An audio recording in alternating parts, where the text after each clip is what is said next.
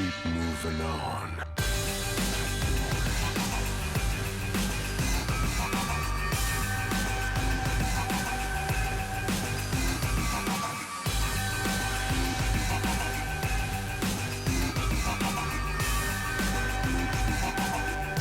Keep moving on.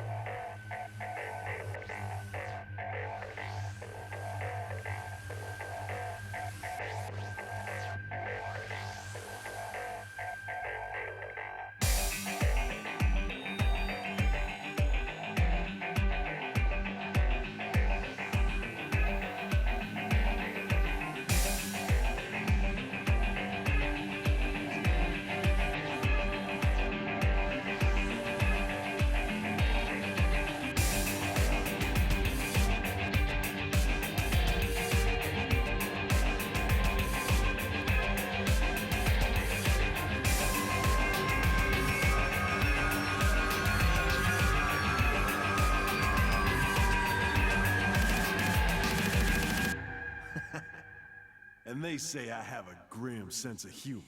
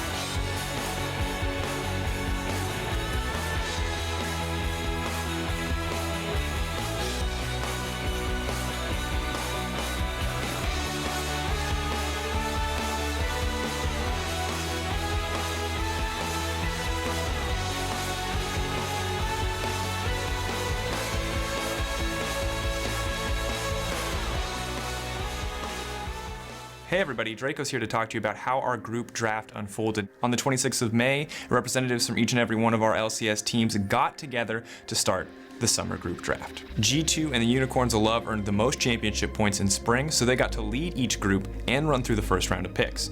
G2 utilized that first pick to send H2K right back into the waiting arms of the Unicorns of Love, Group B all over again. Of course, Unicorns of Love decided to return the favor by sending Fnatic right back to Group A. From here, H2K decided to put Misfits into Group A, whereas Fnatic opted to put Splyce over into Group B. Misfits picking Vitality to join the Unicorns of Love and H2K. From there, Splyce selected Roccat to go into the opposite group, before Vitality selected Ninjas in Pajamas to be the last team in Group A. Now, Roccat, really taking the time to ponder their options, chose Mysterious Monkeys to be the final team in Group B. Let's hear from the team representatives how they felt about the draft. H2K is a formidable opponent, a really good challenger for us. So we would rather have them in the playoff stage than in the group stage. And at the same time, we just like playing against Fnatic. I think that Fnatic right now with the old coach, with Finlay, looked very strong. And their roster seems to be promising. I expect more of them that they showed last season, a split, and therefore I picked them in the other group. I think Misfits had the least impactful roster change coming out of this split. The other two main choices were Splyce and Vitality, and I think both of them had pretty big shakeups. We expected there was a decent chance we would actually be chosen by G2, and hopefully we can make G2 regret that. You never know with the NIP roster, maybe they pop off, maybe they watch completely as everyone is expecting, I guess. We really only played one style, so I think people will prepare better for us, so they don't see us as a threat. But I think it's pretty fair where we placed. It's always easier to play without pressure of people thinking that you need to win. NIP is a totally fresh team, so we're coming in and we can do really good or we can do really bad. But we have high hopes. Pretty much the group draw went exactly how I thought it would go, and I think that's for more teams as well. We're not playing for second place in our group, we're playing for first. We would like to get another title. That wall in the studio is gonna be ours again. I think it's finally their time to fall off the throne, and I'm very confident we can do it.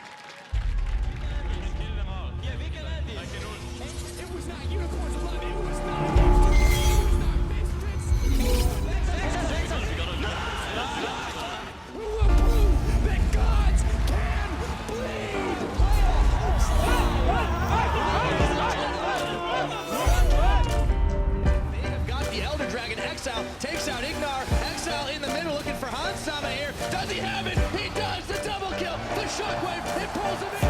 Ezúttal rajongóink támogatásával az oldalunkon sikerülni fog.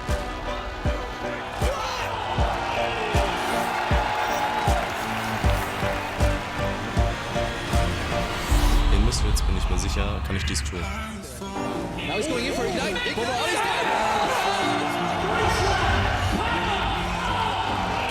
Wir haben im letzten Split bewiesen, dass wir zu den Besten gehören.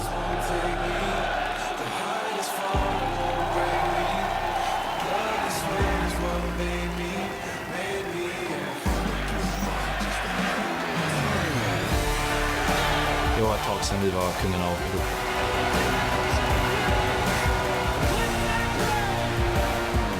Vi måste visa hur starka vi är. It's clean, it's confident. Way to lock in third place here in the LCS and take the first step on their path to World. And welcome to the final series of the Spring Split. Look, it's cold where he stands. There's a Chachi, gets another. Ushering in the Super Minions. Here come the Unicorns with their backs against the wall. With no more room for error. We get their first win in the Spring Final. Csoport elsők lettünk, és bejutottunk a döntőbe. Nagyon közel volt.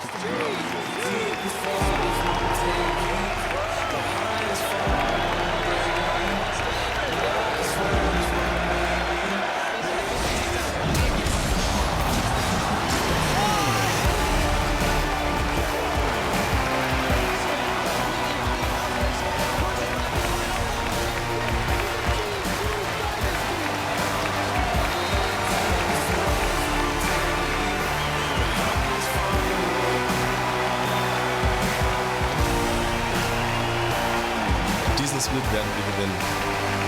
Mert ez a mi szezonunk. G2 har vunnit tillräckligt mycket. Det är dags för oss att visa vad vi går för.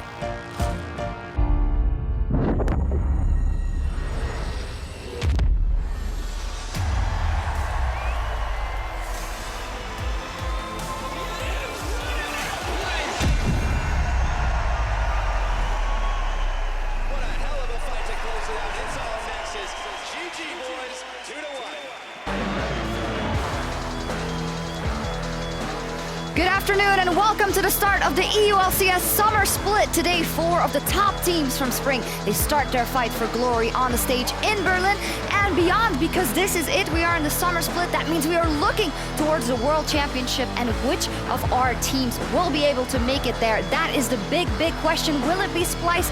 They made it last year, but they have a big task ahead of them. And H2K, they had a fantastic run, but they have to go through a very good Summer Split to make it. As Odoamne is playing around a bit with the decor, looking how everything looks. Hello everyone, rather. I'm Ify Shogazapordra, kicking off the Summer Split alongside Andrew Verius Day and James Stress O'Leary. And we don't suck anymore. We as a region have proved to the world that we are great once more, and Europe is awesome. Anymore? 2 years back-to-back semi-finals at Worlds. Yeah, but we had a rough year, and now we're back. We're great. Welcome, everyone. It's the Summer Split. Super overblown, but I like it. A lot has changed since we last were here in the LCS studio. Teams has been up to a lot, and especially, as you mentioned, G2, they traveled to Brazil to play at MSI.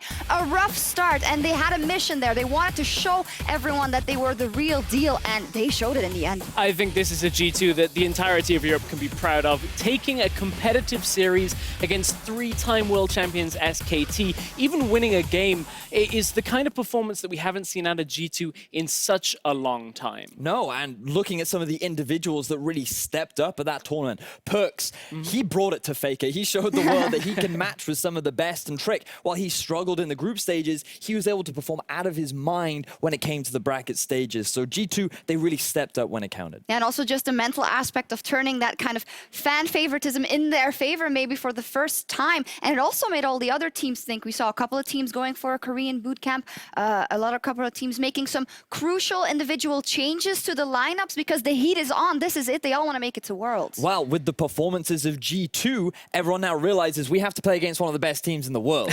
We have to step up our game. And it has now come to a point where teams have to step up coming right into the start of the split. And it feels like with the Korean boot camps, with the preparations that we've been hearing about the teams doing, I think this is going to be a highly competitive split right off the get-go. And I like that it's not even just behind the scenes. When you look at player changes, we only had 3 roster changes from the teams that stayed from spring to summer. And that's one of the lowest we've really ever had. You can see the 3 players going to their new teams on the screen there, but that's a lot less movement between the old teams. So maybe a team like H2K will look a lot more consistent with this additional experience with another split with their same lineup. Yeah, that's a great point. A lot of teams opting for that one-year plan, as we heard for the Misfits, but a lot of teams are looking at it that way. And on top of that, the teams will be playing on patch 7.10, which brings a lot of changes to the Rift, obviously, well, mainly in that top side of the of Summoner's Rift. So what are we excited about, and how excited are you? We're very excited for more tanks. No, that's not the only change that we have on the top side. Sejuani, Zach, and Marika, they've all had some big changes coming into the new split. Zach and Sejuani in particular, we've already seen come out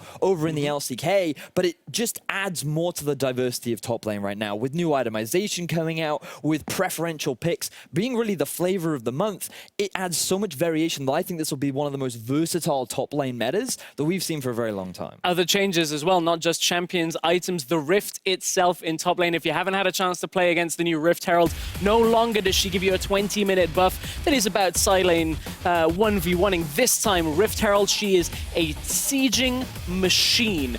You get an item, spawns her into the lane, and she'll charge down a tower. And now this might open up the Rift a lot earlier than we've seen in patches gone by. A lot of room for extra strategic play. We're looking at what teams are going to be able to utilize Rift Herald best. Super interesting. On top of that, Xayah and Rakan, they are also enabled, so I hope we'll be seeing that. We saw the duo in action from Jinner a little while ago. And tell me about Yasuo. Are we going to see him? Yasuo, of course. I'm really excited. We have to see him soon, though, because changes have come on 7-11. But Perks promised us that he would play it, and if he wants to get revenge against Roccat, maybe that's the champion to do it with. Do you want to put on a wig and I do not want to put on the wig once more. Okay. All right. Anyway, of course, there are also a lot of other changes in the mid-season patches. So for the full breakdown, go ahead and check out leagueoflegends.com and read up on that. And also last week, our teams here, they decided their group opponents, and these are the results are very similar to what we saw in the spring split. The only difference is that the Unicorns of Love and G2 now got first pick. We heard Dracos a little bit before the show breaking down the draft. Of course, Unicorns now the changing Group B. They had the first pick. G2 Unicorns were the captains of the groups.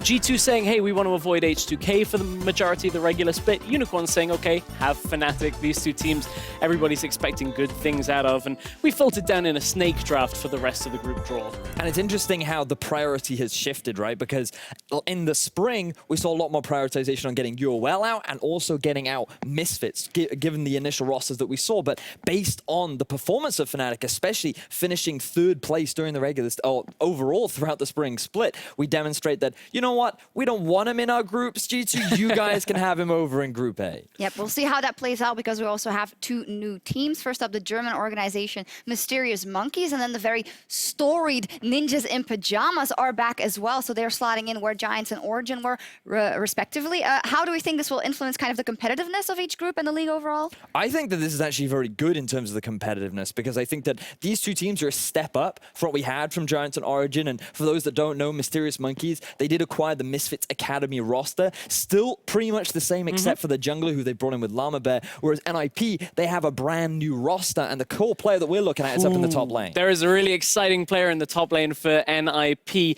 Prophet, of course, former SKT player. That is in lineage to live up to. So if he's given the right kind of basis with NIP's roster, maybe that's a player we can look to be a real standout. But there are a lot of questions for both new rosters, whether they can live up to some of the hype, be another challenger team that goes right to the top of a group. So many questions. We're going to find out when they play on Saturday. That's when they take to the Rift for the first time. That we will. Those new teams, they will be playing a bit later in the week. Well, first up, our very first match will be H2K taking on Splyce, followed by a rematch of the 3rd place decider of Spring Fnatic versus Misfits. And then a hype matchup to begin tomorrow. Roccat versus G2. G2 take on the only team to hand them a series loss in over a year. And this is a weakened G2. Remember, Expect and Trick are not playing. They were granted time to go visit their families. So we'll have to see how G2 contend with 3 out of their 5 core players. All right. Well, we're going to go over to our caster soon. Anything else you want to add? Anything you need to get out there before we really get started? Get hyped! It's going to be a great summer split with some great teams. All right, cool. Well, there we go. We are just moments away from our first game, so let's send it over to our casters and kick off the EULCS Summer Split. Thank you very much, Sharks. I'm very hyped. It's very loud. It's very loud. Welcome back to Berlin. I'm Trevor Quickshot Henry, joined by Martin Fischer, and he's already telling me to stop yelling. I'm not telling you to stop yelling. I'm saying you're very loud. And I think we need a slow game and just like a slow We cast. do not need that because the wait is over and we're ready for a new split here in the European LCS. So, ladies and gentlemen, please join us in welcoming our combatants today to start off summer. Starting on the blue side, it's H2K. In the top lane, Odawane. In the jungle, Yankos. Gotta catch up there, buddy. Mid lane, of course it's gonna be Fnatic. AD carry, returning to the stage, Nuclear. And his support is going to be Che. And of course, the coach once more for H2K, Neil Prolly Hammond. H2K Gaming on the blue side for this best of three. Their opponents starting on the red side. It is, of course, the snake in the grass, Splyce. Please introduce Wonder in the top lane. Of course, you gotta keep it cool, Wonder. Roaming from the jungle, ganking for his lane is Trashy. Mid laner, the Cooks himself, Sencooks. AD carry, Cobby. Support, Mickey. And making his debut on the LCS stage, please welcome Coach Jeevis. Who will be America's next top model? Well, you're gonna have to answer that question. I'm going for Cobby straight away. Going for Cobby straight away. Cobby's got a new coach behind him. Jeevis, of course, coming over from CBLOL, where he was pretty successful. What do you think of this change? You know, support staff changes actually on both sides. New analysts on the side of H2K supporting out Prolly in the background, and of course, obviously, the coach swap for Splyce. Yeah, I mean, Splyce said in the announcement, also in the AMA, they had on Reddit that, you know, with the Armada Cannon, they kind of hit a wall. They weren't really improving any further, so they wanted to make a change. And obviously, we have to respect that. And I think bringing in a new coach, but keeping the same players, actually makes a lot of sense because you don't really point or look at a weak link on the side of Splyce. You feel like these guys all play well together. And if now the new coach can actually help them take it to the next step, they once again become one of the top teams in Europe. Yeah, I caught up a little bit with the team manager for Splyce earlier today, talking about Jeevis, and he was talking about how Jeevis's work ethic and his ability to take a team in the CBLOL from near relegation to actually playoffs, and the work ethic that he brings to the team is something that he feels will be revitalizing for Splyce in summer. So we need to keep a close eye on how the team performs because both of these teams, there's expectation on them. They've kept the same 5 players on both sides. They're developing. We saw some great growth at times in the spring split, and I'm very excited to see, looking forward, as we got a new meta, new patch, new champions. So, certain champions are considered very strong right now here in 7.10. Zac is one of them. Xayah is another one here in Europe that the players are talking a lot about. Syndra is still considered one of the absolute best mid laners, and there's a different, like, there's a few S-tier picks, but then there's also a lot of picks that are very good, but you don't have to like ban them or pick them every time. It actually depends on now comfort from a lot of these guys. A lot of diversity in the current meta. Mentioned Xayah, she's already removed right now. Zac is the other one, and they will be red side bans in a lot of our games. All right, we'll see if anyone's willing to let them go through later in the day. For today, not the case. Sejuani, is it ban-worthy? Is it pick-worthy? It's one of those other picks that we're seeing in the top lane a lot. Not ban-worthy. We won't see her pick that often either. We did see over in LCK up top lane from MVP. Kind of lackluster performance. Bansi from H2K putting a lot of respect towards Sencooks and some of these picks that we don't always see too much. Aurelion Sol, and of course, Kassadin, who's back in the meta. And of course, for Sencooks, he's a mid laner who's had champions targeted against him that haven't been demonstrated on stage. A lot of respect for his champion pool. Another mid laner remove LeBlanc. So H2K, where do they go? Well, we have things like Lee Sin available, considered the best available jungler at this point here, but Trashy can obviously pick it himself. I think H2K will maybe be okay with that. Trashy's never been like a super dominant Lee Sin player. Caitlyn is actually quite surprising. A lot of AD carries at the moment are fairly even. Like Varus was a mix of Ashe and Varus. So Ashe and Varus and Caitlyn, all three considered kind of the same tier. Clearly for H2K though, they value it so high for Nuclear they grab it as a first pick and give away one of the preferred jungle choices. As we said, Trashy is not the biggest Lee Sin player. He gets his Elise instead. Yeah, big comfort on that Elise. Something that Trashy has played several times this year already. 8 games played, 4 wins, 4 losses. H2K now have to respond to this next rotation. I'd like to see Thresh come in as support. It's huge over in the LCK, and it's very good against Lulu after she also lost like 50 base HP early on. Like, you can all in her very easily. But depends on, of course, Che if he wants to actually play it. I would love to see it here with Caitlyn. I think it's going to get banned away if he doesn't actually pick it in this rotation here. All right, let's find out if it's going to be the case. There's the hover. And there we go, crystal ball on point. We like it, we like it. We want to see it on Ding! Splyce. That one died last split. It died last split, but it's fine. It's a new split. We can use the same jokes once again in case someone didn't watch our cast in this spring split. What's the next one, Deficio? Oh, now you have so many choices, because either you go mid lane and then ban 2 mid laners out to give Senkooks a really good matchup, like Talia could be one of them, or you just match one of the current roles. And Splyce, they're boring, so they log in Varus and say, match the role. Match it. Don't run the risk of having maybe Ashvar's banned away. Yeah, it makes a lot of sense. So safe options on that side. This Gragas, will this be Jankos' Gragas? We've seen it in the jungle over in LCK. I think Gragas is the safest blind pick tank up in the top lane, but of course because of his flex nature, as you just highlighted, yes, he can go into the jungle. One of the good reasons, or one of the good things about picking him early on. So now, of course, Lee Sin, as we mentioned much earlier, will get removed because Splyce have picked their jungler and H2K has maybe not pick theirs. All right, we'll find out in a few seconds' time.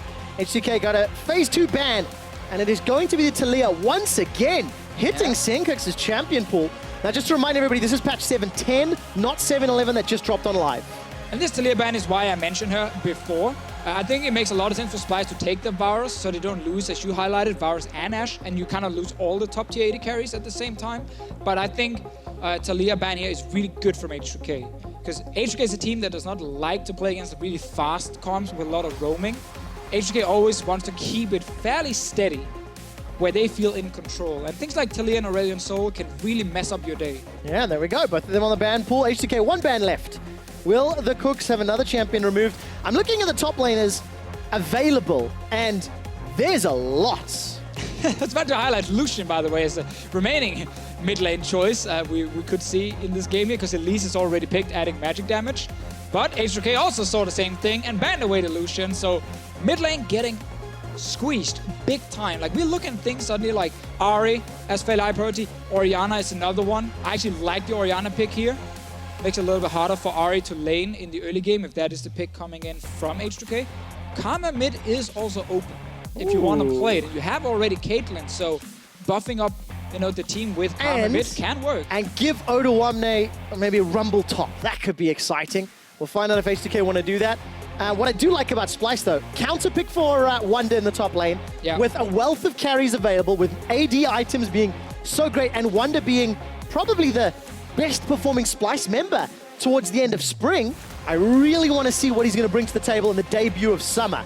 H2K, they've locked in the Victor, so it's Control Mage versus Control Mage, and we'll find out where this Gragas is going. Yeah, so we know, obviously, if it is going to be the jungle login, that Gragas goes top, meaning that if you want to play carry, you can actually do that on the side of Splyce, and things like Jace is available, Kled, Fiora even is a pick that we hear a lot about. The thing about Gragas is he can actually match the early game against a lot of these guys. Jarvan, we've seen him in LCK already.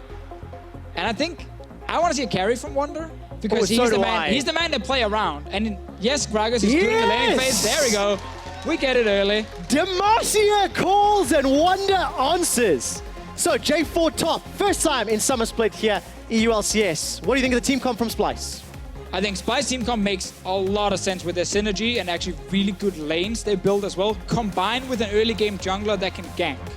Like, look at it also, once you get out of the laning phase, Varus ulti, Orianna ball onto a Jarvan, like, the wombo combo is there. And it's super, super strong in a team fight if you actually nail the engage, which is the key part. You gotta nail the engage. Then you can do your wombo combo. H2K on the other hand also saying, you know what, late game team fighting? Yeah, sure. We got a tank, we got a scaling jungler, we got a scaling mid lane, we got a scaling AD carry. Like, this might be one of those games where once we get to the late game, we have these massive big team fights where it just depends on who actually plays them the best. All right, whether or not Splyce can find the engage, or if H2K can use some of their tools for disengage. potential is there, but I like both teams' drafts right out of the gate. As the coaches shake hands for the first time here in summer. Crowley and Jeevis. Jeevis, the new coach for Splyce. What has he done with the Splyce boys in the off-season? Right. Well, first draft from him was definitely very interesting, but also very good at the same time. Liked a lot of the answers, and I love the fact that despite getting so many mid lane bans, they still get an A-tier pick in Orianna for Syncooks. Well, there we go. Such a lot of pressure on that mid lane. H2K loading up onto the Rift to take on Splyce. Ladies and gentlemen, put your hands together for the first best of 3 in the European LCS Summer Split. All right, we're loading up onto the Rift. Okay, so reminder once again, it is patch 7.10. And on patch 7.9.7.10, the mid-season update, one of the most exciting changes in laning phase was the Doran Shields. Very exciting, I agree. And why is it exciting, Deficio? Because this item just redefined the lane. It actually did change the lane quite a lot. Oh yeah, Doran Shield was meta changing, 100%. Because it allows these AD carries and even certain top laners to get an early item where now it costs 400 gold, so you get 2 potions, not just one like with Doran's Blade. And at the same time, the health regen when you take damage on it is pretty massive early on. So it's actually very easy to stay healthy. H2K trying to make a little sneaky move around the mid lane. 30 seconds. Ooh, sneaky peeky like. H2K going for the invade. Doesn't look like any shenanigans will happen. There's the stats for the Doran Shield that we've talked about. Both Nuclear and Cobby have started with the Doran Shield. Yeah. All about that sustain. So again, important things. 400 gold, so you can buy 2 potions. And down the bottom, the unique passive, where you regain HP over 10 seconds after you take damage from a champion. So obviously, some of these laners who like to just give a few auto attacks to each other and then back to farming minions, well, those few auto attacks will actually now proc this passive, and you can get some HP back and stay very healthy. You can still get all in though, and that is worth highlighting because the HP is the same as the Doran's Blade, 80. All right, let's take a look at how well these guys farm up and how well they sustain. I'm looking down the summoner spells. The Cooks has got himself Ghost and Flash. Febiven, on the other hand, got his hands onto Cleanse. And nothing else too exciting to report. And you know Febby is already complaining that just because of the enemy jungler, he has to pick Cleanse, which actually hurts his laning phase. And that's a thing in Europe. Mid laners will always find something to complain about. Bot lane trading, and now again, remember, the Doran's Shield here means that poking lanes are worse, but all-in lanes are still just fine. That's one of the reasons Thresh is back in the meta, because his AD carry was still healthy with the Doran Shield, and then he can enable the all-in. And of course, Lulu, as you've already mentioned, Deficio, taking a little bit of a nerf to the HP pool. If Mickey missteps, gets caught by a death sentence, well, maybe he's going to be sentenced to death. I mean, you can see offensive summoners from both supports. Jay can definitely all-in on Mickey once he gets a few levels. Level 2 it might be enough to actually force a summoner of Splyce, and the camera is still down here. They get level 2. Sadly, Splyce's bot lane, they have played before, and they realize, let's just step away. It's almost like they're professionals. They did the right thing. We take a quick look in the mid lane. Sencooks is shoving into Febiven. Big wave for Febby to secure here, even on CS, but this is the exciting one for me. Jarvan in the top lane, thanks to the mid-season patch. Some changes to the meta and itemization. Yep. Why are we seeing Jarvan all of a sudden? First of all, physical. Wait. That's death sentence. Flay.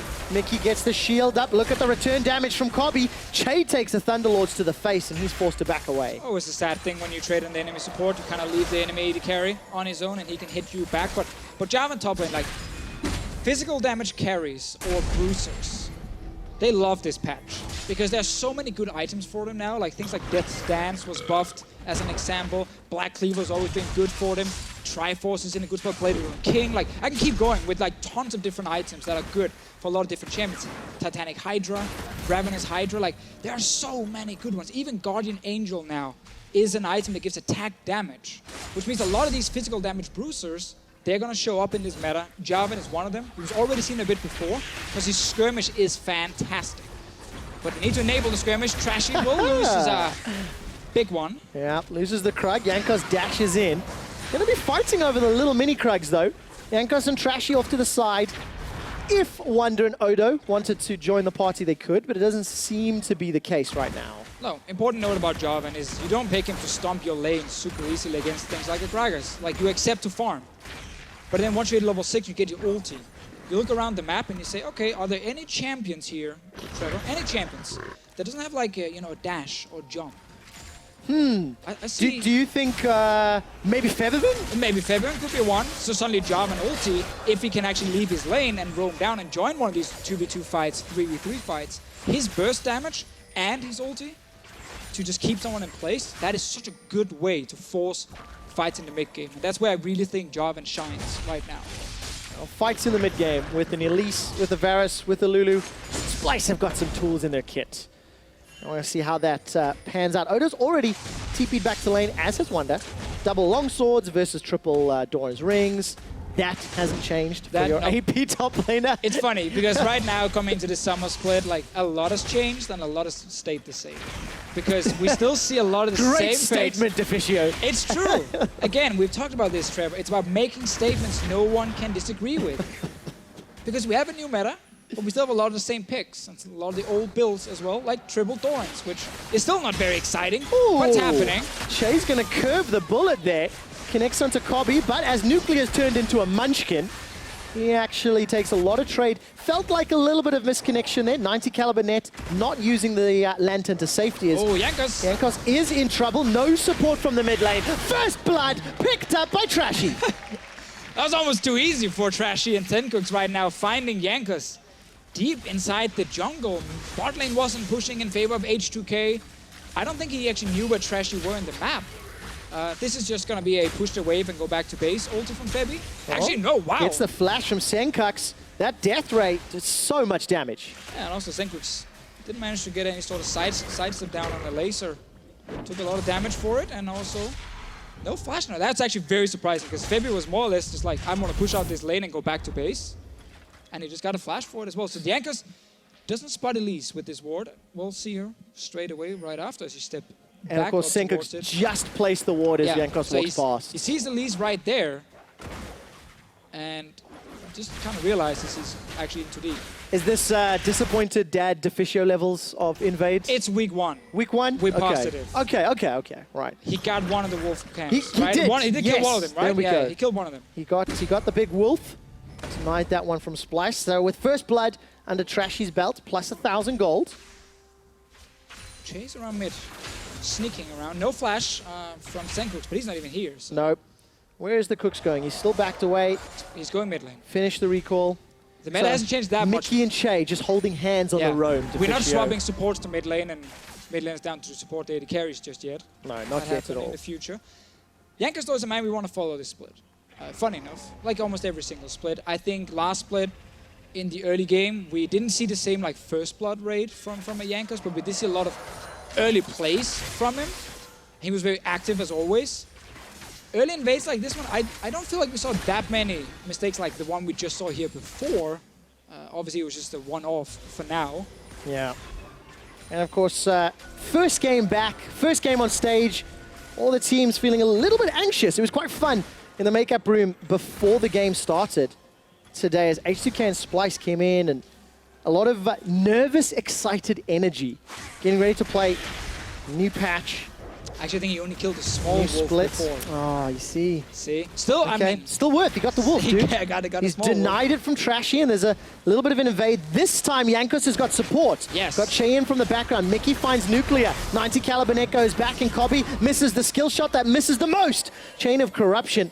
Nuclear was able to 90 caliber away, and it looks like Jankos steals the blue. So successful invade for H2K. Learned from last time, didn't go as deep, and also had his bot lane moving with him, and Febiven coming down to that blue buff.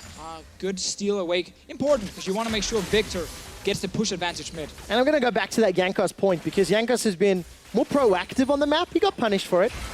But again, this is one of the leaders of H2K. One of the guys who often has very good early game stats. You were talking about his first blood participation being lower. For Jankos, the first blood king has to reclaim the title.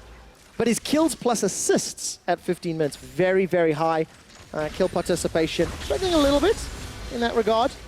Often when you're not getting first blood early on, it helps. Doesn't help. Kills assist though, that is a key thing, because H2K has always kind of relied on him early on when it came to like forcing any sort of plays and early pushes on towers, which has always been the story with Jankos. And it's actually fun now because he's become quite the veteran in the EULCS. Like, he's been here since 2014, Season 4, when he joined as Rocket. And he's been here ever since. And it still feels like every split you go in, you're like, oh, I want to see what Jankos can do this time around. Well, look what Jankos is going to do in the top lane. Coming in to jump onto Wonder. Explosive cast comes down. Cataclysm to flash, followed by Jankos. But the slide and glide, Wonder manages to escape with his life. Jankos takes a lot of damage for his trouble. So Jankos now with another good play. This time on the top side here. I actually like the play from Wonder as well with the ulti to flash out. Stops also, you gotta keep in mind, the Graves Q when he just fired into a wall. And Wonder managed to flash away and stay alive, but him losing flash and ulti is big. Great death sentence. Unfortunately, the Caitlyn trap didn't work. Look at the damage onto Nuclear. Flash for Auto. Kobe and Mickey win the 2v2. And we said this before, you know, when you go for the support, the AD carry is just kind of standing there next to you, actually hitting you in the face. Nuclear had a terrible trap placement. Yep. It wasn't even close. He stepped forward, put down the trap, took damage in return from Kobe, and then realized, wait a minute, I'm actually standing here still taking damage from this Varus, and he just went down 2v2. Splyce with 2 free kills in the early game. And that means they've got a 1,500 gold lead. Trashy could set up something with Wonder. There's no Cataclysm available, but there's still a knock-up if Wonder can get the flag combo down. And Odo Omne with an early respect flash. We jump to the mid lane once again. Feathervin pushing forward, trading ults for ults. Senkux is able to get away thanks to that move speed on his W, and just ends up being a trade of spells. Very important over Splyce getting some of these early kills. The composition, as we talked about, great, you know, forcing fights once we get out of this laning phase here. We even see this roam towards mid we talked about earlier, Trevor.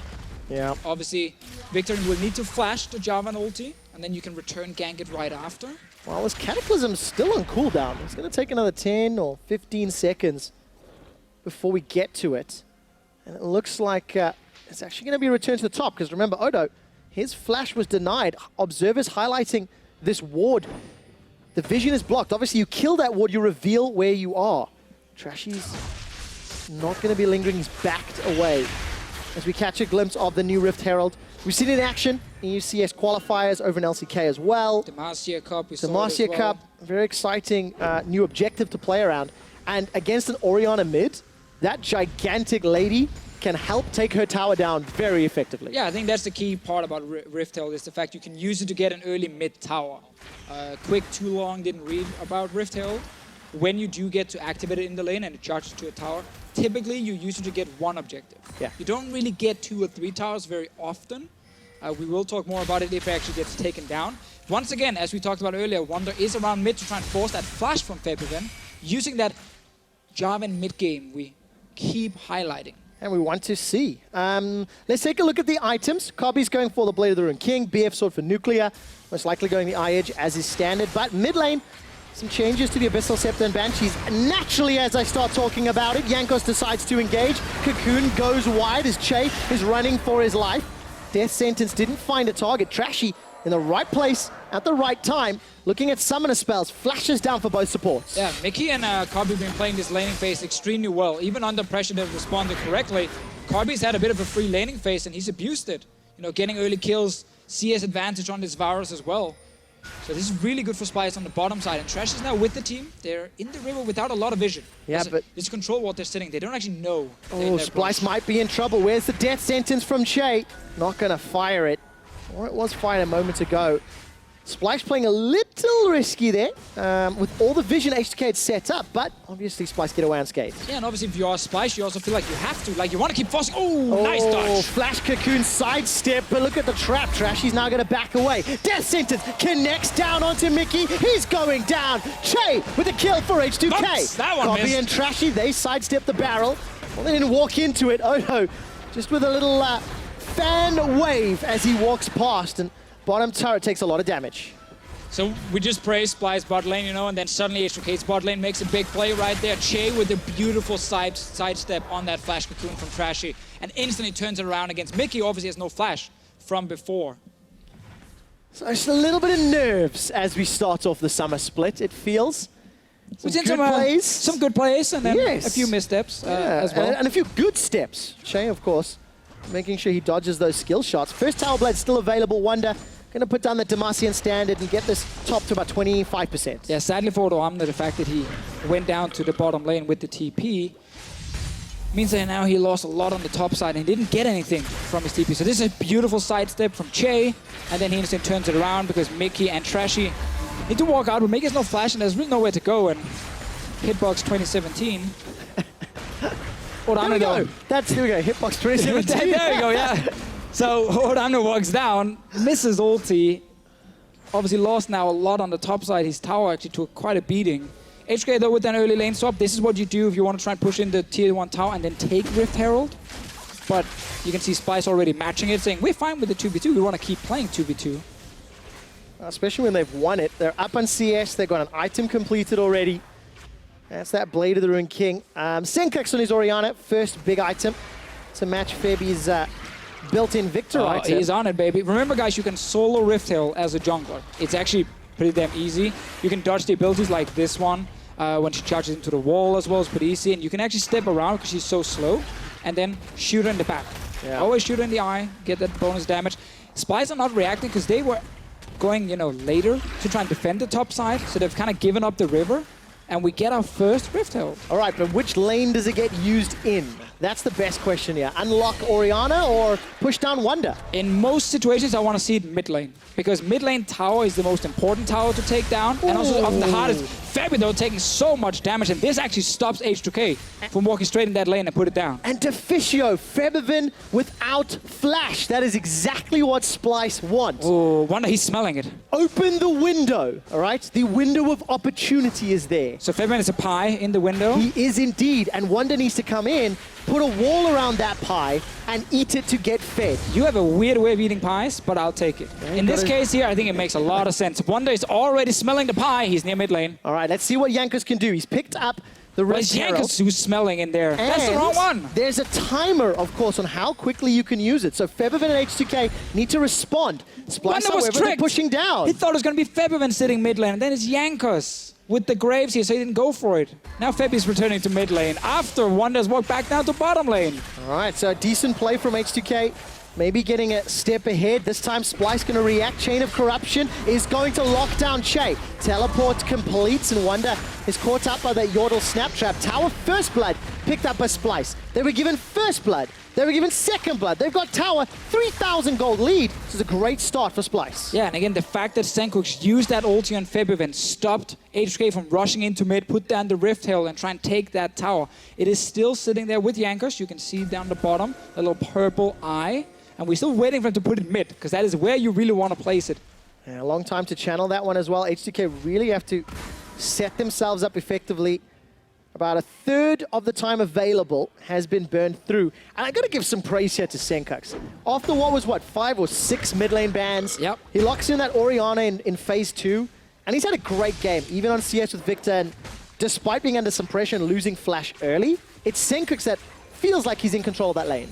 Definitely true, but also gotta keep in mind that Wonder was roaming towards mid like multiple times. And it does, of course, play into Febiven's play. He has to be more passive, knowing this Jarvan is constantly missing. Now, Trashy getting caught. Oh, that's unacceptable. Trashy's going to rappel up into the air. Wild Growth will buy some time. Here comes a Cataclysm. Now Wonder's forced to flash to safety. Chaos Storm will get countered by the Shockwave. Senkux with another. That barrel goes wide. And Splyce say, oh no, you're the water boy. Senkux once again now. Jankos going down, had to use flash early, then dies right after to the Shockwave combo from the Orianna. The Rift Herald has still not been placed by H2K. Whenever they're trying to get near that mid lane, a fight breaks out and Splyce wins the fight. Well, the Rift Herald is baiting H2K into Splyce's hands. They seem to have some great setups. Trashy's going to look to solo this dragon, and I was convinced Trashy was going down.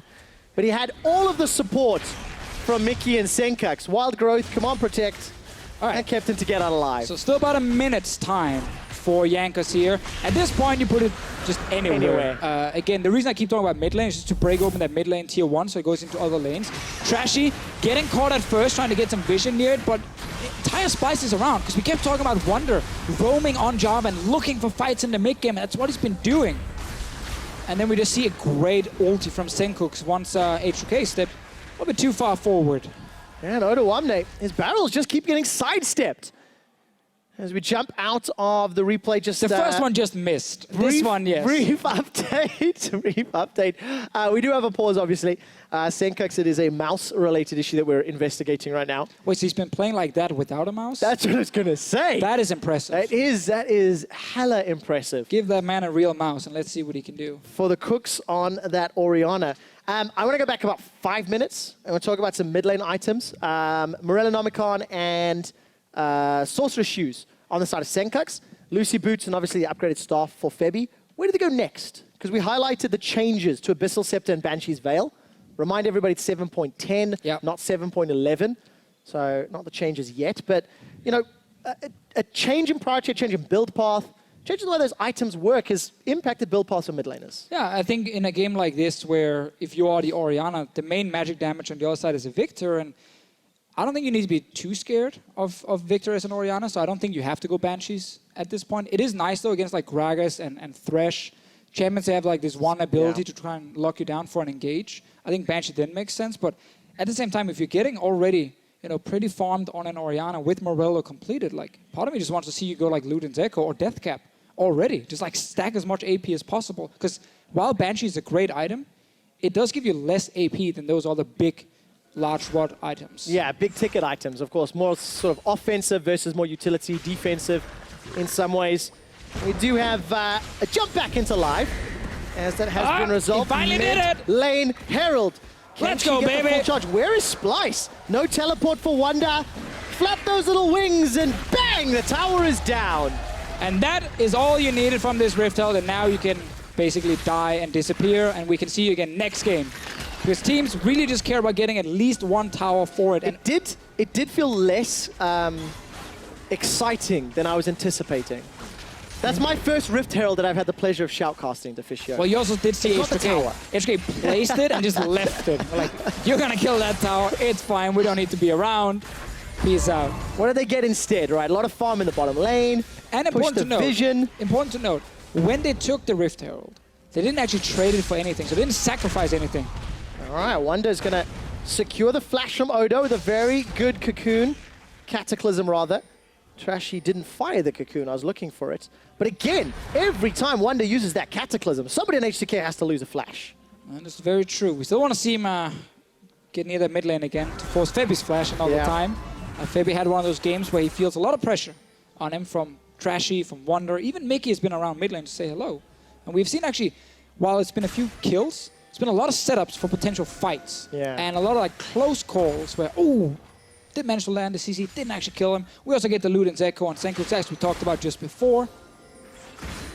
That's going to be the damage direction. So Luden's Echo going that way. It looks like Lichbane going to be picked up by Febby. He's got himself the Sheen and that Aether Wisp. Nuclear got the 2 attack speed daggers and the gauntlets. Seen a couple of different builds for Caitlyn's over in LCK, as well as the Infinity Edge first, which is becoming more and more standard. Yeah, that's the one people agree on right now, because of course Infinity Edge costs 200 gold less. So it's actually even better now to just fully complete it. You don't get punished as much as in the past. And also works well with headshots from Caitlyn, very specifically. So it's definitely not a bad thing. And then, yeah, it's either like Hurricane or Rapid Fire Cannon or PD. Those are the 3 choices. I still think Hurricane is fantastic just to stack up the headshots faster. But PD is great if you are afraid of someone killing you, who dives right at you. So like Jarvan? Maybe a Jarvan. Or Elise, etc. Sure. Rapid Fire Cannon if you want that little bit extra range, again, against things that could potentially jump you. There are reasons to go for all 3 options. And of course, it's really interesting to see which each individual AD carry decides to prioritize. We had some discussions around an exact itemization route from the LCK. It's going to be the Hurricane completed for Kobby. No real changes there. And looking across the rest of the map, no big surprises. Leandry's for Trashy, got a little bit more the damage route. Frozen Fist for Odoamne, and Wonder, obviously, it's a little bit piecemeal working his way up. Yeah, I mean, the top lane change is something you will notice in solo queue and in pro play as well. Things like Sunfire Cape, that normally which is rushed every time, is no longer being built early unless you're playing Shen. Even then, you don't have to rush it. Simply because now it's just much worse against champions. Early on especially, but generally just a worse item for a lot of these tanks. And then going like Iceborne Gauntlet is your go-to armor pickup right now. Bot lane we might see a play. Wonder, TP is ready for him. Kobby has ulti as well. All right, Wonder's starting to back away. Kobe everyone is coming. needs to find the Chain of Corruption to lock That's people a big down. one. Teleport from Odoamne. Chain of Corruption only going to hold Che in place. The three-man Splyce is backing away. Wild Growth keeps Mickey up. Everybody dodges the barrel. Odo just cannot find anybody. Che gets another. Death Sentence goes slightly wide as Kobe is dropped by Feathervid. The tower is the focus for H2K as they're forced to back out. Senkax and Trashy, they back up to save the tower. Yeah, it looked really good for Splyce, which is going in and pushing that tower, had TP ready, but the problem was Orianna had gone back to base, so Febiven could just run from mid to bottom lane. And suddenly all of H2K is showing up. Not enough members from Splyce to actually take the fight, and they had to just run away. And a little bit of miscommunication. When your mid laner goes back to base and you're trying to push the bot lane tower, they got punished for it. They did indeed. 2 kills to H2K. Another one to Che. The first of the game, the first of summer for Febiven on his Victor. And unfortunate for Odo, what looked like a great barrel got dodged and dipped and ducked from. He used it to force Look, Elise it was a Elise great repel. zoning barrel, right? It actually did its job. Yes, it was very good. did. It was an It did. outplay by Splyce, but it is a little comical when you see that a few times in the Mid same lane, game. Trevor. All right, flashed away from the cocoon. Still got cleanse available. The repel comes up as Trashy is going to drop back down. Ends up being a tower trade. Mid for bottom. Splyce will be happy with that because they lost their mid lane. Cataclysm goes down into Nuclear. With the lanterns available, Nuclear still holds on to his flash. And Che is the man to look at in this game here. In the laning phase, landed some good hooks. Obviously, it wasn't him going down. It was Nuclear when they had those fights earlier on.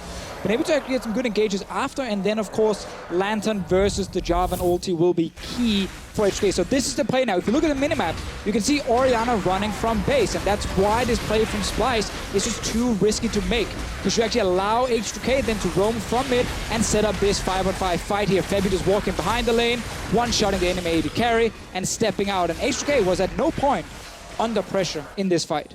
No teleport from Wonder either. Because again, Orianna back. wasn't there. Yeah. So if he actually joined in, maybe he gets 1 kill, but he also dies right after. And then 3 guys are suddenly down from Splyce. And that, of course, means Wonder will have his teleport. We're 25 minutes in to Fisher. Splyce got themselves a 2,000 gold lead. It's Hurricane second item for Nuclear. Nyankos on your screen is busy taking down Cloud. All right. Glad to see that everything is staying the same in Europe from the Caitlyn players. We spent a lot of time trying to figure out all the different reasons for why you would go for the other Zeal items early in career. The pie is back in the window, Trevor. Febiven without a flash. Problem is the window now moves a lot because there's quite a few towers Very down. true. There's other objectives to fight for. There's a few guards around it as well to try and stop Wonder from getting close.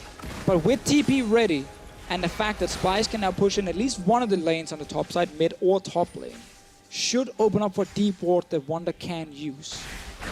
Let's see where the vision is. So far, H2K, it has felt like H2K's vision has been superior this game. Whenever I look at the minimap, it just looks like there's a lot more H2K wards, either around Dragon or in the river. Splyce, they're now trying to contest that, equal it out. Wonder very easily takes down the third tower, the last outer tower of the game. Yeah, and this is an important part for top laners, which is something in pro play you see a lot. And it's not like super exciting or action-packed, but whoever gets to push first also gets to leave the lane first. So it was Odoamne before, but now you can see how Wonder's pushed the lane all the way to tier 2 tower. So Odoamne now has to defend, and this opens up for Wonder to now leave the top lane. It's his window. He can TP away, he can roam away, and Odoamne has to then stay back and push his lane out. So that's how you constantly trade. Like, now it's my turn. Yep. But now I'm going to go back and defend. So it's your turn to roam. And that's what you got to call constantly with your team. So now Wonder is leaving. Odoamne is calling, careful. Jarvan is missing. And then the rest of H2K is saying, we don't care because the enemy team recalls, stop talking to us. And then, you know, you have that kind of pro communication. Fortunately for H2K, no threats elsewhere on the map. They themselves are doing a lot of shopping. But it was that kind of communication, that back and forth, that we've already seen punished this game already. We're getting close to the mid to late game. And this is actually very exciting because he looks very excited. We don't know how these teams are going to perform at this stage. Baron is still an objective that is going to be contested, and I'm terrified for H2K if they bundle around Baron with a Jarvan Ori that could dunk them. That was a good safe statement before, though. Oh, yes. Baron will get contested oh, this yes. game. Wonder and Odoamne are trying to just play the game of like get a bit of damage on each other, but also good interrupt there. Always push the wave. Odo doesn't get caught up by the Demacian standard. Cataclysm comes down, flashes out. Wonder pops the walls down, continues to chase. The flag, the drag, and will he brag? Odo Omne, body slams over. Wonder's going for the chase. 100 HP left, 1 HP's all that's needed. There we go, Wonder with the kill. Oh, Omne just wanted to try and kill the wave here and then step away, but Wonder took the fight. Black Cleaver is ready, armor pen on his Q. He's ready to deal with the tanks, and huge once again for Splyce. The fact that Wonder gets the advantage, he gets to push, and now that threat against H2K is there. Death Sentence connects, Wild Growth buys some time for Trashy, not enough to save him from the Ignite. Ace in the hole, tags Senkax, he's got no shockwave available. Splyce get an advantage in the bottom lane, only to kind of lose it in the top lane. Yeah, they never really got to set up anything on the other side, and very nice pick off here from Che once again. He's actually also getting the kills on the Thresh, which of course is not great for H2K. Just getting a kill and stopping Splyce from setting up around Baron is of course a win. All right, we'll see how the vision works out. Whether or not H2K, they're actually starting a teleport here. They're going for Baron.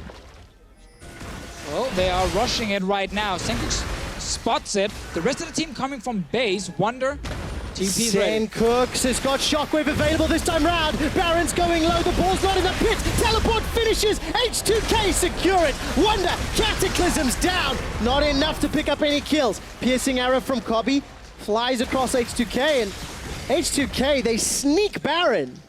I love the call. Ballsy call, but such a nice setup from H2K. I think actually this game we have seen Splyce win some of the individual duels, while H2K has had some better calls. Like as a team they've had better calls overall, like bot lane play before where they punished Splyce from pushing. Now this call here on Baron because Splyce had to kill bot lane earlier. They were supposed to get control of top side and then they could TP in and kill H2K if they were fighting. But because of Che hiding in that brush, making the pick on Trashy, it actually allowed H2K now to set up Baron. So the team calls have definitely been in favor of H2K this game, and that's why they're getting something like this. You know, Splyce just wanted to get full control with 5v4, but they blindly face check, no previous vision, didn't really push the mid lane either, and they die for it. And this is just a call from H2K. Yeah, and very, very good Baron focus. H2K using the barrel to throw out Senkax. They get it. Clean, get themselves a kill, and the teleport from Wonder. Yeah. They basically knew that Splyce is completely resetting on back to base. So like, okay, let's rush it. And Deficia, I'm very excited because third item's picked up. Phantom Dancer for Cobby. Obviously Rapid Fire Cannon for Nuclear. And the Goggles Stone Plate for Odo. And this is one of my favorite items right now for tanks. Whenever you obviously get into a fight with 3+ enemies, you get 40 more armor and magic resist. So just on top of what you're already getting. And if you activate it in there, you actually double your HP when you're near more than 3 enemies, which is huge for a tank to dive in. You activate it, become massive, even grows in size. So there's going to be a big fat Gragas in the middle of the enemy team. And let's see whether or not Odo Omne can use that to dissuade any further team fights. Splyce, they have to deal with a really, really tanky top laner right now. Fortunately, Cobby's got himself that Blade of the Rune King, but it's going to take a hell of a long time. Yes. To take down. It's going to take a long time. Because when you actually take down the bonus HP he gets from the activation, well then obviously he's just going to, you still have to take the current HP he also has away. And yes, the Gragas will deal less damage during that time. I don't think Odo Omne cares. I've never really thought of a Gragas in teamfights as the primary damage dealer. Exactly. You know? So he's disruptive. It is okay you deal less damage for a period of time because you get so tanky. Let's see it in a fight though. I'm just picturing it already. Body slam, flash into multiple members, activated so he's just unkillable. Everyone is screaming for Odo Omne, he's the hero, and then he misses ulti. That's fine, because as the fight is wrapping up, we get the Lantern to safety because Che, who's 3-0-2, currently the hero, 100% kill participation. Disappointed he didn't go AD Thresh. You know what? If you're getting 3 kills. You know, AD items are so buffed on this patch right now, he totally could have done it. I think he missed an opportunity GA, right there. Come on, Che. You can pick it up. Get those empowered autos. Come back to life as well if you need to.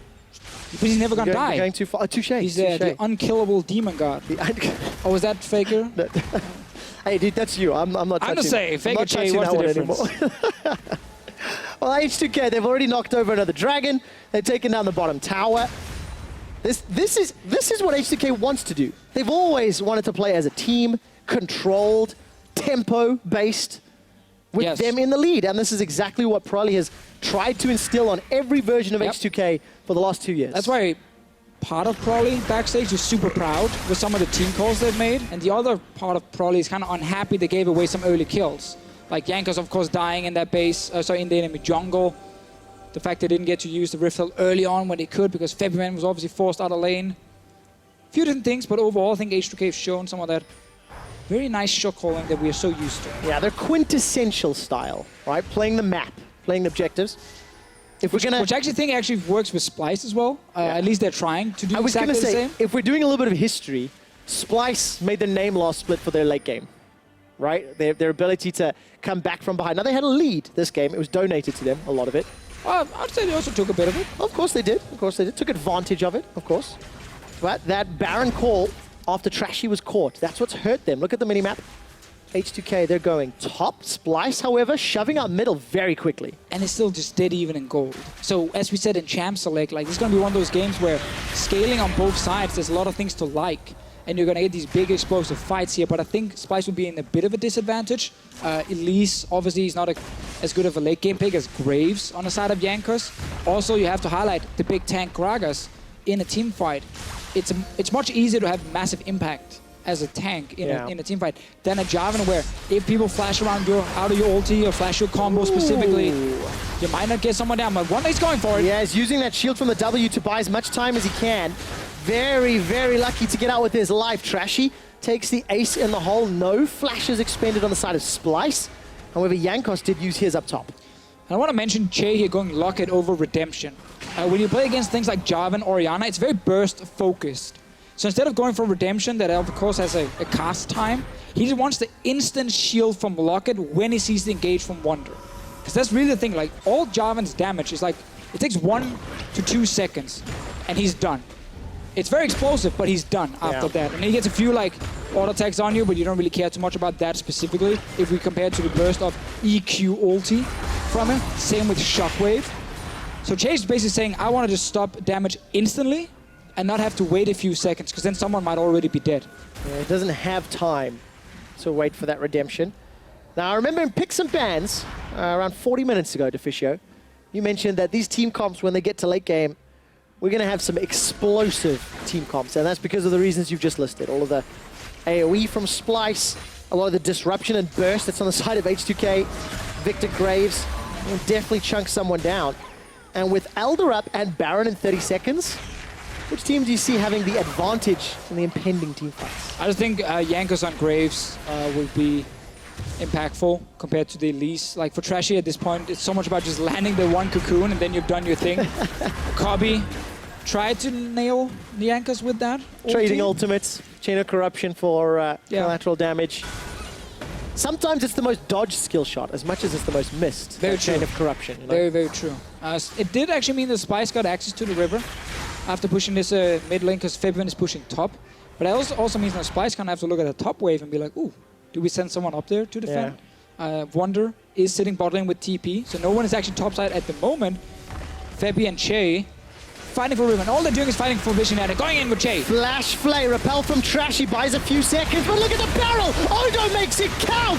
Kobe and Mickey are knocked backwards. Kobe's still trying to back away. The redemption keeps him alive a few seconds longer, and Jankos goes way forward. The Lantern saves his life, only for Wonder to drop him down. Now Wonder's on the back end. Cataclysm and Flash is available. Odo low up front. He's being chased down by Senkax. It's a battle on two fronts as Wonder flashes for his life. Odo very low at the moment, but still not dead.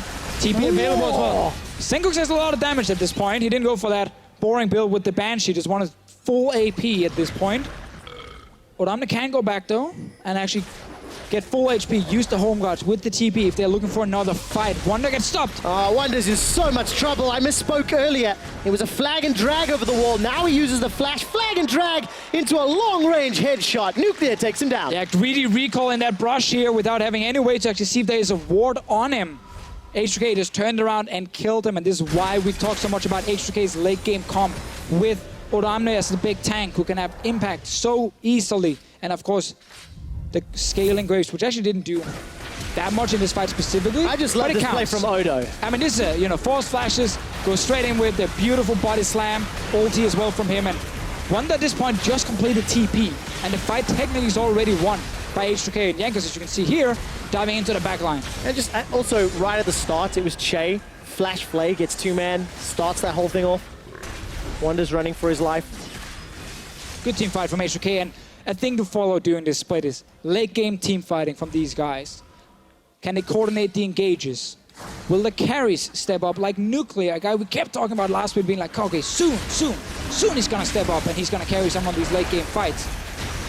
Good first fight from them here in the late game. Elder Dragon easily secured by H2K, Deficio. Death Sentence and Barrel just used to dissuade Splyce from engaging. But H2K, they're in absolute control of the big objectives. If they want to set up around Baron, Splyce are going to be very careful with how they enter that area. There's no flashes on their side at all. I think they have to just give it up. Like, you can't really fight without flashes against Elder Drake. At this point, you just have to almost surrender the Baron and then try and defend your own base. But it's obviously super difficult, and this is what happens when a team like H2K gets the chance to actually kind of out-macro you. Yeah. And they've been doing that now. Bot lane fight, Baron, second Baron, and that engaged mid just before. Well, now all the buffs are with H2K. Elder and Baron, we've talked a little bit about the history in Spring Split. H2K went 4-0 against Splyce. 2-0'd them both times they met. H2K are poised to make that 5-0 on the year, as it doesn't look like Splyce will be able to bounce back. Now, admittedly, one combo, one Cataclysm, one Shockwave against what are fairly squishy members on the side of H2K. That can turn around. That's what they have to do. It needs to be against Febiven, the man who can't really get out of that Shockwave or ulti from a Jarvan. If Nuclear is fast, he can net backwards. Chase fast, maybe. He can save his team, but it needs to again once again be the victor. And it's hard, when you see the instant engage, getting that lantern down in time, it can be difficult for Che, but it requires an all-in from Splyce. We kept highlighting how the composition late game, while it's good, it's not as good as the side of H2K, and we've seen that. It's been really hard for them to actually take late game fights. Yeah, really, really difficult. Where is Che on the minimap? In the jungle, moving his way down towards Jankos, who is empowering and buffing those minions. Nuclear just keeps using that rapid fire cannon shot. Walks up, takes a shot on the turrets, and now H2K very quickly snap their focus to mid lane. They're going to chunk down this turret 50%, 60%, 80%. Tower's down. Splyce didn't find an opportunity to engage. I think Splyce is just hoping they don't lose all 3 inhibs against this double buffed up H2K lineup. Mid inhib, obviously you can just rush it down if you're H2K, because you're actually fine taking a team fight. Jankos use their collateral damage. They should stay, they should just stay. Just wave clearing. Elder Dragon still with them. Shockwave whiffs. That's a sombrero for the minions, and the inhibitor's fallen. And it's hard to fault Sencooks for trying to make the big play that can save his team. But you need to coordinate that with your Jarvan engage. Febiven's flash is ready in just like 10 seconds, basically. Oh, take a look at that. Death Sentence into Barrel. Chain of Corruption, though. That's slowly going to spread across H2K. Odo is down. His gargoyle plate didn't even matter. The tower is the victim as H2K. They've broken the base, and they've backed away. So mid inhib gone, top tower as well, opening up the top inhib. H2K controlling the game at the moment. Double Baron buff, 1 Elder Drake. Funny enough, actually, Elder Drakes in Europe are not as impactful as I see in other regions. We don't take a lot of Drakes overall as a region. It's a lot about towers. It's because you told them all to hate Cloud and Ocean. Very true. Very true. Rodamna, though, in this one will go down. I'm surprised at the fact that Kabu is still able to burn through him. You look at the. To be fair, he had help from his entire team. Oh, yeah, I mean, it was 5-on-1, right? But Kabu's 5 items: Phantom Dancer, Hurricane, Eye Edge, Blade of the Rune King. We've got GA picked up for Wonder in the top lane. It has AD now, remember? Of course. Change in item build. It's still super weird to see, though. Yeah, I mean, that's kind of thing, when you cast and watch a lot of games, your brain needs time to kind of adjust to some of those changes. Like when I see Banshees on mid laners, I'm like, why are you rushing Banshees? And you're like, oh, wait a minute. Oh, yeah, of course. It's now basically the old Abyssal Scepter, but just with the Banshees active or Banshees passive. Yep. And imagine how long it must take me to untrain my brain, Deficio, Yeah, but if you're struggling with it. You don't even have to say anything. You can just say, look at the items, and then I will talk about the items. Okay, So cool. It doesn't actually matter for you. Deficio, look at the Ardent Sensor for Mickey. Is that good? Yes. Thank you. As H2K continue to siege up, Super Minions slowly making their way to the mid lane. H2K, they've got no tower top. It's just really like League of Legends by the numbers now. Yankees needs to join his team, though. They're in a numbers disadvantage right now. H2K not really far enough forward to get punished. That trap line buying them time. Fabius flashes back up, so life sucks for Wonder. He's actually done a fine job being really proactive on this Jarvan. But whenever he got an advantage, his team lost something else. But he's going in, though. Sentence for Wonder. The shockwave only catches on a one name. And Splyce are split. Trashy's down. Redemption comes out. The flash death sentence catches Wonder. His BF sword GA brings him back to life, only to get dropped where he stands. The base is destroyed, and H2K are running circles around Splyce. Kobe with a very, very forward flash. Takes down Feathervin to make a statement, but it doesn't matter, Deficio. The Nexus turrets are the focus, and H2K are looking at the base. They're looking at the base, Trevor. I think they're going to get the base as well. That's a safe assessment, Deficio, as the second Nexus turret falls. H2K, smooth and clean finish. Take down Splyce. Yeah, I think everything after like 15 minutes for H2K looked very good in this game here. Great reaction to some of the plays from Splyce. Much better, as you highlighted, vision control as well, which was part of why they could get some of these picks with Che here. Even when they lost Odama in the bottom lane, they get that pick near the Baron. It is new behind the scene right now, so the players are getting used to it. There's actually less room when you walk by, so if there's a cameraman in front of you, there's a high chance you walk into the cameraman. But look how much room there is in the team talk area. Even H2K logo behind Look them. at Yankos. He's loving it right now. Big smile on his face. He's also a little bit of a naughty boy. He built Blade the Rune King in the end. The reason, yeah, we've been ganked by Nocturne. The reason he's grinning like that is because what you couldn't see off screen was Prolly saying, what was that first blood? He's like, I got the small wolf. Yeah. So, I mean. Look, that was about as H2K as you can get. Yes. You know? It was about the map, it was about the objectives. One small change. The late game engages were actually very good from H2K in this game here. That's something we need to praise them for. We do indeed, and that means they're good at late game team fights, Deficio. Confirmed. H2K have struck first in the series against Splyce. Let's hear from our analysts what they think about game one.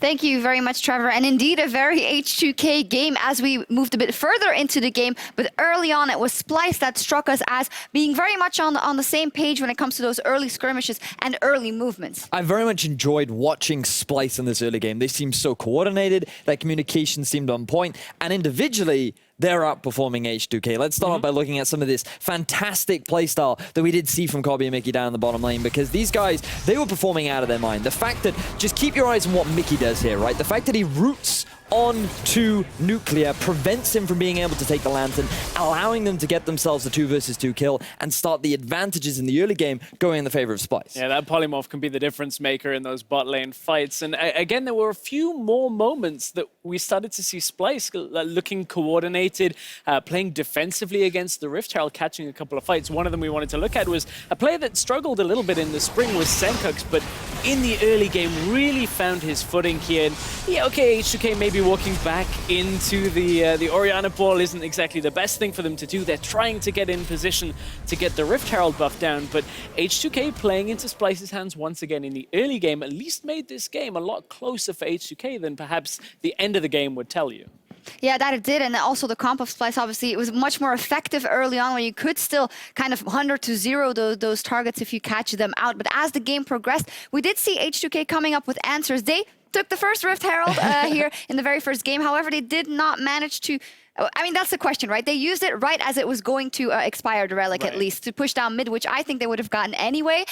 Would there have been another way for them to use it, or the fact that you get a tower is all you needed for anyway? So I think there are two elements to look at here. Number one, we have to praise, once again, Splyce and their ability to buy time, which made it difficult for H2K to properly set up for the Rift Herald. The fact that Senkux was able to solo force the flash out of Febiven meant that there's no longer any mid lane pressure, which stores a lot of time. But also, when trying to use the Rift Herald, you want to make sure that you either have a good siege with a bunch of your teammates behind you, but along with a big minion wave to help support the siege. But you also want pressure on the side lanes. And the one thing is, if you lose that pressure, if you cannot properly set up, then the Rift Herald will just get killed instantly. We even saw Senkox, how easy it was for him to just solo kill that big purple, I don't know, mushroom thing down. Princess, sure, let's go with that. But the fact that it can actually very easily be killed means that you need a good setup. And Splyce did a good job of delaying H2K from finding that proper setup. And they did a good job at so many times in the game. Wonder getting kills in the bottom lane, 1v1ing Odo Amne down. You know, they're hungry for more competition, as you see Senkox and the rest of Splyce on the screen preparing. But the one turning point was after they get the kill bot lane, Trashy and the rest of Splyce trying to control the Baron area, but face-checking into 4 members of H2K is devastating. You already have this whole setup won, but you just have to play this out carefully, and Splyce forced back away from the Baron. It would result in H2K having a Baron attempt at themselves that Splyce couldn't quite hang on to. Because we talked a lot about the individual performances from Splyce, but this is the teamwork that we've been seeing from H2K. The fact that they know Splyce, they're going back to base, we have a teleport advantage, we know we have vision control around the Baron, so we feel confident that we can go for this play, and they all do it together. And that's the thing that I think we are still seeing from the H2K of Spring Split, the fact that they do have that mid to late game coordination, and they do know how to play the map. Senkox was looking for one of those Hail Mary shockwaves. I thought he would go for it. I thought so. He took one step too far away from the pit, and the ball snapped back onto him. So he had to move forward, try and Q auto, and it was late. They were looking for it, but Splyce just couldn't contest that first Baron. No, and that's when we really saw the game also tilting in the favor of H2K. And as you say, they know how to clear things out or end games like that. We're going to put another fight up on the screen. And we do have to highlight, I know you're talking about the team, but Che had a really good game on that Oh, trash. he really did. Che has been playing fantastically this game. And as he misses a hook, by the way. As he misses his hook, but coming into this play, this was something that we really wanted to highlight as well, the fact that Splyce, while they did look great in the early game, often as the game progressed, they just didn't seem to know what the best decision was in the mid-game, and that's where H2K really were able to find a lot of these opportunities, because they had full control in terms of their vision across the map at all points in time. And while Splyce was scrambling around looking for opportunities, H2K were primed and ready, and they capitalized on every small window that they saw that they could get through. And this is one thing we didn't touch on too much, was the compositions. I feel like the Javan composition can be very strong when you're the aggressive team. You're catching out the victor, but as soon as you have to play and try and get this awkward flank from a position where not everybody's ready or the TP is late, the Gragas is way more consistent, whether it's the ult to disengage, engage again. Splyce just weren't playing active enough, as you're talking about, to really get this composition 100% reliably working for them. Yeah, and I also want to look towards game 2 and then think of the fact that it does feel like that getting picked off around Baron and allowing H2K to get the Baron, they were still even and they could have done better, but the 4,000 Baron power play for H2K completely threw that game around. So from the side of Splyce, do you feel like if they just look at that and say, well, obviously don't get caught there and trying to set up your vision, will we see a different game going into game 2, and can we see Splyce kind of patching up those errors? I would just like to see Splyce basically not lose composure come the mid game, because they tried to make this bot lane play going for the tower. It didn't work out, and then after that, they just seemed to scramble. They didn't really have a clear idea of what the next path was, and I feel like as a team, they're better than that, and this first game should give them a quick identification. Okay, our communication broke down. If we fall behind, let's clean it back up again. Now for H2K, individually, they need to step up. Yanko should not be solo dying in the enemy jungle. People should not be getting caught out of position. You shouldn't be dying 2 versus 2 when you're playing a Caitlyn, right? Like, these sort of individual plays, H2K need to respect their opponents a little bit more. I think we'll see a Thresh ban coming out from Splyce. Could that might make a few of those early skirmishes go a little better for them. But I'm excited to see now with the second draft of the split, now what we get to see, whether one of the champions banned out. Because there was the Aurelion Sol, the Kassadin that were banned by H2K. One of them might get through. Who knows? Senkox might get his hands on something he prefers in mid. Yeah, let's see what happens. H2K, they are looking for their first win of the summer split. We'll see if they can get it on the board when we return.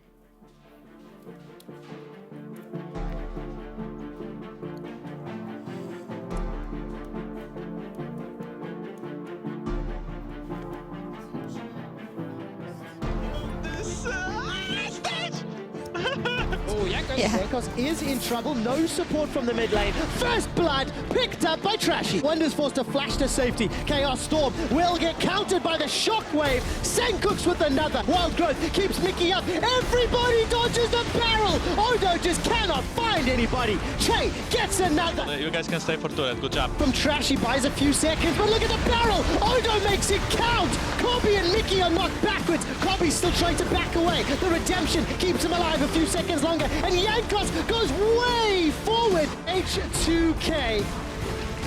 Smooth and clean finish. Take down Splyce.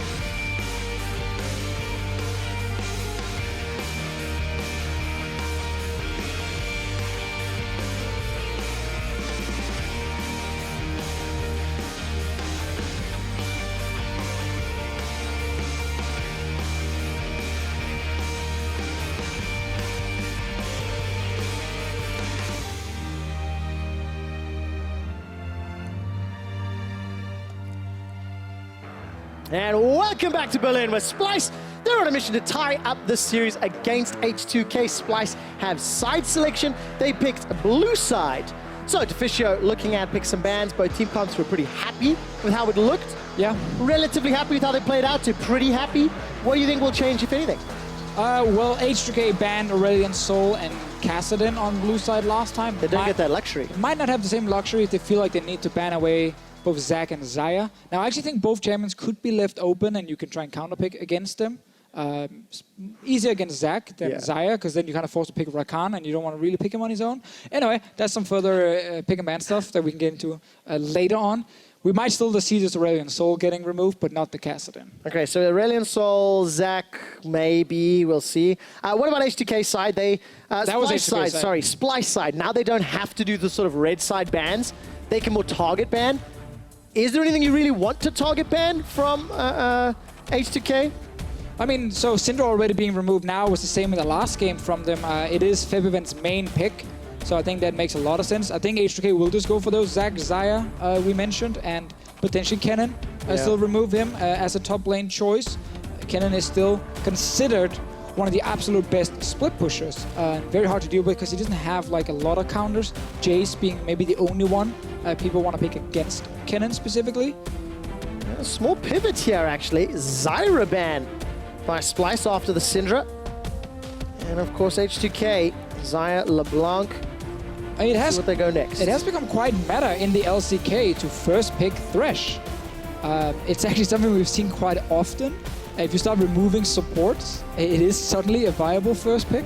Now Xayah is open. If H2K leaves it open, it is most likely going to be first picked by Splyce. And then we might get the Xayah Rakan bot lane, which is the big thing we really want to see. We saw it once in the LCK. Jin got to play it. Used it to win against the Rocks Tigers just earlier today. Definitely recommend going back watching that game after LCS is over. Not right now. Not right now, because right now that was a bandit. We're not going to get the lovers together. Xayah is banned away. Fisher, as you mentioned at the beginning of the broadcast, Xayah, Zach going to be red side bans a lot by European teams. Yeah. Splyce once again using their first rotation for Elise. Trash had a pretty good game on that champion. He's locked it in. I just think if you look at H2K's bans right now, like they are not like back when we had to ban Rengar, LeBlanc, and so on all the time. But these three are extremely common red side bans that we're going to see a lot. Also the Lee Sin ban on the side of Splyce, same deal. Now that Thresh we mentioned that could be first picked is taken early on by H2K because it is such a good pick now with Doran's shield, helping your AD carry, so your lack of sustain doesn't really hurt him. And you can start all-inning some of these squishy mage supports like Lulu. And for me, Jay was the player of the game, the first one. I think he had fantastic performance, found hook after hook, flay after flay, and really set up his team. Jankos will once again get his hands on the Graves, and let's see whether or not we're going to set ourselves up for a GG re setup. It's too early to say that, though. We could get the same kind of bot lane. Tahm Kench is another choice against Thresh to kind of just ruin his day. If you really respect the enemy Thresh play and you just want to take a farm lane, Tahm Kench is the way to go. Aurelion Sol also left open, and I want to see it from Splyce. I think it is such an annoying pick to deal with, but blind picking it right now, giving Febiven the chance to counter pick it, might be a bit of an issue. But if they don't pick it, it might get banned away. This Lucian is a flex, and I think Lucian here actually makes a lot of sense with the Braum lane, but also the potential of going mid. Fisher, there's so many options. I can hear your mind racing. I know, the diversity in this meta is actually pretty awesome. So, flex pick on this Lucian phase 2 bans coming up shortly. H2K, do they just lock in an AD carrier for their own? Or do they go for a blind pickable mid laner that is kind of safe and run the risk of a Sol into it? Well, ban it? They do take the Varus here, which we've now seen twice being picked here in the first phase as the last pick. They didn't have to take an AD carry because Ashe, Varus, and Caitlyn were all three available. They would have gotten one of them if Splyce had banned two, but they feel like the Varus here, to kind of guarantee as strong as possible laning phase with good all-in level 6, goes in their hands. So 2 games in a row where those solo laners left to last. Carry top laner taken off the table, Kled removed. We've still got Gragas up and available as far as tanks go, something you've talked about a little bit already. Another top laner ban. So Kassadin is up, Aurelion Sol is up, LeBlanc is still up. These are all picks that were removed from the pool. Of course, Orion is still there too. Yeah, I wouldn't mind seeing Aurelion Sol being banned here by H2K, unless they want to save, again, last pick for Febiven and they feel that they can deal with it. Just because Aurelion Sol is so annoying to play against. He just changes the way everyone plays the game because you have to play his game and always respect the potential roams. And I think Senkax had such a good Game 1 performance on that Orianna. And a very good early to mid game. He's not going to have a Sol. Last ban will be the Shen. Once again, top lane, targeting out one of Odo's like most comfortable champions. So now you either take your blind pick top, which can be the Gragas again from Odo Amna, and you then last pick mid for Febiven. which I think is pretty smart when you play against things like Kassadin on the other side from Splyce. But Orianna is the one mid laner to go for if they do. Just as I said, the guy actually showed it just beforehand, so now it lost all its value. That is the problem when you talk too much. Really? If I just cut down a few words there, I could have squeezed in the Orianna point before he picked it. Deficio talk too much? Never. I don't think I've ever heard anyone say that. No, never. Because I always talk, so I don't hear them. There we go. All right. Whoa, on the Lucian other mid. side, Twitch locked in for Cobby. Senkux will be playing Lucian mid. So what top laner do you combo with 2 ADCs? With 2 ADCs, let's see, Rumble is banned, so the AP choices are pretty limited. Gragas, but you have Elise jungle, so you get some AP right there. I think you might have to just say, oh, okay. We get a Carly! Okay, that's how you get AP top. Screw frontline, screw tanks. It's damage for days. That is such a snowball pick, though. Both Lucian and Akali. Like, it is pure snowballing from Splyce. Elise early game to try and camp the lanes, mid and top lane. If you get early kills on Akali and Lucian, you can just take over the game completely. Fiora coming in on the other side, Trevor. So many Oh my god, do we have an Akali Fiora matchup? Please, please do tell me how you think this one's going to go. Oh, not a matchup I see very often, I have to admit. Akali obviously is the pick we saw in the promo tournament from Kikis specifically, where the laning phase is a lot of focus on just like trying pure farm, but then your actual all-in damage gets quite high once you start getting towards the gunblade.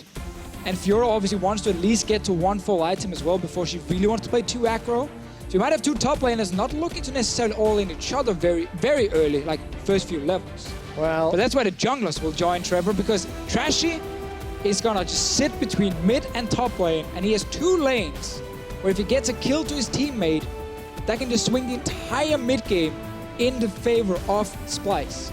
Because both Akali and Lucian can snowball so hard. And of course, the alternative is also true. If either of those champions fall behind, it's so difficult to play. We just caught a glimpse there of Prolly and Jeeves walking off stage. Jeeves, the new coach for Splyce. The change that the org has made that they feel can unlock these players. We touched on it right at the beginning of the day. 2 teams that kept the same core, the same play, setting their sights on the future. And now for Splyce, this is a very exciting team composition for a team that had a great summer last year. Yeah. And I don't know how this is going to go. I love watching the top side here. I'm concerned for the bottom side, though, of Splyce with the Twitch Braum coming in. Like, that is going to be a tough lane for them to play against the Varus. But if they can just survive and try and farm, like Braum is the kind of pick, Trevor, where a lot of ways supports describe picking Braum in these games. It's like, yeah, we don't really know what we want for support. We just want to try and, you know, farm near our tower and then get strong team fights. Well, Braum is your man. just lock in Braum then. It's really hard to kill in lane. He's hard to gank as well. So mid and top is where we're looking. So I'm telling you, Gunblade Akali, terrifying. Her damage is just so obnoxious to deal with in a 1v1 in the side lane. Because not only does she get enough damage, she gets sustain as well. And it's like, okay, I'm getting you low a little bit, but then you heal it back up and you deal more damage than I do. Which is why I guess Oramna said, you know what, I'm going to pick a champion that deals even more damage. And so now can also heal. Now we're just going to deal a lot of damage against each other. And a little bit of healing here. There. Oh, Oda Wonder needs to be so on point with those ripostes if he can lock down Wonder. But after this game, Trevor, here, we're going to praise one top laner, and we're going to be like, oh, that other guy, that was a rough game. He did not play well, because it's 10-0, 0-10. 10-0, 0-10. That's the prediction from Deficio. Get ahead, stay ahead. We see Doran shields aplenty. Everyone's got a shield. Well, at least 5 of them do. And we'll keep our eyes on these early games. So, Deficio, you've mentioned how Trashy can unlock Wonder or Senkux. But that relies Cobby and Mickey to be able to defend themselves, fend for themselves. Where does Yankos going to go? I mean, yeah, we knew Yankos, like, your best lane to gank is actually bot lane with the Thresh, with Flay and Lantern. But a lot of focus will be against the solo laners, so he might just look to try and actually counter jungle and counter gank, more than enabling early picks specifically. Funny enough, Trevor, you, Kobe, and myself, we casted Lucian Elise versus Orianna. SKT WE. I seem to remember that going very, very well for Team WE. For Team WE with the Lucian and Lee's, because they early ganked. Level 3, they ganked mid. And Faker was playing Orianna, baited in his own jungler. They both died. They gave double buff over to the Lucian, and Lucian took over the game. Happened in MSI just a few weeks ago. I want to see if Splyce can try and do somewhat the same. It was funny enough also Graves jungle at the start of SKT. It was indeed. Graves ended up arriving a little late to the party. So, Splyce, put on your LPL hat. Let's see if you can do it. Wonder gonna get traded on as Odoamne lunges forward. Wonder's gonna keep trading back and forth. Currently, the wave is being pushed heavily towards Wonder. He's down on CS, but he'll catch up very quickly. Yeah, he'll catch up, but it's what we mentioned again early on. You really don't want to trade too much. Picked up by Jankos. Jankos isn't done. Red buff, he flashes forward into Trashy, goes under the tower. Red buff tick for first blood. Oh, not done yet up in the top lane.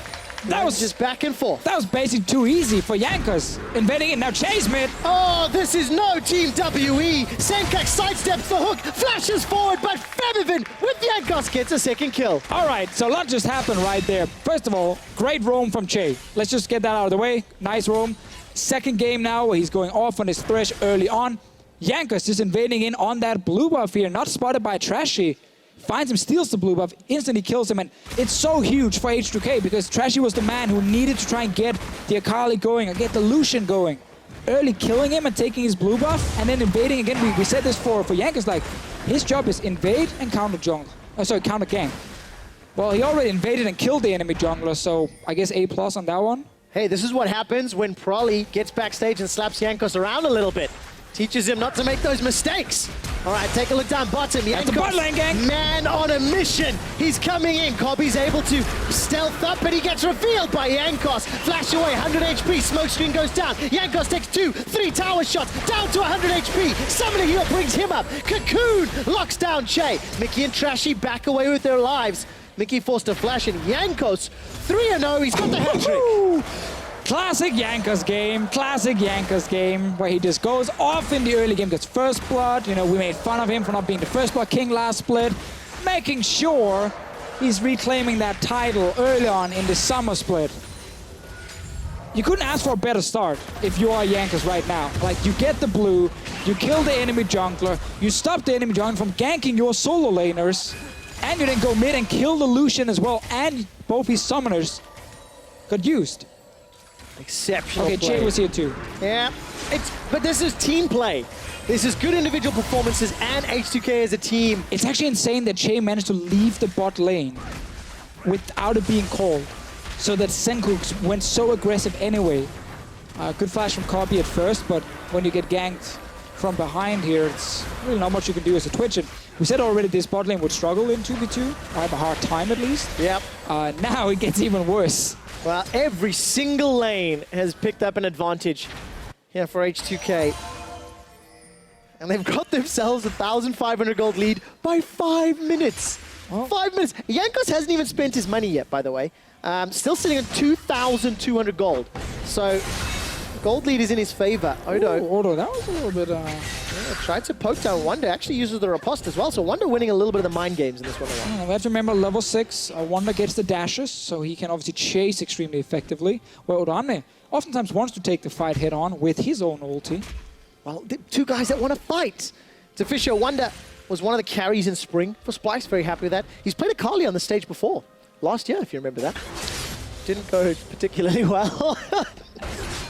But I wish I could say I remembered that game specifically. I don't think you should. Mickey got to play his Scion support, but look at how well Wonder played in the spring split. Good CSD, good kill participation as a top laner.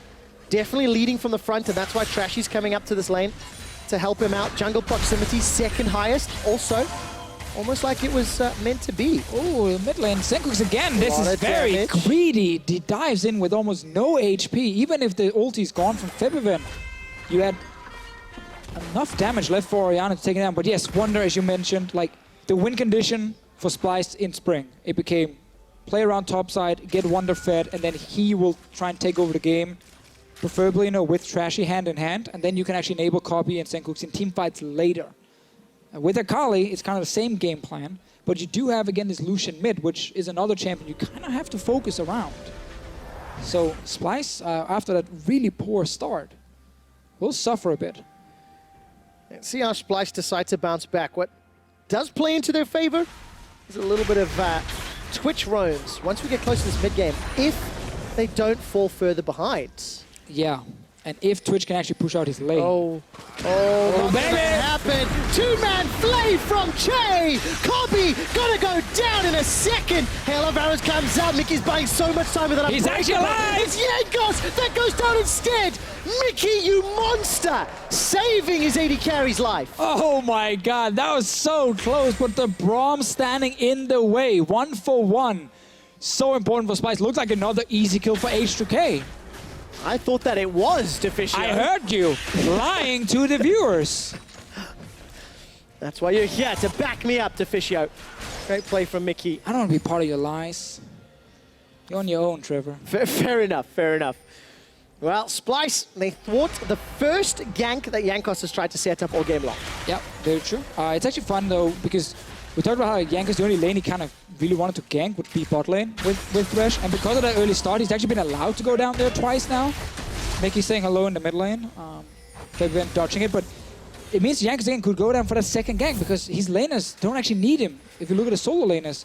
I like this play here. Mickey and Kobe trying to go in to get down some vision. But then, they all think Kobe is dead almost at this point, but the shield from Braum is in the way and the stun lock on Yankos at the same time, so he couldn't finish Kobe either. Twitch stays alive and they get 1-for-1. Also, Che is just really having such a good day. Yankos disappointed not to pick up his 4th kill. We jump back to top lane. Ulti's used. Grand Challenge traded. Wonder's already used a couple of stacks on that ulti as well. There's Wonder that's falling behind in terms of the lane right now. Yeah, and if they manage to stay, then keep in mind the sustain from Akali will kick in pretty effective. Oh, support though. Yankos may run into Trashy in the lane. Trashy spots him out. Wonder goes forward. Oh, baby! Oh, no, 1-man wins a 1v1. Oh, I love that top lane matchup. It's been such a fun second game. We have to watch that in slow-mo, see every little decision-making. Oh, you can see the thing there for Wonder is like, yeah, I'm going to sustain some HP back, then I'm going to see if I can chase him down long lane, I have my ulti ready. Odam just turns around and says, you know, I can take this, procs the Vital as well. So fun to watch two of the best top laners in Europe play against each other with these two champions here. Two of the guys that were talked about a lot last split as well, chasing the likes of Vizicachi. I mean, it's actually fun because Europe, we have a lot of really good top laners. Expect, of course, really proven himself. Vizicachi, the MVP of the EULCS in spring. Odoamne, Wonder. I'm sure I'm forgetting someone here as well, so they're now super offended. Well, we'll have to keep an eye on that. All right, Shadow Dance comes down. Trashy's caught by the Shockwave. Wonder's looking for Febby. Febby's still got Flash as well as Cleanse. Senkax has joined the fight. Piercing Light goes out. He's gone forward. That's the first kill for Senkax. He's running for his life. Odo's going to look for his 3rd of the game. Not done yet. Double buffed up. Lunges forward. No Flash available to him. But H2K in him winning 1-for-2. This is getting worse and worse for Splyce right now. 3 kills on Odoamne's Fiora. He doesn't care about this CS difference. He's now getting all the gold through kills. Hexdrinker would be a pickup for him as well against the Akali and the Elise. Would actually be very, very impactful in a game like this. Probably get some MR from his boots at the same time. H2K just so happy with how this game has gone. It's a 2,000 gold lead. Nuclear's been tagged up by those concussive blows. Odo wants to join for more. The box goes down. Glacial Fisher buys a little bit of time as that unbreakable shield blocks damage once again. Mickey's trying to run for his life. Riposte blocks some life as the Grand Challenge is issued and completed. 4th kill for Odo. I thought it was supposed to be just a 1v1 top lane, but now Odoamne has been in 2 fights and picked up 3 kills from them. After, of course, killing Wonder 1v1 first. 4-0 on this Fiora. She's a champion who obviously scales extremely well. We're going to see her more and more, Trevor, in this meta. Doran's shield really helped her out for the early laning phase. Give her 1 full item, she's going to be great. Give her 2 full items, she can take over the game. All right, Spray and Pray's been used by Kobe. Chase getting shot from afar. The repel. Lantern will bring Nuclear forward. Trashy now under some pressure as Yankos and Feb are going to cut him off. Yankos going forward, collateral damage used, that tags up Trashy. His cocoon goes wide, he's split off to the side. Continues to run for his life, kill credit will be secured by Nuclear with the long range snipe. Yanka's still behind the tower here. Want to try and secure that first tower for H2K. Top lane fighting again. All right, Wonder's trying to use that Shroud as best as he can. Oh, gonna pick up some support. Throws out the Crescent Slash, and Mark of the Assassin goes down. Here comes Senkax, here comes Mickey. So far in a 1-on-2, Odo's already got a kill. Gonna make it to his tower as well. And Tower First Blood was picked up by Nuclear and H2K. It's a 5,000 gold lead. It's going from bad to hella worse. I don't think it could go any worse for Splyce. Saddest ulti ever from Senkax as well in the end. Just to kill a few minions while watching the Fiora walk away. Families, Deficio. You don't have to be so brutal, I'm not flaming him for using the ulti, but just like, your top laner just died. All you're doing is killing the wave with your ulti, because you can't really do anything else at that point. Like, Odo Amner is hella fed at the moment. His team has already taken bot tower. They're gonna take mid tower, or try at least.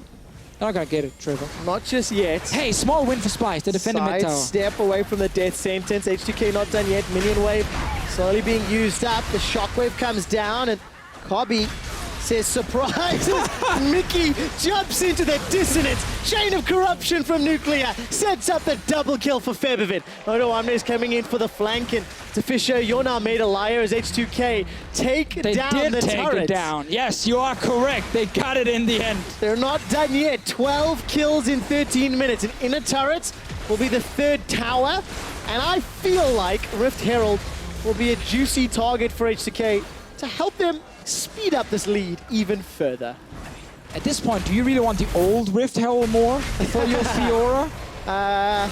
Well, unfortunately, it's a question you will not have answered. Yeah, you don't get to choose anymore. I'm not sure what Mickey was trying to do in the end, but got punished for it anyway by H2K playing some great League of Legends in this game. And it just sucks how this game snowballed so quickly from 2 plays. Hey, remember, I said 0-10, 10-0. We have 5-0 on one side. You did indeed. We are on the way. Yes, you did. That's another ding for Deficio. But it's the nature of these matchups, is it not? For H2K, it's just great. They've taken advantage of a phenomenal early game from Jankos. And it's unfortunate for Splyce that when they unveil a new team composition, a new sort of style with this 7-10 comp, it has backfired. And this is unfortunately one of those things that gets so heavily criticized. Sure. I think it's worth highlighting that the Lucian mid and the Kali top is not very specific towards 7-10. We had obviously Lucian mid at MSI. Yes. And Akali top has played on previous patches. Exactly. Even here in Europe. So it is because Splyce are not following just the meta. Yeah.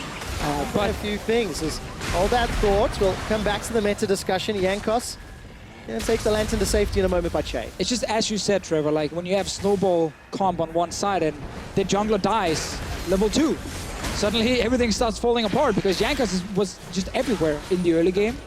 And Splyce's comp got to show his ugly head, not the beautiful one we technically, I guess, wanted to see how Lucian Akali works. Exactly, and talking about ugly heads, the Rift Herald is being surrounded.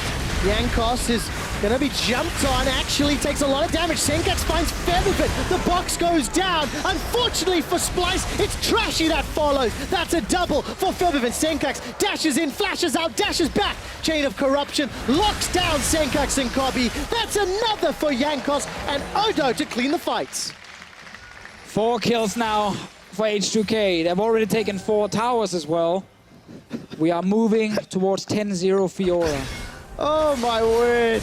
Okay, Wonder fences his chances under the turret. Odo, though, continues to dash, gets the heals from the passive. Grand Challenge still available. Issued, procced. Victor, inhibitors going down as well. All right, inhib as well, mid lane. H2K are playing some really fun games so far. I think overall we can all say it's been a great split for H2K, even though we only, 2 games in.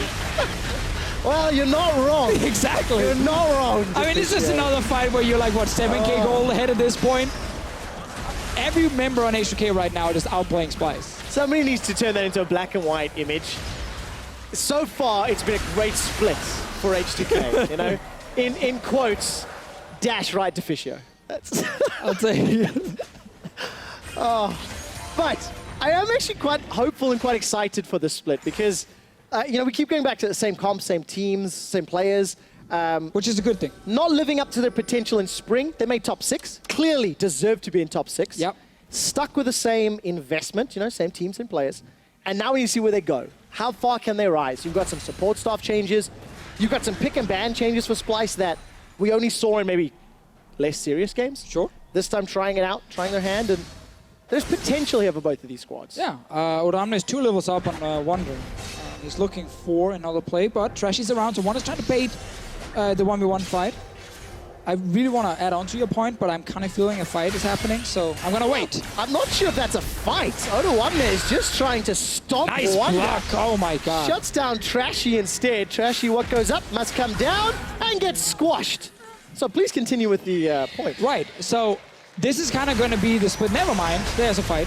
Defisher, you're not allowed to talk. Zenkax is trying to take one down onto Nuclear. Che, however, Death Sentence needs to be wound up. In the background, Jankos helps with the collateral damage. The Flay pulls Mickey back. Here comes Jankos. He tags Copy with the end of the line. Mickey's bouncing around. Unbreakable. Kept him alive for a while longer. Che is able to escape, as is Jankos. Now Che, Death Sentence under the tower. And Rift Arrow. Featherfin 506. The Deficio prediction of 10-0 Fiora. Odoamne, you're running out of time to meet it. Well, still some Nexus turrets alive and a few inhibs. They need to kill Rift Hell here. Finally joining the game. Kind of late, but decided to smack 50% of that tower. Oh my That was a dead Elise. And Wonder is trying to get 1 kill for himself. Well, he'll get himself 1. Ruining the 0-10 prediction, but we're just pretty far away from that. I was trying to say, Trevor, this is going to be the split that kind of confirms for Splyce and H2K if the roster they've kept now is the correct one. Yeah. Going towards future seasons. You're going to ruin our prediction. He ruined it. And didn't have to do it. Now you've made Deficio a liar. That's on him. That's on him. 8-1-1. Still kind of counts because KDA, will still be... Oh yeah, it's only 1 death. Yeah. Yeah, okay, right? so he needs to give him another one, right? Yeah. Okay. Besides, 10-0, 10-1. I'm down, I'll support that. What's the difference? 10-1, we got 10-1 this time. Okay. The riposte right there, oh my god, that was perfect from him.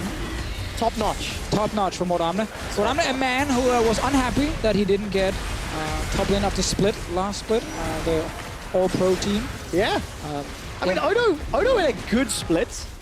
It wasn't actually even Jankos who killed him, it was Che. Che got the kill. I didn't actually see if collateral damage even tagged him. Che's just playing very well again. But I mean, all of H2K are playing well. Like, what do you think? Deficio, you know what? I'm really disappointed in H2K though. They didn't break the record for the earliest inhibitor. The opportunity was there. The opportunity was there. Do you know what the earliest inhibitor is? I'm going to say about 16 minutes. Ooh, so close. Seconds? Can you take a chance on seconds? 16 minutes and 40 seconds. Oh, no. Unfortunately, you are wrong. It's 21. But good shots on 16. What is that seconds? Oh, 21 seconds. Yes. I thought it was 21 minutes. I was like, no, you fool. 16 minutes, 21 seconds. Keep up. Yeah, okay. As Featherfin takes down the top lane inhibitor turret, gets a flash from Mickey. Odoamne, ooh, he's starting to feed this time around. He ruined it all. Goes down to Wonder. Now you're completely wrong. Yeah, it's just terrible. 10-2 doesn't get. Now he needs to go 20-2. Right? That's the only way to make this valid. The inhibitor does drop at 20 minutes and 30 seconds. And I remember what we said in the last game, Trev, how these physical damage bruisers here, almost no matter what they buy, it just looks great.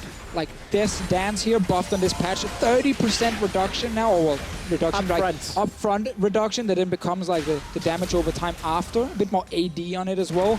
That item is busted at the moment. You're gonna see it so much in these different boosters, even on Delusion. Yep, it was picked up by Graves in the previous game as well. This time Jankos gone Phantom Dancer. And of course that reduction in damage, the 30% up front, allows Odo to pop some more vitals, maybe get the challenge completed and just regen all of the damage he took. Yep. H2K, they decide to re-engage. This isn't really a fair fight. 13,000 gold in the lead. The second inhibitor falls. And this is a convincing victory for H2K. Stellar point. Thank you. I spent a lot of time thinking of it, crafting it. You had a few producers in your ear being I like, did. Trev, I think you should probably say this is a Stats team were just stellar like, game. Stats team were just like, you know, that is, we got another one. Production telling me this is an exceptional game from H2K. Thank you, production. We're running out of ways to talk about it. And Shockwave goes down. Oh, Yankos steals that one out. Yeah, very true. I think he deserves it. I mean, he earned this game. And now you have to also remember, Trevor, that Fantasy LCS was changed a bit for Summer Split now, where European players, if they only play one series per week, they get double the points. Yep. So for whoever at home stacked H2K players, congratulations on winning week 1. I'm so screwed because I have Wonder as a top laner. Yeah, that's not going to be great for you. But if you had Orane on the other hand... I'm being dunked in Fantasy this week. I'm also playing against Vedius, so it's not going well so far. He stacked Misfits players, He right? did indeed. Misfits will be playing later today. We'll see how well they perform. Should probably not be as one-sided as this game here. I have a lot of hopes in Fnatic. And it's also it's so interesting because game 1 was really so close. But the team comps allowed for that in many ways. You know, they're and not as snowbally. And then H2K obviously had some early mistakes where they got punished and then suddenly turned around and had H2K with much better team fights than Splyce, and then they went in their favor. And yeah, it was like actually a few kills here and there. And we're going to go back to this narrative we tried to talk about, Deficio. For both of these teams, the question will be answered in summer. Was the right call sticking with these players? How good can they get? Because there's a lot of the same players in EULCS. Mickey's trying one last attempt. Yankos gets tagged up. He's able to dash to safety. But look at that death sentence. Catches onto Senka. Shockwave comes out. That's 2 already for Febiven. It's a double-double as Nuclear picks up the triple to close it out. It's been 2 games now where Febiven in these team fights have looked fantastic. Victor in the first one, Oriana now in the other one. But really all of H2K looked so good in this second game. H2K obliterates Splyce. You could not ask for a better start if you're H2K, and you could not have asked for a worse start if you're Splyce. Yep. Like, these 2 teams are in the same group again. And this time around, there is a Vitality lineup as well that is buffed up a little bit with some roster changes. Like, you're not guaranteed top 3. Like, it basically was last split. Where Splyce, H2K, and Unicorns were the 3 guys taking that top 3 instantly. 2 things we have to talk about to fish shows. We see the player cams on screen. Splyce shell-shocked, shaking their heads as the game ended. I mean, Yankos, it's a little bit of a high-five tap on the shoulder by Prali. I think he deserves that one. I think he tried to talk to us right after. Didn't really hear what he had to say. Tried to. You were prepared for like 4 weeks for this first game right now. Crowd coming down as well. Yeah, we've a little actually, bit late. No, we've turned the stage around in the venue, and crowd is still learning where they can walk up. Really cool to see the support here for H2K, especially after what was just, I mean, a destruction. They dumpstered Splyce in the second game, and as I just said, you know, you spent all of MSI, all of the off-season, getting ready for week 1 of the EULCS. And one team is going to leave week 1 of EULCS being extremely happy because they just dominated Splyce. And the other team obviously is going to be like questioning a lot of things already from 1 to 3. Obviously, we don't want to assume too many things, but this was very one-sided. Deficio, H2K are having a fantastic split. And so far, they are 6-0 over Splyce in 2017. H2K, they're off to a great start with a convincing win against Splyce. So, Shocks, tell us more about Game 2.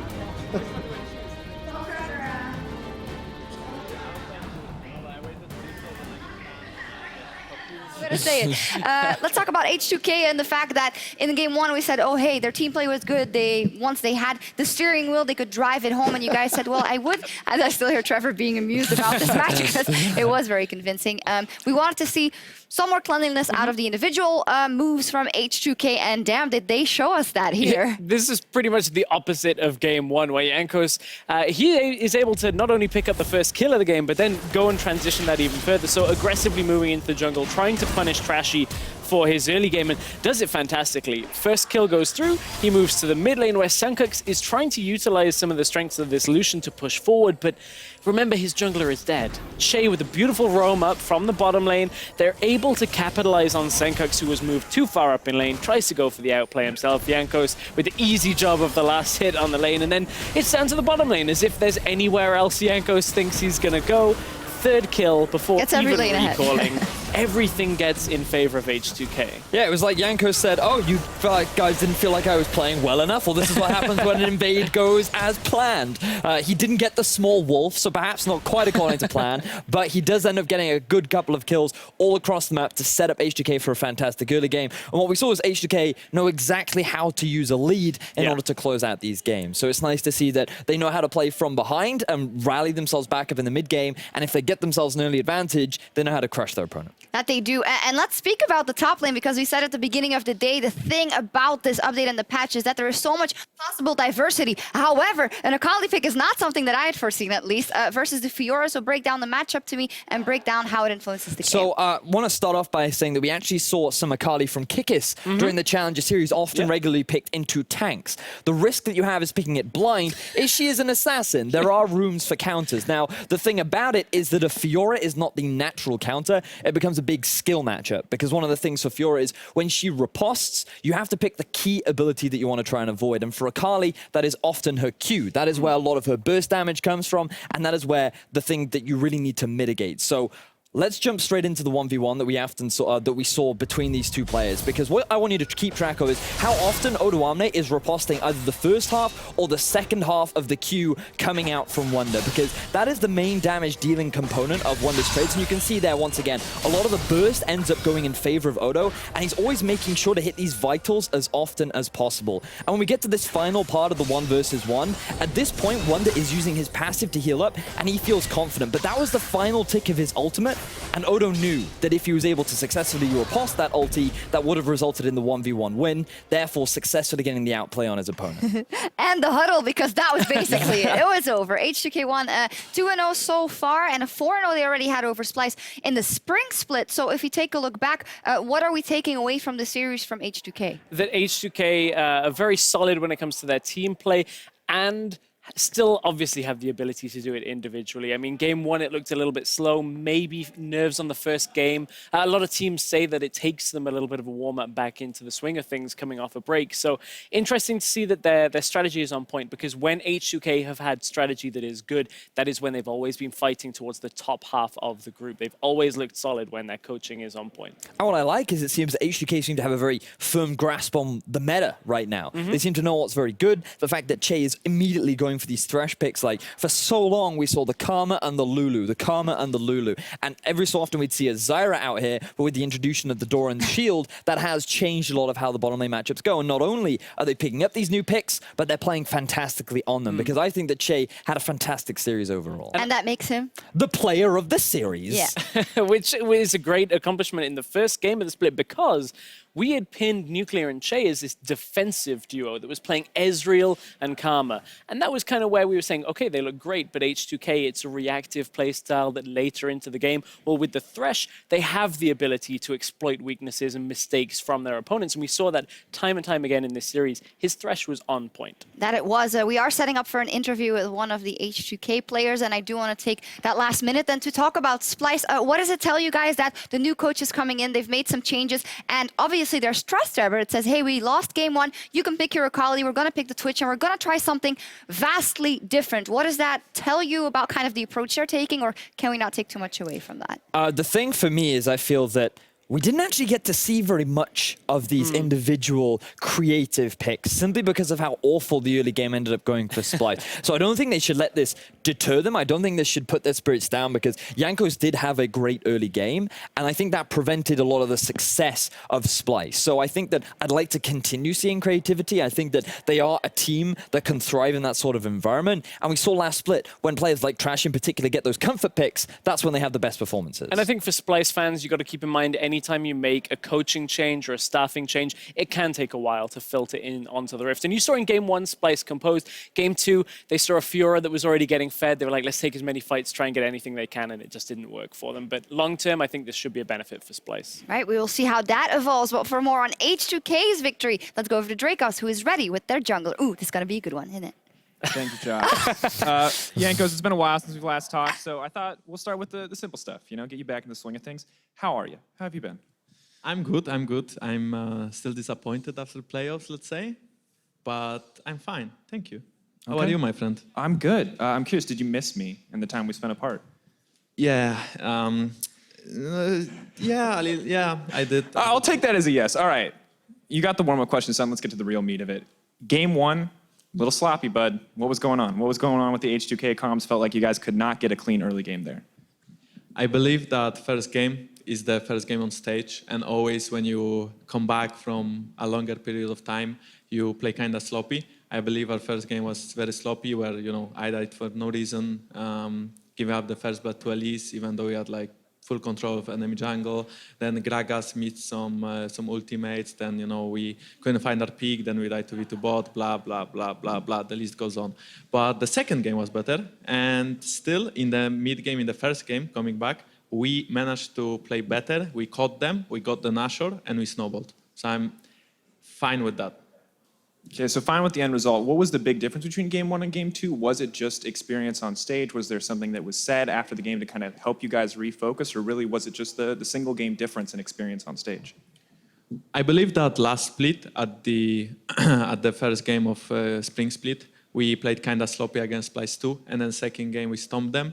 I think this is the same case. In the first game, we were very sloppy. In the second game, we picked up. We started playing better on stage. But at the same time, we had a way better early game. And since lately in scrims, we fight a lot more, since our playoff run was terrible and we just couldn't fight Fnatic, then we try a little bit different approach in scrims. And when we get those fights early game, we win them. So Trashy got cheesed a little bit, and then we snowballed.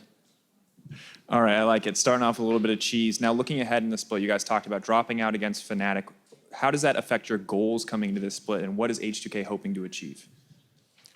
Well, I mean, we still want to go to World Finals for sure. But as for now, I think we need a solid, regular summer split. That's because we kind of want to be first place in the group, but UL is super strong team right now, so I'm not sure how we will match up against them.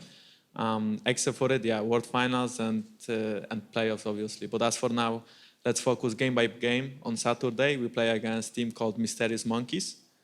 This is going to be a really interesting match, I believe. Well, we'll see. Well, speaking of game to game, up next is Fnatic versus Misfits. Final question, who is your favorite to win this series? I mean, Saz is looking at me like he wants to kill me, so I don't know what to say now. I'm really scared. Should I take that as a Fnatic prediction? I kind of want to go with Fnatic. I mean, Misfits is fine team. I do think though Maxlor is a little bit worse than Kakao. So I think overall Misfits playstyle will change into more aggressive early game, but I believe Fnatic is like still way more aggressive and has like those star players that they showed in playoffs, and only G2 was able to stop them, their playoff run. So I believe if they keep the same style and the same high point of the game, kind of, they will beat Misfits. All right, rooting in the favor of Fnatic from Yankos. Well, you've heard it, folks. Now it's time for us to head to break. But when we return, Misfits versus Fnatic in our second series of the EULCS Summer Split. That was fun, dude. Thanks. Really don't want to trade too much. Picked up by Yankos. Yankos isn't done. Red buff. He flashes forward into Trashy. Goes under the tower. Red buff tick for first blood. We win this. They have nothing left. Just flash as well. We can kill everyone.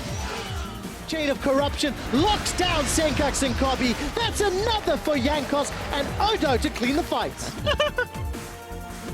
is the correct one. Yeah. Going, towards future Oh, the seasons. one there, you're going to ruin our prediction! He's ruined it! Didn't have to do it. Now you've made Deficio a liar. She's on to Shockwave comes out. That's 2 already for Febiven. It's a double-double as Nuclear picks up the triple to close it out. H2K obliterates Splyce.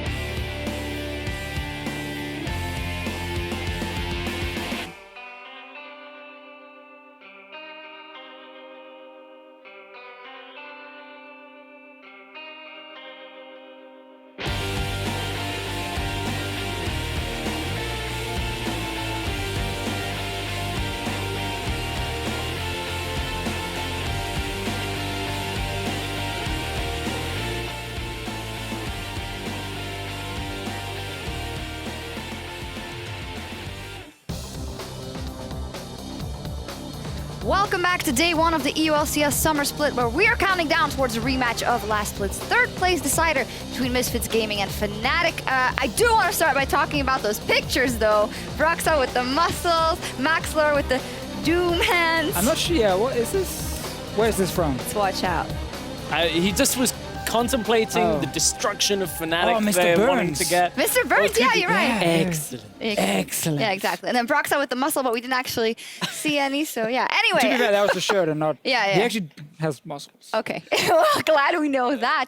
And well, Fnatic, they showed some muscle at the end of last split. After trying to find themselves, they did end on a high note. They went all the way to the semifinals and had a dominant performance over Misfits. And as the Fnatic fans that stuck with them, and what they wanted to see is those glory days back. So are they en route to get that high up again? As you alluded to last time, it was a 3-0 in Fnatic's favor, and Fnatic sticking with the same lineup. You have to look maybe that this is a Fnatic lineup that can pay those fans their hard-earned fandom off. See if, yeah, I was going to say if they can pay it off their fans. Yeah, I tried. That was great. Point is, yes, as Stress is highlighting, Fnatic here, they want to become the #1 team in Europe once again. Yep. All the videos in the off-season was, based around, dethroning G2. We heard it from multiple teams, even from Misfits.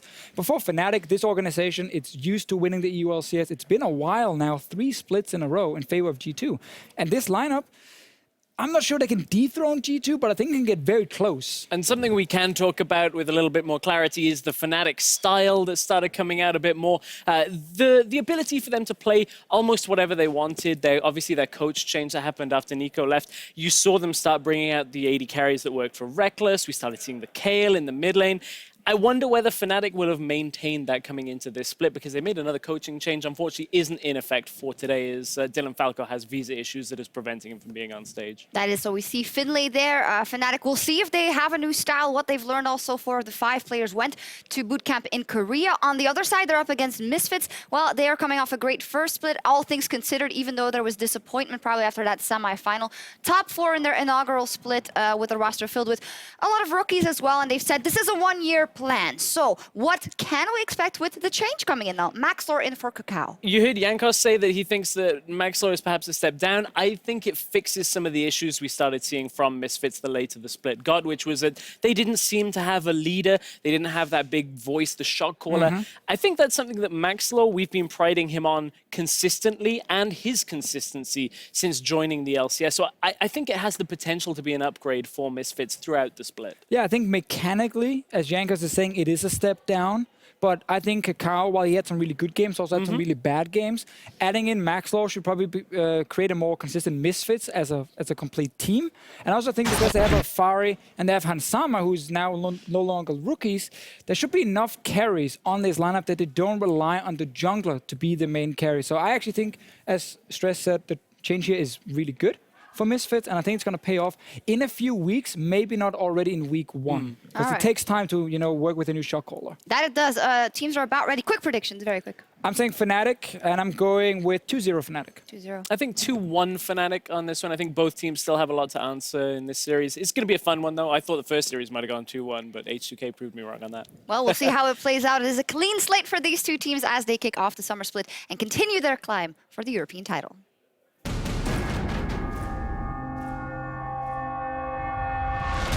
Det var ett tag sedan vi var kungen av Europa.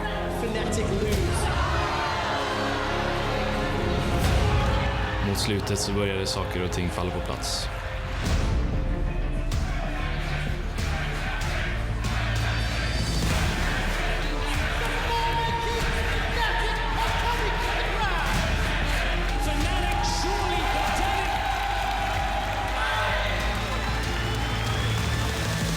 Vi måste visa hur starka vi är.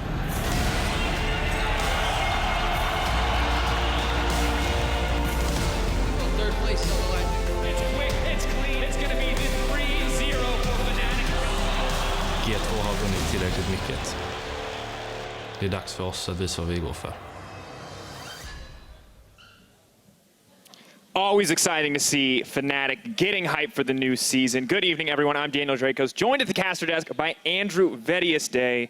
You excited? You got some analyst desk time. Are you ready for the real deal? I'm ready for the real deal. That's not fair to Shock. She's going to be mad I said that. That's not true. I expressed a lot of hype on the analyst desk, which was full of hype, thanks to Shocks. But now I get to join the hype machine, the man that brings the volume. I'm ready. We did it for 3rd place. We did it in Hamburg. Now we're doing it here in Berlin. I am excited to see how this matchup unfolds. Well, we have 2 strong lineups hitting the Rift in this series, starting on the blue side with Fnatic. You know the names. Top lane, it's going to be Soaz. Jungle, Broxa. Mid lane, lane, Caps, 80 carry, Reckless, support Jesus. I have not seen that yet. Jesus, Reckless has a big old grin on his face. Of course, their coach, Finley Quay Stewart, subbing in for Dylan Falco this week, who was not able to get a visa in time. And look at how massive Brox is. He's huge. Anyway, on the other side of the rift, we have Misfits Gaming. And the top lane is Alfari, and the jungle is Maxlord. Their mid laner, Power of Evil. 80 carry, Hans Sama. On support is Ignar, and their coach, Hussein Mousfi. So the only roster change is Maxlord in the jungle, as the analyst desk would discuss. Yeah, and Maxlord, of course, a pretty exciting change to see now. Kakao, we know him, mechanical player, incredibly strong overall, but Maxlord kind of heralded for a lot of those leadership qualities that Misfits said they might have been missing in some of those crucial moments last split. Yeah, and so it's very exciting seeing Maxlord once again playing with Alfari, because for those that don't know, these guys were like a power couple back for when I was an amateur caster. These guys made my day so exciting seeing these two play together, because they had this distinguished style, which was camp for Alfari, Alfari kills everyone, casters only talk about Alfari and never Maxlord.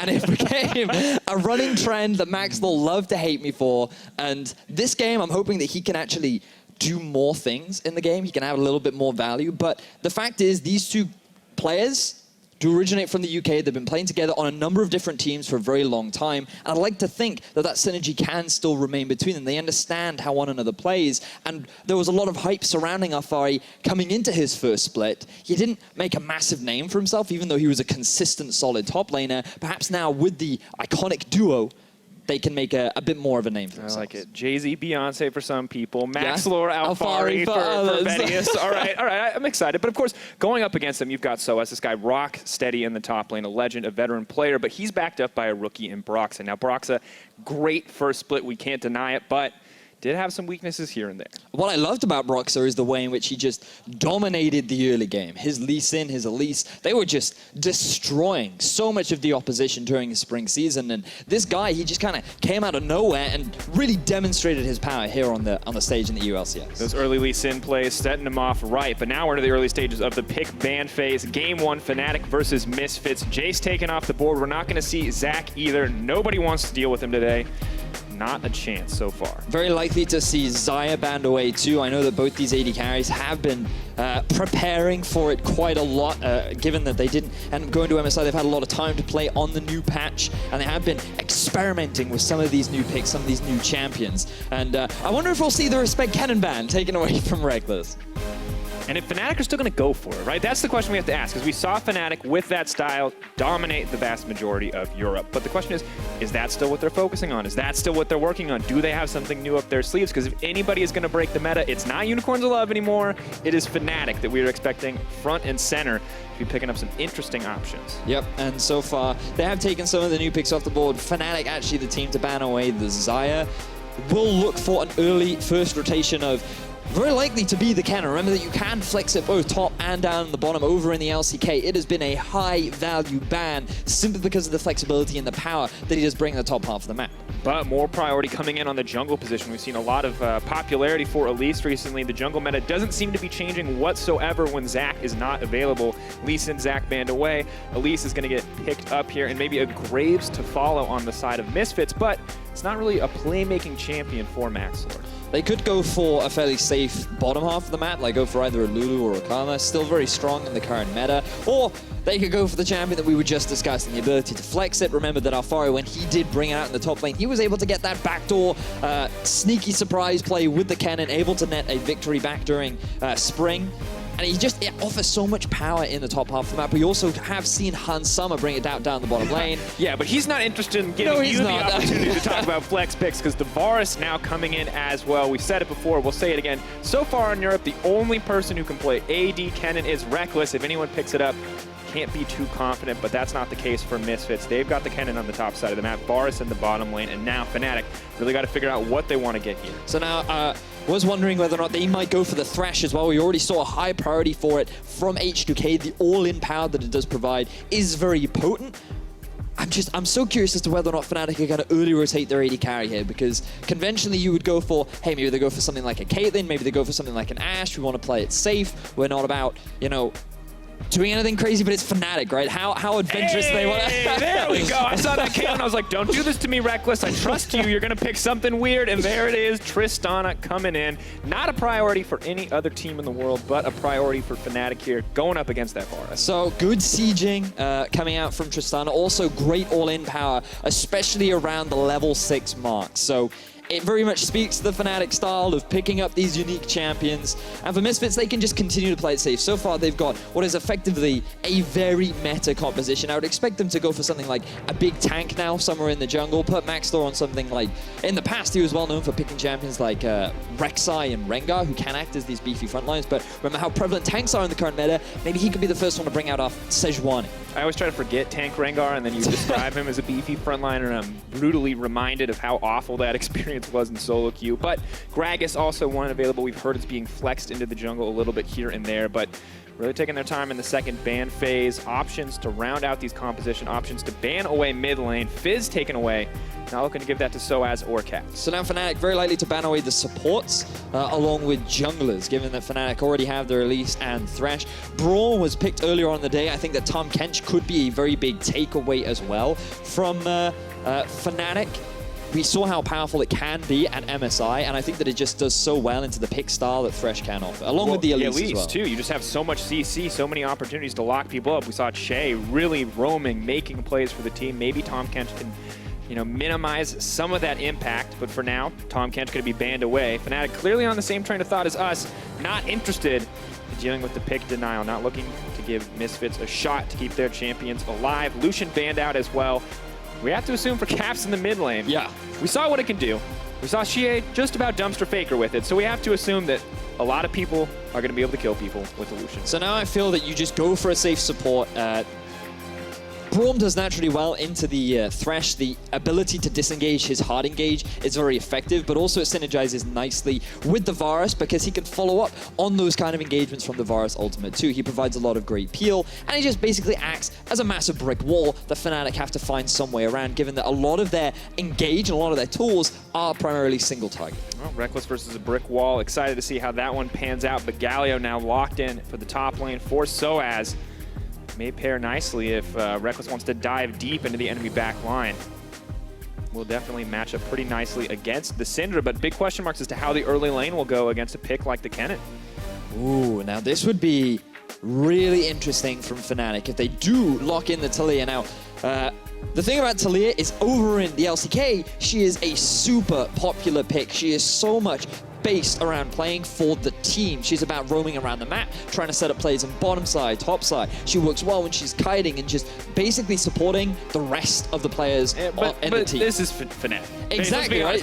Playing for the rest of the team means playing for one man on that team. And that man is Reckless, and he's already got a hyper carry picked. He's already got multiple champions there to back him up. Thresh to take him out of safety. Galio to make sure if the fight does go down that he's not taking any damage.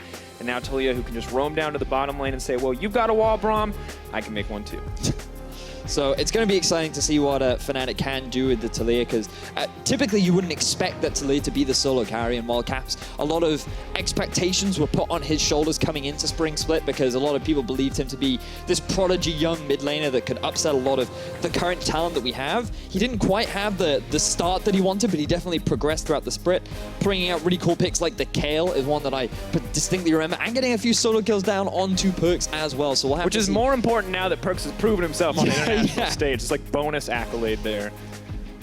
But two very interesting compositions. A lot of picks that we've seen before, a lot of picks we've seen in the international meta. Kha'Zix coming in for Maxlor. A bit of a surprise here, but a very aggressive champion in his hands. And Taliyah, something special for Cap, something we haven't seen so much of. Yeah, and this is a big matchup for both these teams. Remember that in Group A, last split, G2 were the main powerhouse, and then it was Misfits consistently dominating over Fnatic throughout the regular season. But during the group draft, EULCS saw Fnatic as a greater threat than Misfits, and with the loss of Kakao, people are expecting this to be a weaker form of Misfits.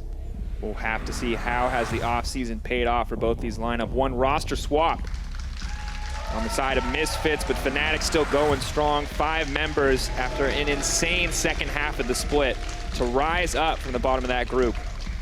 Come into that third place match to prove they're the third best team in Europe. But will they prove more here? Game 1, the third place rematch. Fnatic on the blue side, Misfits on the red.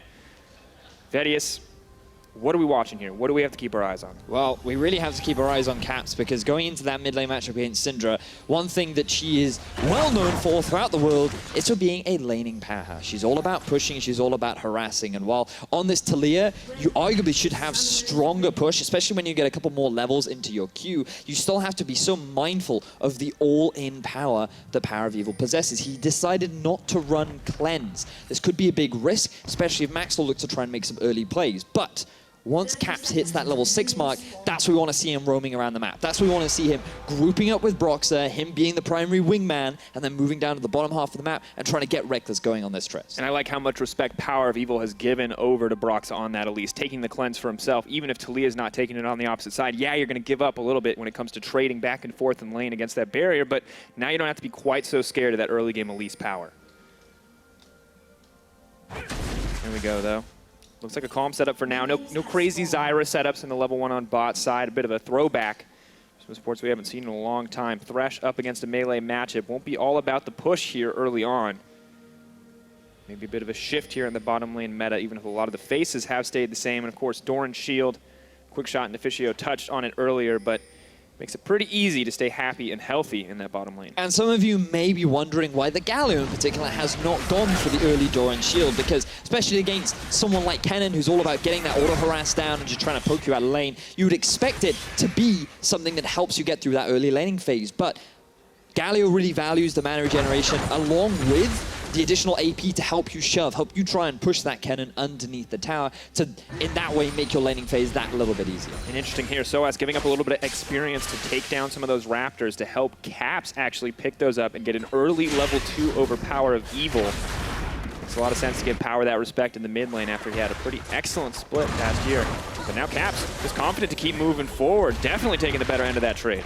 Yeah, really good, confident play there from Caps. He wanted to try and get an early advantage to force Power of Evil back, and you can see that he's already being forced to use a health potion. So the fact that Caps has this health advantage means that he now has a little bit more control over the lane and will alleviate that early pressure that Power of Evil was looking to exert, better setting him up for that level 6 play where he can start to have an impact around the rest of the map.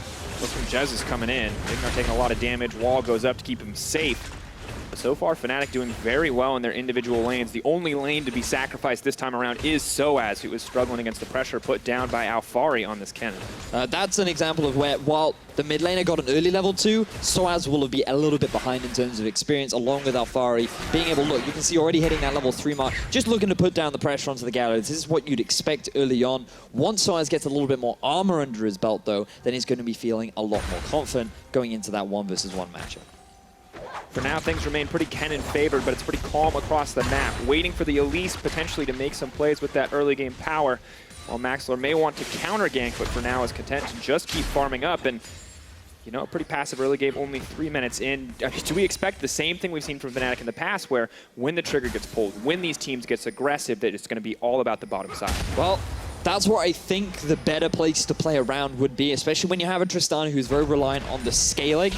And usually you want to use her to start sieging around the rest of the map. She is so strong at being able to take down these towers. And remember, with the Rift Herald on the board right now, I could easily see Fnatic looking to try and make an early play around that too. So in terms of early pressure, I think that that would be the best place to play around. Now, one thing I do want to highlight is the fact that look at Caps. He's already picked himself up a Doran's Ring. He hard pushed Power of Evil underneath the turret and was able to get a very early back off. That means that he's able to pick himself up a control ward, the rejuvenation pot, along with an extra Doran's Ring, which will just give him a little bit more ability power, help his pushing, along with giving him a bit of extra survivability during the laning phase as well. And this just gives him a much easier laning phase, which is very much what we wanted to watch out for coming into this first game. Looks like easy laning phase is the name of the game, though, as Power of Evil will back in time to match the double Dorans. They're refillable as well. So identical buys on both sides. The difference in the champion not going to matter yet in terms of itemization.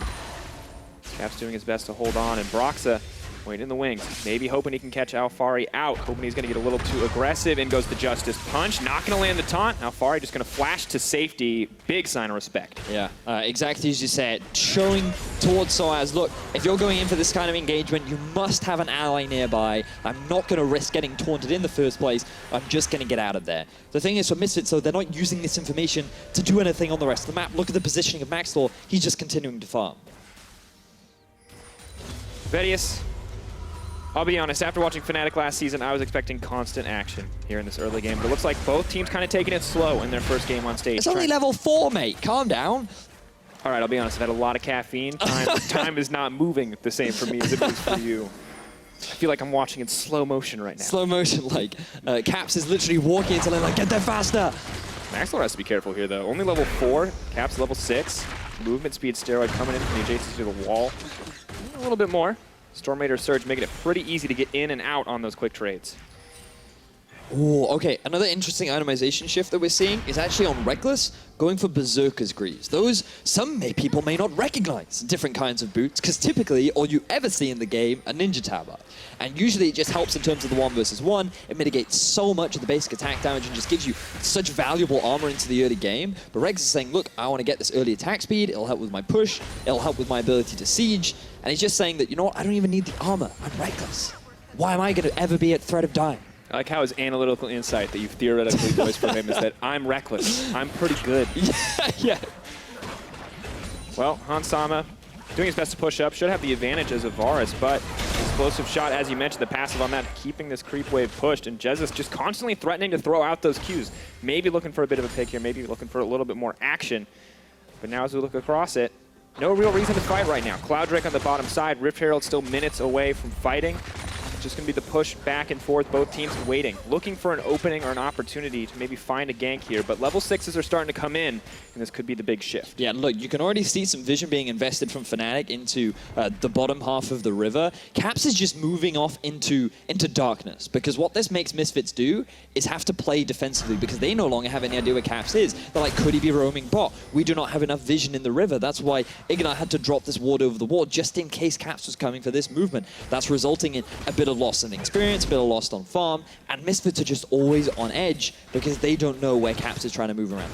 And you gotta see, Alfari happy to get the CS lead on the top side. Gets the Cole as well, really doubling down on the advantage he's gonna get, but he's not pushing for more. He's not looking for solo kills, he's not looking for anything crazy, does not want to take risks here in the early game, but gotta say, Galio, kind of a champion that will contribute more to team fights as we move later in the game. The damage reduction, the taunt, everything there.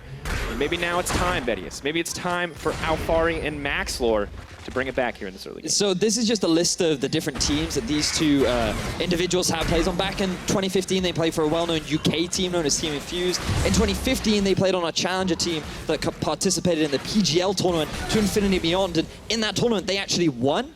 And they took down the original roster of G2 as they were developing and coming into their first split of the LCS. So these guys, they have been around on a bunch of different teams. They have that experience, but we're yet to see Maxlor even invest any time into Alfari. He doesn't want to try and help this superstar top laner. He doesn't want to make him his Beyonce. Which I understand. Because I really love farm, and it looks like Maxlor does too. So much so that Misfits, they're going to send their bot lane up to help Maxlor farm, to help take away that red buff, to make sure Broxa can't get it either. And we have to admit that with the vision investment from Fnatic into the top half of the map, it makes it a little bit harder for Maxlor to be able to camp Alfari as well. So Broxa, maybe he knows about the legendary duo. Maybe he's like, no, I'm not going to allow you that opportunity. I'm going to put some deep vision down and stop that from happening. Maybe that's the option, but either way, it's still a red buff trade in the end. And Caps and Power People just continuing to poke at each other. No lost chapters coming in yet, no Morelicons, no major damage spikes, so it is still just the battle of push. But now Caps maybe looking to roam to the top side, is poking in, they have the necessary vision. Alfari wants none of it. Backs off and drops a ward there on the top side. Good communication from Misfits. They realize that they have no control of the top side of the map. The only ward they have is the one that Alfari literally just placed. And Maxlor, he's nowhere near the top side, so Brox is using this as a window to try and set up a dive. Oh, Alfari.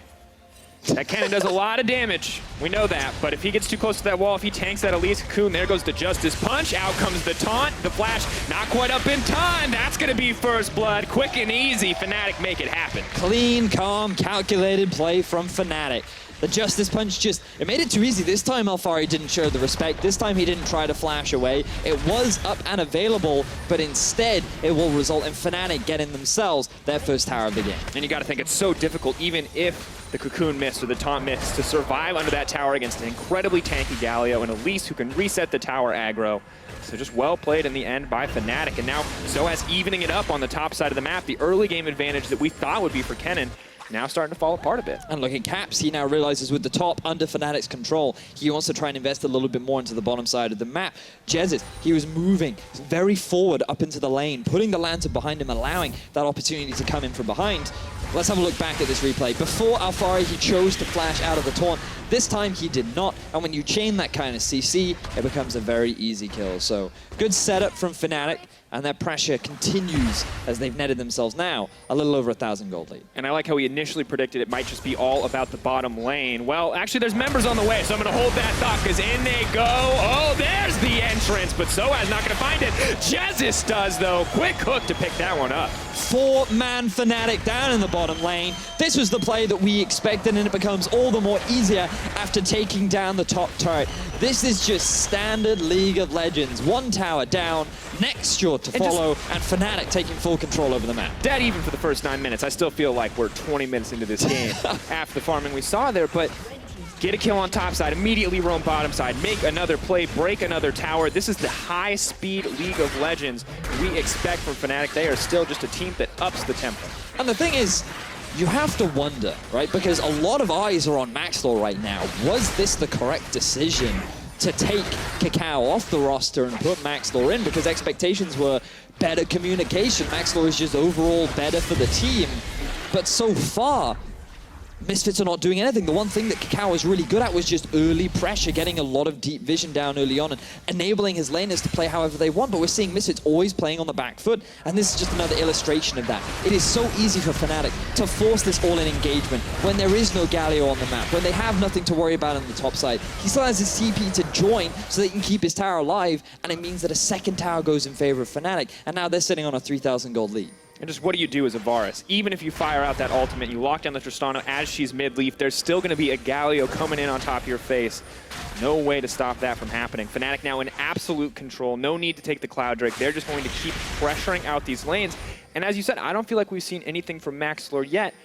And I think that forcing him onto this Kha'Zix was an incredibly good move from Fnatic. It could, I mean, I agree, right? Like, the thing is, he also had a lot of opportunities, though, because the mid lane is a great opportunity to try and gank.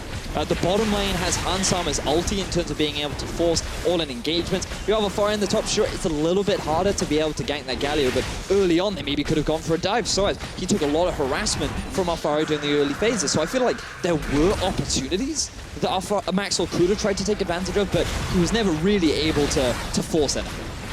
Fnatic now looking to break their third tower of the game. So I was ready to go in on a moment's notice, but there's the Rue locked up. Caps is in trouble, not going to get a chance to grab the Lantern. That's a kill for Maxlor.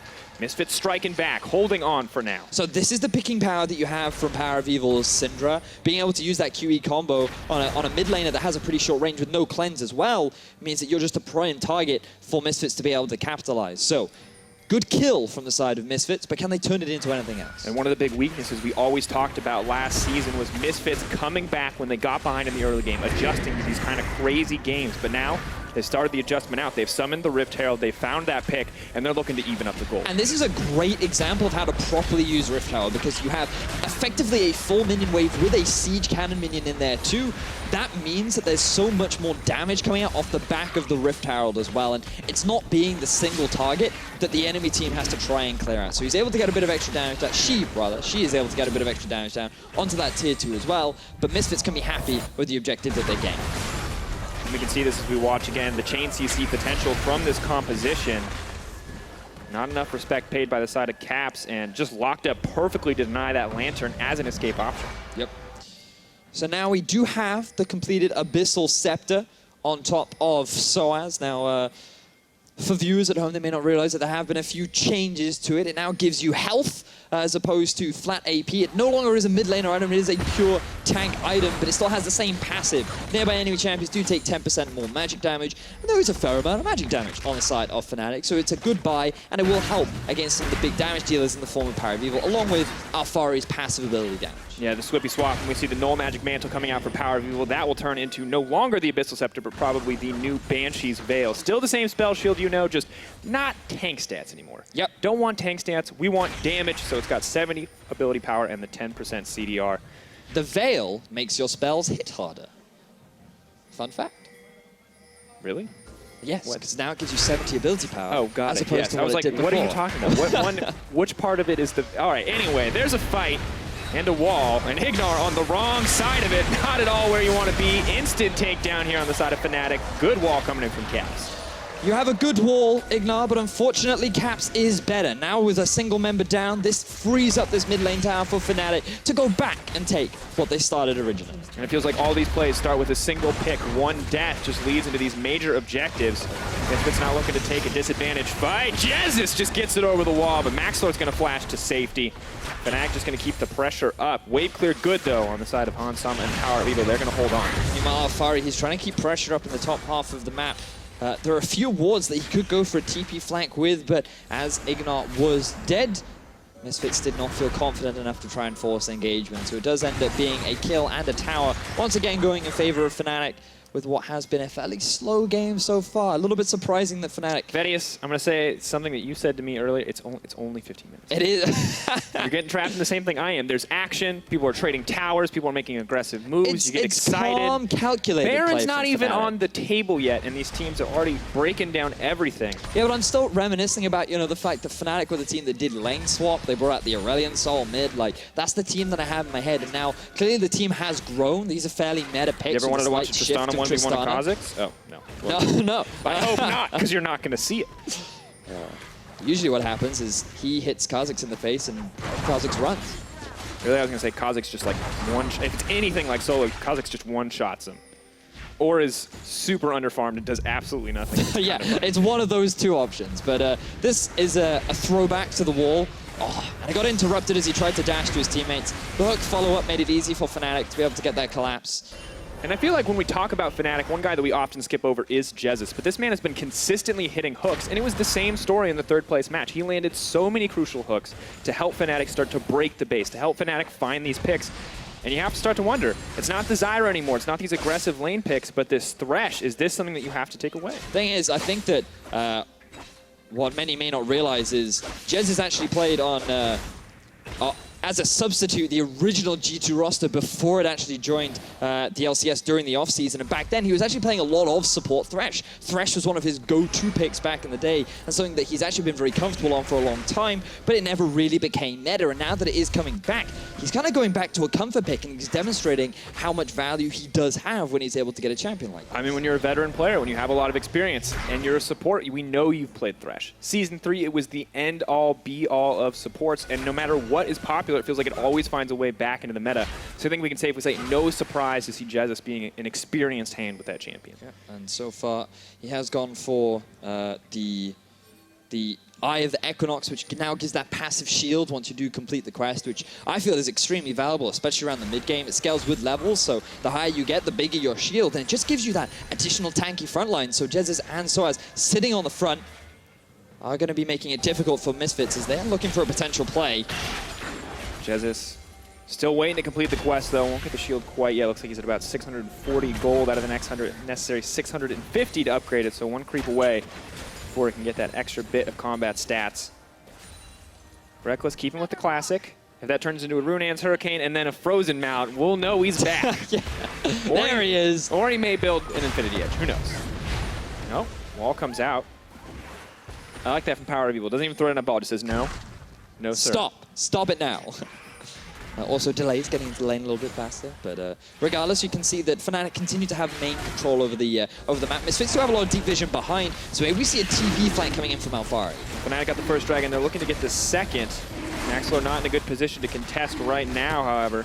We'll start to move into the pit. Broxa, has he given this one up? Because the blow stack starting to go down, but in they go. MaxLord deletes Jez. The TP is on the backside, however. Reckless still alive, still healthy. They're locked in the pit. In goes the grand entrance, and Talia gets the damage reduction to keep her alive. Caps is fine for now, so as leaps back into the fray. Do they have the damage to keep this going? Doesn't look like it. The power of Evil and the rest of Misfits, they're hesitating for a mere moment before they back off. Scuttle Crab movement speed in their favor. They can get control of this area, but can they risk getting picked off? Fnatic, they're still sticking around, but they're only 4 members to 5. Alfari, look, he's got the push in mid, and the stun does land. Unraveled Earth, Ignar leaping forward, have to be safe here. Soaz looking to get the taunt, flashes forward, in goes Reckless, looking for the resets. That's gonna be 1, looking for 2. Is he gonna leap over the wall? Are they gonna chase for more? Well, Caps sure is. Reckless hungry, gonna move forward. Ignar blocks the shot, crucial survival moment. And Misfits, even though they had the numbers advantage, they chose to keep Alfari mid. They thought that with his ultimate down, they were not in a strong enough position to go for it. And Fnatic were just buying their time,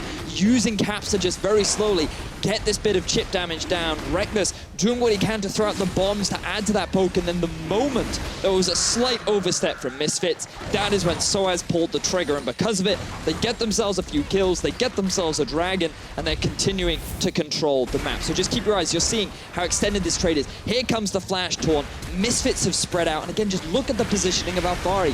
He is not with the rest of his team to help them try and turn this fight in their favor, and Misfits, it just feels like they're not properly coordinating, and where is this additional communication that we were expecting? And this is the thing, is that they are saved by a single ability from Ignar in that instance. He would have killed Ignar and Power of Evil. Who knows what Fnatic could have done after that? Maybe they just back off, maybe they push for Baron, but either way, that could have been an even bigger advantage, and it's not because Misfits out-executed. It's because that cooldown came up at the right exact time, or it could have been so much worse. So Fnatic, they're looking very strong right now, though, continuing with the success that they did have from last split, seeming to be a little bit more meta, a little bit more standard. They are definitely playing very well together, and I'm looking at Jez's in particular, who's setting up a lot of these successful plays. Have to wonder if it's the meta that kind of came into Jez's favor with that Thresh pick, or if just like, okay, I will stick to the meta and I'll focus on it. But I like that we have 4 standard picks. You look at this could be an LCK draft, except for one part. Yeah, except for one part. And that Tristana is already working out incredibly well. We know it's a scaling carry, and Misfits, they pick something in the early game. It's Alfari. Not going to work out so well. Now is taunted up, is locked down. Just an easy walk down on the side of Fnatic. Aldedri is the honest truth right now. Misfits, I have no idea why he's sitting down in the bottom lane pushing by himself when Misfits have no real pressure anywhere else. You can even see Handsome, he's pushing out top lane. To me, it does feel like a communication breakdown from Misfits. They're not entirely sure what they should be doing at this point in the game. And Fnatic, they're just utilizing the fact that they can see exactly what Misfits are doing, and they are ready for everything that comes their way.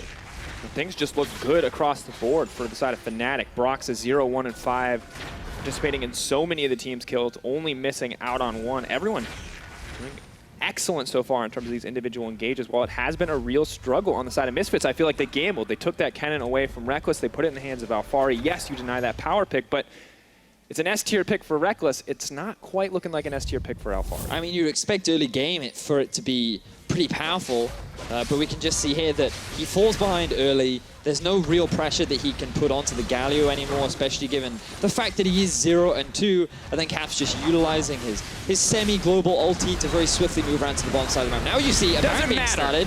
Baron, the all-important moment. MaxLord, you want to earn your spot on Misfits. Now is a good time to start. Can you steal it? 2.4K getting lower. Fnatic holding on, 1.9. MaxLord, is he going to go over the wall and try to start this one up again? Just going to let it reset. Fnatic taking a lot of poke damage. That could be an advantage for Misfits, but they're not going to push any deeper. Just Ignar poking at the edges here, maybe looking for an opportunity, but over the wall goes Reckless. No fear, not the right way on the shield, and that means Ignar is dead. Fnatic not looking to get the Baron, though. They want to keep this ball rolling. There goes the wall. It's blocking off Misfits perfectly. The only way they can go is back in their jungle, but they want to take the fight. They want to keep it going. Caps just barely living in the end. Neither team pushing for more. The magic resistance from that Banshee's Veil paying off right there as Power of Evil not quite able to get the kill down onto Fnatic's mid laner, but Misfits, they played that very well up until a point. They were just sitting around the back of the Baron pit. They had good enough vision with which they could go for the steal. And in that sort of scenario, there's no guarantee that you get that objective. So Fnatic, they wisely back off. But it then gives Misfit priority over mid lane. That's a great opportunity for them to start pushing down that towards that tower and actually maybe even take it away from Fnatic because they're forced to take the long way around. But then Ignar isolating himself make it easy for Fnatic to just go, let's just jump onto Ignar, and then they get themselves the kill. And you can just see here, like, Ignar at this point, he's just overstaying. Maxlore too. The fact that they're in this position without their team not putting focus on this tower makes it so easy for Fnatic to get that kill. And the fact that the shield went the wrong way as well, that's not what you want. Yeah, rough game from Ignar already. Denied that escape on the wall earlier. Now caught out, just trying to make what he felt was the right macro play, not respecting the pick potential coming in on the side of Fnatic. And that just feels like it's been the story of this game. Fnatic utilizing their picks so well to take down members and now utilizing them to take down the Baron. We'll see if Misfits can contest this one. This is a very quick Baron take. The TP is coming in from Alphari, and immediately Fnatic disengage. So as leaping forward, Justice Punch going to get the taunt onto 2. The Elise is knocked up. Unraveled Earth means Ignar has to leap out to safety, but Reckless is doing damage, backing off, trying to get the perfect positioning. So as gonna bring it back, does not take the corruption with him from the Varus ultimate, and that means Fnatic can walk away. The thing about Fnatic's composition is it's very difficult for them to successfully get a hard engage with their composition because who can reliably bring in that Galio to the backline? I mean, you have Reckless, sure, but this team is more about kiting, moving backwards into the fight, relying on Misfits to actually be the engagers. But given the disadvantage that Misfits are in, they're not willing to take that risk. So Fnatic are being forced to play around this Baron to try and get Misfits to be baited into a fight. Broxa taken to safety now. Misfits clearing out the Baron vision again, looking to hold control of this area, make sure they know if Fnatic are going to push for anything. Don't want to give them the opportunity to do anything sneaky. We saw it from H2K already today. Teams would be happy to get a free Baron. Uh-oh. Uh-oh. Bump, bump. Talia. Bump, bump. There's the wall.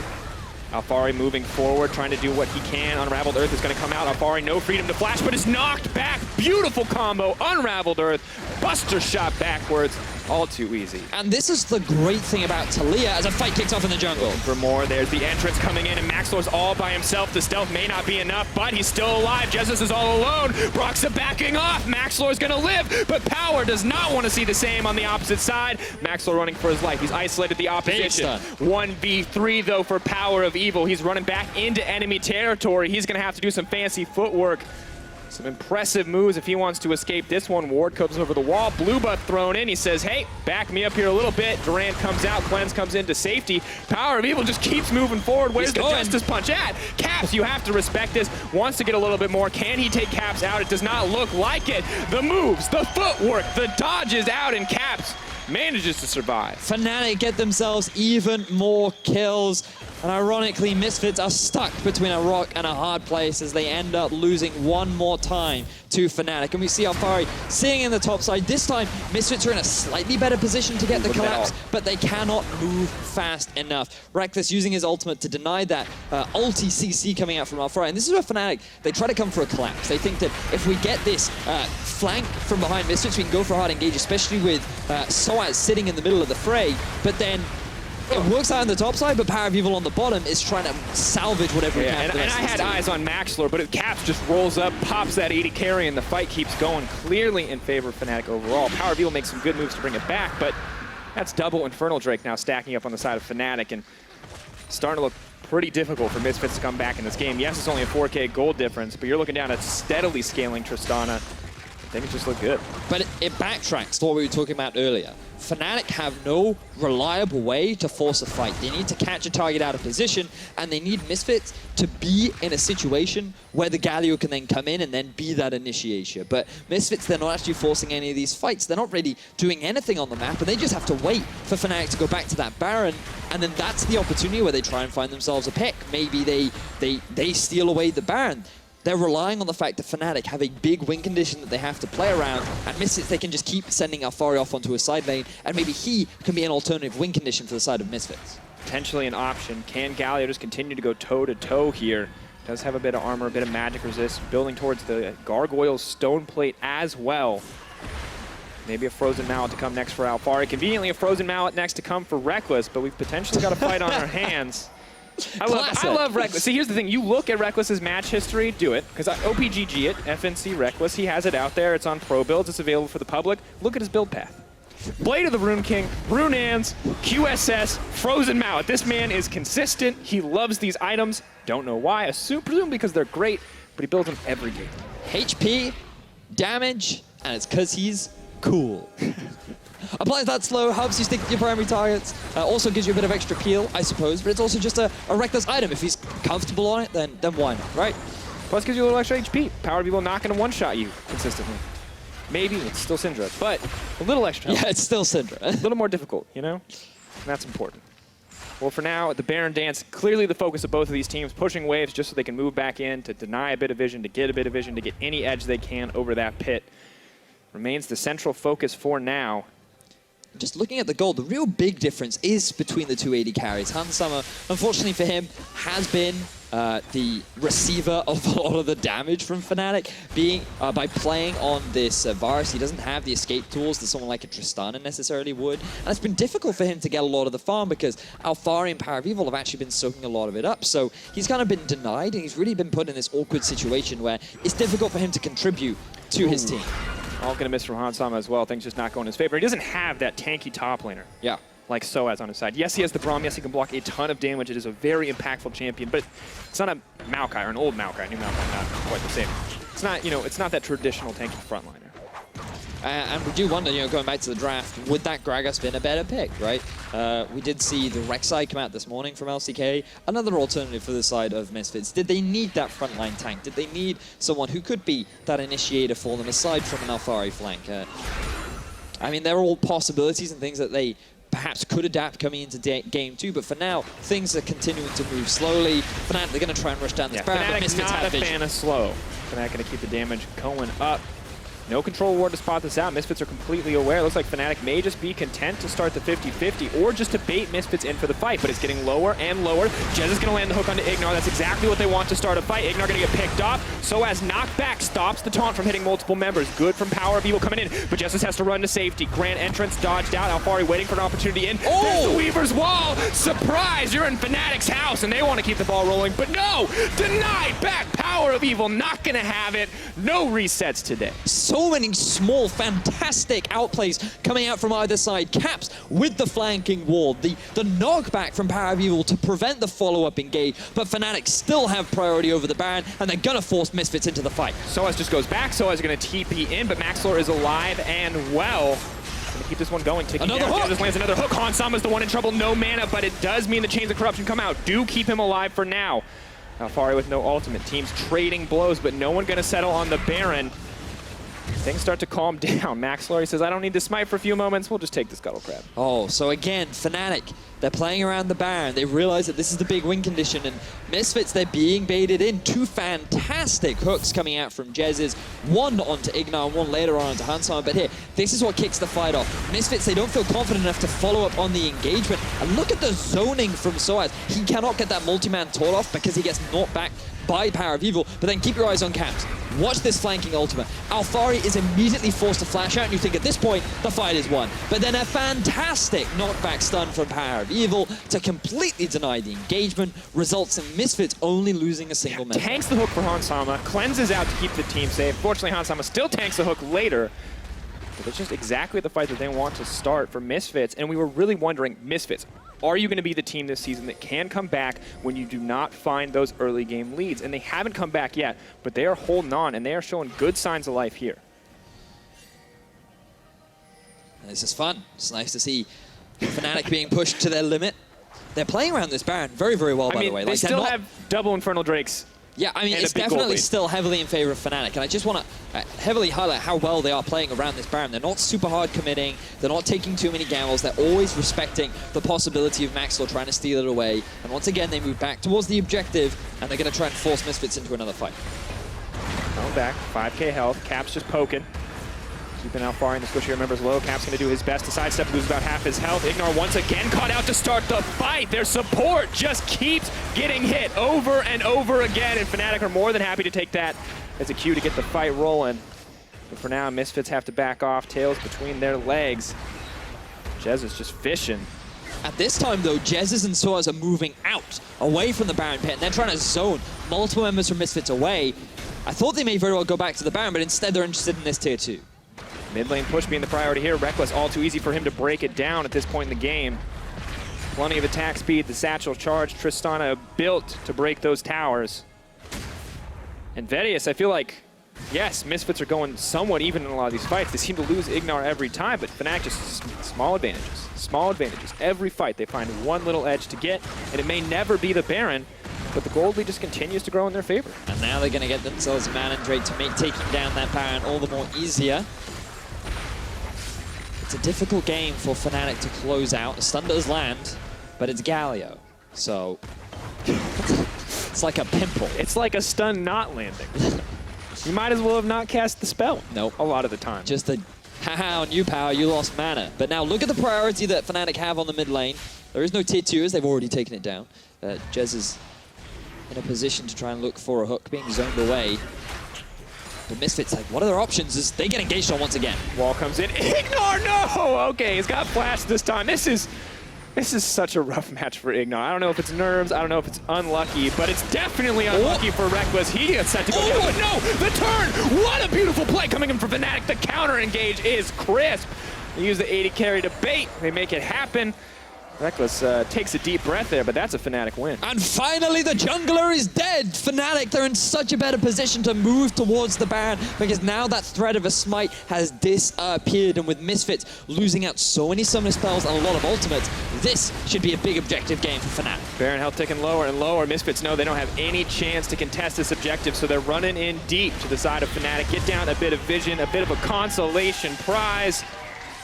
Crowd clearly excited that Fnatic now has a massive advantage in their favor. Poor Hansama.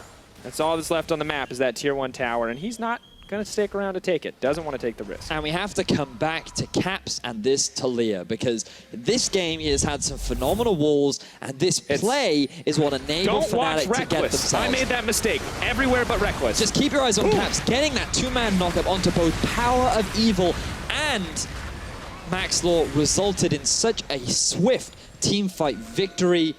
And it's just the fact that in that big chaotic fight, it's so difficult to be able to spot out that Talia W. It can be so impactful. And then when Caps does land it, it just swings the fight in their favor. And you look at it, Max Law, a champion that wants to leap into safety, but when there's a fed Talia, throws down that unraveled earth, can you ever reliably leap in without taking 50%, 60% of your health and damage? Well, we talked about Misfits holding on. They really need to hold on here. Siege coming in from Fnatic. Double cannon creeps. A Demolitionist in Tristana going to keep the damage pouring out. It's crazy. Galio all alone. No one can kill him. Syndra should, in theory, be able to kill everyone. Well, Galio rework says no. Fnatic just going to keep this one rolling. Starting to pressure out the inhibitors. Misfits, what can they do to hold on here? Alfari, maybe an ult, maybe a wombo combo, something could go in their favor. But Fnatic, they've been here before, and they're not afraid to just play patient. Just keep the siege going. They have the Baron, they have the 1-3-1. Cap sitting in the middle lane, has his ulti to weave his way between the two side lanes. And with these Baron empowered minions, Misfits, they do have a lot of pick power and wave clear. But with the range the Reckless has in this Tristana, with the ability to just continue their siege means that Misfits, they're running out of options, they're running out of time. So as the front line that Fnatic need, or the Caps needs, to break down that first tower, that's the first open inhibitor. Fnatic not going to group there, though. They know they can get more, they know they can break the base even more open than it already is. Smite's being burned, just keep those cannon creeps down. Triple control ward, probably not the most efficient placement, but no one's seeing over that wall for sure. And now it's just the Elise. Ah, the wonders of Baron buff and Mountain Drake. Siege continues to go forward. Stun on a Hansama, taking a bit of poke. That could be trouble for Broxa. Out comes the Galio ultimate. Max Lord does get knocked up in the end, but the stealth is going to keep him alive. Play onto Alfari means no counter engage, but Soaz wants to keep this going. Caps is on the side. He's poking, he's prodding, he's looking for a little bit more. Tower still tagged out by Soaz, but Fnatic not even concerned. They're just going to take the tower. They say, Misfits, please just back off. They do. They're more than happy to respect that. Soaz staying true to his name as the Colossus. He is the tower now as an inhibitor falls in favor of Fnatic. Now they're looking to make their way onto the next one. 3 open inhibs, 1 already down. Alfari running for his life, can't even touch the Talia. Way too much mobility, the worst ground. Not anywhere in the base, she has all the freedom. There goes Soaz, there goes the Weaver's wall. Now isolated from the team. Alfari, Hansama, Maxlo, they're going to have to wait. 3 inhibitors down. Baron buff backing them up. Elder just a minute away. We have to be sure that this is going to be the Fnatic win. If the Dragons weren't enough, if the gold lead wasn't enough, nigh impossible to come back from those triple inhibs. And bear in mind that Fnatic, the only tower that they lost was in the mid lane, and that was thanks to Rift Herald, who almost always guarantees at least one structure. So Fnatic playing a near flawless game so far. They had a great early game. They transitioned that into a fantastic mid, and they just identified their win conditions. And even though they kept going back to the Baron, they never faltered. They never made a big enough mistake that Misfits could very swiftly capitalize on. It was just a matter of time and repetition and consistency until Fnatic finally found the pick that enabled them to get the Baron and open up the game. Misfits, they traded some kills. They fought over Baron Vision. They gave up a pick. They got a pick back on Fnatic, which allowed them to take that one tower, but they haven't gotten anything since. Fnatic has dictated this pace of the game from the start. And this is exactly what we expected coming in. We thought this style, if it continues, looks good for Fnatic. Looks like they don't feel like they need to change anything here. It's still the same Fnatic style we know, as explosive as ever. And Fnatic fans have got to be feeling ecstatic right now, because after the resurgence of Fnatic last split, after their performance, they're looking to end the game. Well, goodbye, Maxlor.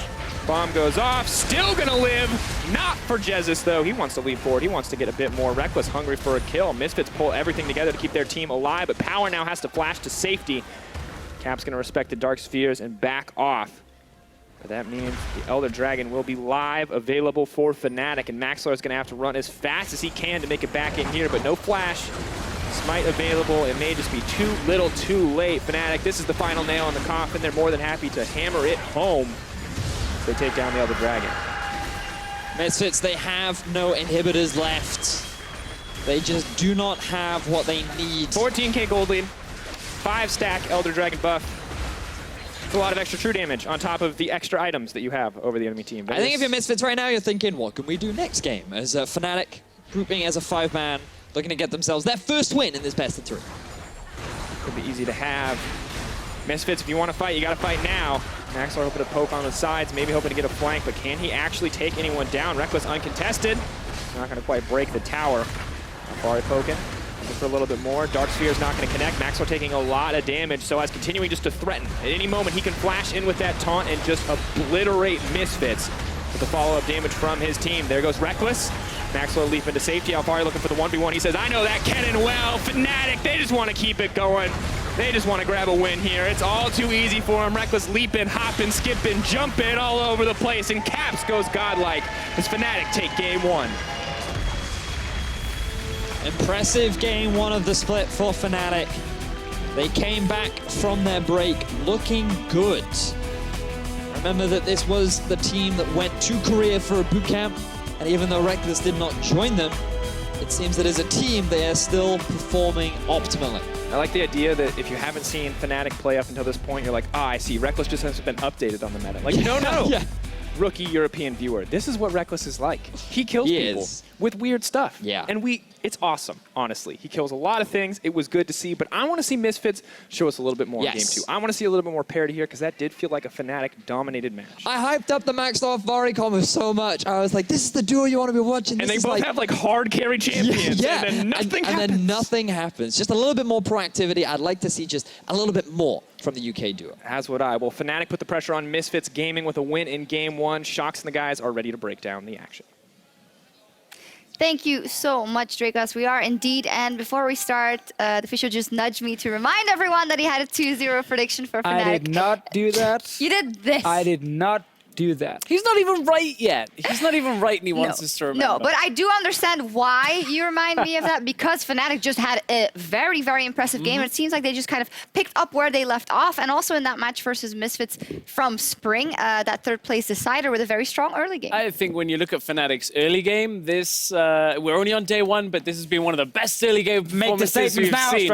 I mean, Fnatic looking very clean. They go for the kill in the top lane, kind of punishing Maxlor for never really visiting pushing this lane. It's an easy kill once the taunt lands, then they crush the tower down, and then the next phase, we were talking about maybe moving to the top side to protect, but Fnatic see the play bottom side. Nice. You bring 4 people here, great flash play in from Jez's, and it's an easy setup onto the second tower. I think it's just perfect understanding of your comp in the early game, like knowing you can gank the cannon with the Galio setup with his knock up, into then that play bottling with Galio ulti, and of course flash play from Jez, who had a good game on Thresh.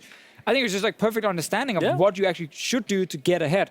Because Misfits comp was a little bit scary if it got rolling. You know, cannon split push, you had the Syndra mid lane who can actually be a bit of a bully against Talia once you get into a few levels. The fact that it never actually happened just meant that Misfits were behind all game long. Yeah. We know from the past, though, then that they have been struggling with being proactive, and then they're behind, also been struggling to find the openings to get back into the game. However, I feel like Fnatic did give them a little window of opportunity with the Baron hassle, or yeah, that was one issue that the Vedius and Dracos talked about a lot. Fnatic weren't necessarily the best at starting fights, but as soon as an engage started to kind of formulate, they can get in and counter-engage very effectively with that Galio, and that's what we saw a few times. Yeah, I just think Fnatic, when it came to the Baron, they skipped too many steps. Yeah. They just said, let's just start the Baron, which actually allowed Misfits to always walk in 5-man, stop the Baron, and have a potential fight. I would just love to see Fnatic, like, whenever you push out mid with Talia, like, you can use the Talia wall through the enemy jungle and literally block them from even getting to the Baron. Or if they go to the Baron, you block off half the team from then getting back out, and you get, like, one of these fights where it's 5v2, basically. And I think Fnatic just never really utilized that Talia ulti enough for Baron setups. Yeah. Until they then finally actually got it a bit later on in the mid lane, not in the jungle, in the mid lane, they got it in the end. Took some time. They also had to win a few fights, like the next replay we have, which is just another nice segue. Fight. Classic segue right there, planned all along. Is this Reckless in a side lane with Frozen Melon? Oh, it is. It is. He gets out into the side lane, ganks over onto the side lane alongside Caps, and this is the area that Misfits don't have a lot of options to punish here because Fnatic are already regrouping for the second half of the fight. Yeah, and the reason we paused the replay right here is simply because now Misfits have like the one opening to try and get some kills in return, because Brox and Jez actually walk in without obviously a lot of support. You can see on top side Talia and the Tristana, who just killed the enemy cannon, are not nearby. Yes, Source can join to try and buy some time, but this is like the moment for Misfits back in the game. And if you just roll the clip, we see them get like 1 kill. And then because of the great ulti from Source and him being basically unkillable at this point, it's just so hard for Misfits to really get anything other than this one little pickup. I must admit, I haven't read the 7.11 patch notes yet, but if Galio doesn't have some significant changes, this champion when ahead is disgusting. Unkillable, especially with Stoneplate that goes on top of it as well. It's just the thing about Galio and some of these tanks, like, you can pick carries against them and kind of shut them down early on in the laning phase. Galio always offers great wave play. You can always at least farm in a lane, and then his gank setup is actually pretty good. Dramatic effects there, as we talk about. Galio as well and his gank setup, which we did see in this game. And once you get ahead, as you said. And I want to talk a little bit about why they got ahead and how. It was actually some things that Vedius talked a lot about, the synergy between Alphari, Maxlaw in their past. The mistakes we were seeing somewhat out of Alphari were also reminiscent of that, where he's pushing on these carries without regard for where the rest of the map is. That's where we see Reckless come up to the solo lane, and 2v1 they get the kill. That happened a couple of times in the bottom lane as well, and I want to see Alphari work on that again, because he doesn't necessarily need to be overextending that much, but he feels like playing the cannon. You got to carry the game in that side lane. Technically with this comp, he needed to. Yeah. So when he fell behind, you can see Ignore would like try and do something in the front line. He got caught, he died. They couldn't really land a stun with Power of Evil, and Kha'Zix offers nothing right now. I actually think if you're Misfits, drafting a comp with easier ways to engage fights might benefit you. If, again, you start at least being slightly Easy game behind. plan. Yeah, but easier in that sense. Like, straightforward, rather. It's hard to say because then some of these comps could be weak in the early game and blah, blah, blah. But if you're Misfits, you always struggle to engage, especially when you don't win the early game. I think sometimes maybe getting a bit more engaged in your comp could make it a bit easier to try and come back. All right, we'll see if that happens. But a great split from Fnatic so far. Great split from Fantastic. Fnatic. Well, we have more excitement left on the Rift with Game 2 between Fnatic and the Misfits right around the corner. Stay with us.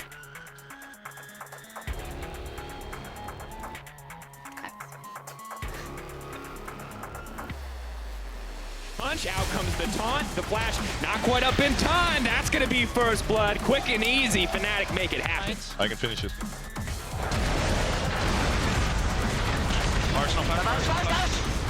Nice. No flash. One money. I'm fine. Look. Classic. Nice. I'm fine. Let me launch. It's all too easy for him. Reckless leaping, hopping, skipping, jumping all over the place. And Caps goes godlike as Fnatic take game one.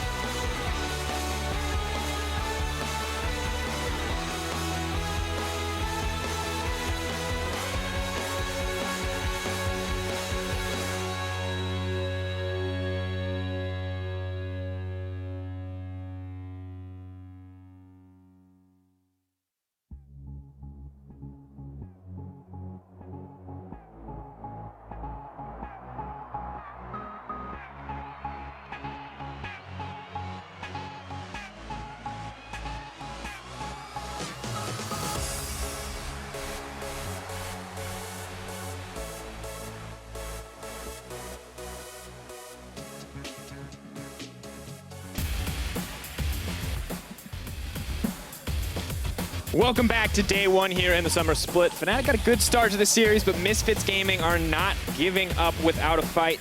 Misfits, red side, ready to go, ready to rock. And I gotta say, the thing we noticed that the audience may have noticed as well, Reckless left the stage, went back with his team, had a chat. There were no dramatic shot moments. There were no dramatic like hand and head moments. This guy looks like a different person. Smile on his face. That time he took off is doing some good. Yeah, it certainly is. It's nice to see that he seems like a completely different person. His goals for this split were to be more a part of the team. He wanted to be with the rest of Fnatic more, and he's definitely looking like much more a team player within Fnatic. So it's nice to see this growth. We'll have to see how it progresses throughout the regular split. Meanwhile, I'm more interested in seeing how my arm progresses as we came into this matchup, you trying trying to hype me up, and you've now broken my arm. So to be fair, my producer said, "Get hype, punch each other," and I did my job. I did my job. That's all I'm saying. You failed. My arm is definitely hyped. But speaking of hype, we're now expecting a little bit more hype from Misfits because they did not have the best sort of performance in Game 1. I think that we were expecting a little bit more. We did hear them discuss on the desk that maybe we shouldn't have such high expectations of them on day one because bear in mind this is a brand new roster. Communication is something that does take time to develop. And against a Fnatic squad that seems to be definitely riding a high right now, it's a difficult wave to certainly catch. Yeah, this is not a Fnatic that's playing a new style either. This is a Fnatic that is refining a style that they brought out at the end of Spring Split. Misfits, they not only have a new member, they now have to figure out how to play together again, how the team is going to function. But despite all that, we do have to give praise to one man who made a massive impact in the game, and it was Power of Evil. Didn't always have the greatest moments, but there were multiple team fights where he came in clutch, where he was able to knock people back, to scatter the weak time and time again, to stop those engages from just tearing Misfits apart. And without him, that game probably would have ended 10 minutes sooner. He single-handedly stopped fights from being disasters. And it's interesting because we, as a broadcast team, were discussing spring of 2017 was probably Power of Evil's best split yet. On Misfits, he just seems to be playing in his comfort zone. The meta suited him perfectly. He was outplaying many of his opponents. He was regarded as one of the top mid laners here in Europe. And he just seems to be continuing on with that performance. He is still playing exceptionally well. And while during the early game, he was put a little bit behind because of the unique strategy that Fnatic did bring out by giving Caps that early level advantage, he's still able to contribute to his team. And we'll have to see coming into Game 2 whether or not that will be enough to get Misfits into a one-on-one setup. And I think at the end of the day, we have high expectations of the draft coming in here for Misfits. We want to see changes. We want to see somebody with a little bit more agency in the early game. It did not work out when Alfari was on the Kennen. Did not work out with Maxlor on the Kazakhs, but there's a lot that could be changed up here. Now bear in mind, Misfits Gaming chose to be on red side for Game 2. So in terms of the bans, Fnatic can choose to just keep doing what they were doing. In Game 1, they banned away the Jace, the Rumble, and the Xayah. They already won Game 1. Why try to fix something that isn't broken? It is up to Misfits to try and change something up in the draft. Or maybe they just thought that it was an execution error, and maybe we see exactly the same stuff. There's a lot to talk about here that's very important. I want to talk about something that's not, and it was ruined. Xayah banned away. I talked to Hansama and Ignar ahead of time. I said, guys, listen to me. If you play Xayah and Rakan together, if you're the first team to do it, the internet will make weird comics about you. And I think that's an aspirational goal for some people. However, Fnatic not going to let it happen. Kennen also going to be banned away on Misfits. They do not want to touch it. They do not want to see it again. They're going to mix it up already in the pick ban phase. And Fnatic, they say, hey, as you said earlier, Vedas, we won with it once before. Why not just rinse and repeat? So this time around, the Lee Sin is up and available, so Misfits could go towards that option. I think that if they do want to put Alfari more on a carry in the top side, I think it would be better to have Max on a tank. We know that given the current meta, you can afford to have more tanks in the jungle. Like, Ivan is still a decent pick. Sejuani is playable. The teams are yet to bring it out. Gragas is still a very reliable champion. So I think the Misfits have options that they can look to play around if they want to put Alfari on a carry or a tank. And it's interesting because once again, we see the Varus coming out here for Misfits. Now, it's not clear if this is a priority because they believe it to be a strong pick, or if it's just that it's a safe pick, that it's reliable in what is going to contribute to the team. But either way, it has remained a consistent factor here for Misfits. And now, the change in the pick ban phase, Lee Sin up, available, and it is going to go into the hands of Maxlor. If you wanted to compare this guy to Kakao, now is your chance to do so. Oh, it certainly is, because remember that this is the champion that Kakao was well known for. It was the champion that he had a phenomenal regular season record on, and now the pressure will be put on as Fnatic. They just continue to repeat their draft. Galio going to mix it up, though. I was about to say it's like that scene in The Matrix. Like, we have the same groups for Summer Split that we did for Spring, basically. New teams. Then we have the same draft coming into Game 2. Felt like a lot of the same thing, but Misfits say no. Lee Sin, Galio going to be picked up here. Fiora immediately banned away. They don't want to give Soaz access to any of those counter matchups. Have to see what the next ban is going to be as well. What Fnatic deem necessary to take away. A little bit of a difference here in what the teams have opted for in their first pick phase. So before they did ban away both the Ivan and Tahm Kench, I think they can continue with the Tahm Kench ban. He is a very good pick into the Thresh. And they could also look to either focus on just banning away other support champions. And given that they don't really have an advantage, I think it just makes more sense to just keep banning away those supports. Syndra taken off the board. A lot of respect paid over to the potential blind pick available for Caps. Of course, they will have the luxury of last pick on the side of Misfits, so it makes the most sense to see a support locked in here. But maybe there's something that deserves more priority. The Taliyah is up, the Taliyah is available and is an option, as is the Orianna. Interestingly enough, Malzahar going to be the pick locked in here, despite honestly repeated nerfs. Now bear in mind, Ignar, during the regular season of Spring, had a 6-1 record on that Malzahar. He is good at the champion. He is what made him well known for being that kind of playmaker support, and it's something that he is definitely very comfortable on. So Misfits, perhaps they're saying, you know what, Fnatic, you play comfort, we'll do the same. And then we talk about picks being very important. You've got an Elise, you've got a Thresh on the opposite side. Now you have a Malzahar and a Lee Sin to set up on the side of Misfits. Both teams can catch people out and take them down if it's an option, but keeping in the theme of potentially protect the Reckless. Certain people alive. I feel like Fnatic have a trend. They had the Galio game 1 for the damage reduction. Now they have Shen to just be this big, beefy shield. It's interesting. It's just Fnatic doing their best double lift era CLG impression. But it works, right? Like, the fascinating thing about it is you don't even feel like Reckless is the only threat on the team, especially given the performance of Caps in game 1. He's got himself the Orianna. Very likely the Power of Evil going to go towards something like an Ahri. Maybe he goes for something a little bit riskier like the Echo, or he too could pick himself up the Taliyah and look to try and play more around the map. Ooh, but Power of Evil, this is a statement right here. That is some confidence. Picking the Ahri into this matchup. He has faith in his ability to outplay, to potentially land those clutch charms in key moments. Keep this one going. Two very different team comps this time around. Well, Fnatic very similar in what they're trying to do, but different champions. And of course, Misfits, almost a complete mix-up here in terms of draft. We wanted to see change from Misfits, and that's exactly what they've done. They've gotten themselves a 1-3-1 pick-style composition, which is very much about trying to catch targets out, especially Caps. He has decided to run the cleanse, which I think is very, very important into the Ahri matchup because of how quickly a champion like Orianna can get nuked down if that charm is able to land. Now, Ahri was a pick that Power of Evil regularly brought out during the regular season, so it is something that we have seen from him before. And when you think about engages, Ahri Galio is actually a great combo. We saw it during the international, the MSI play-ins rather, where the Ahri would just dive in, you think you can engage onto her, and then boom, a hero suddenly appears out of nowhere, and then you have everything that you need to turn it into a party in your favor. And we saw in game 1 how crucial the flash taunts were for the Galio. Well, now there's plenty of teams that can flash, they can get into that backline, the Lee Sin, the Ahri, they can set this man up for success. And folks, if you believe in Misfits, if you think they can bring it to a 3-game series, hashtag MSF win. You've got faith in Fnatic. If you want to see them back on top, hashtag FNC win.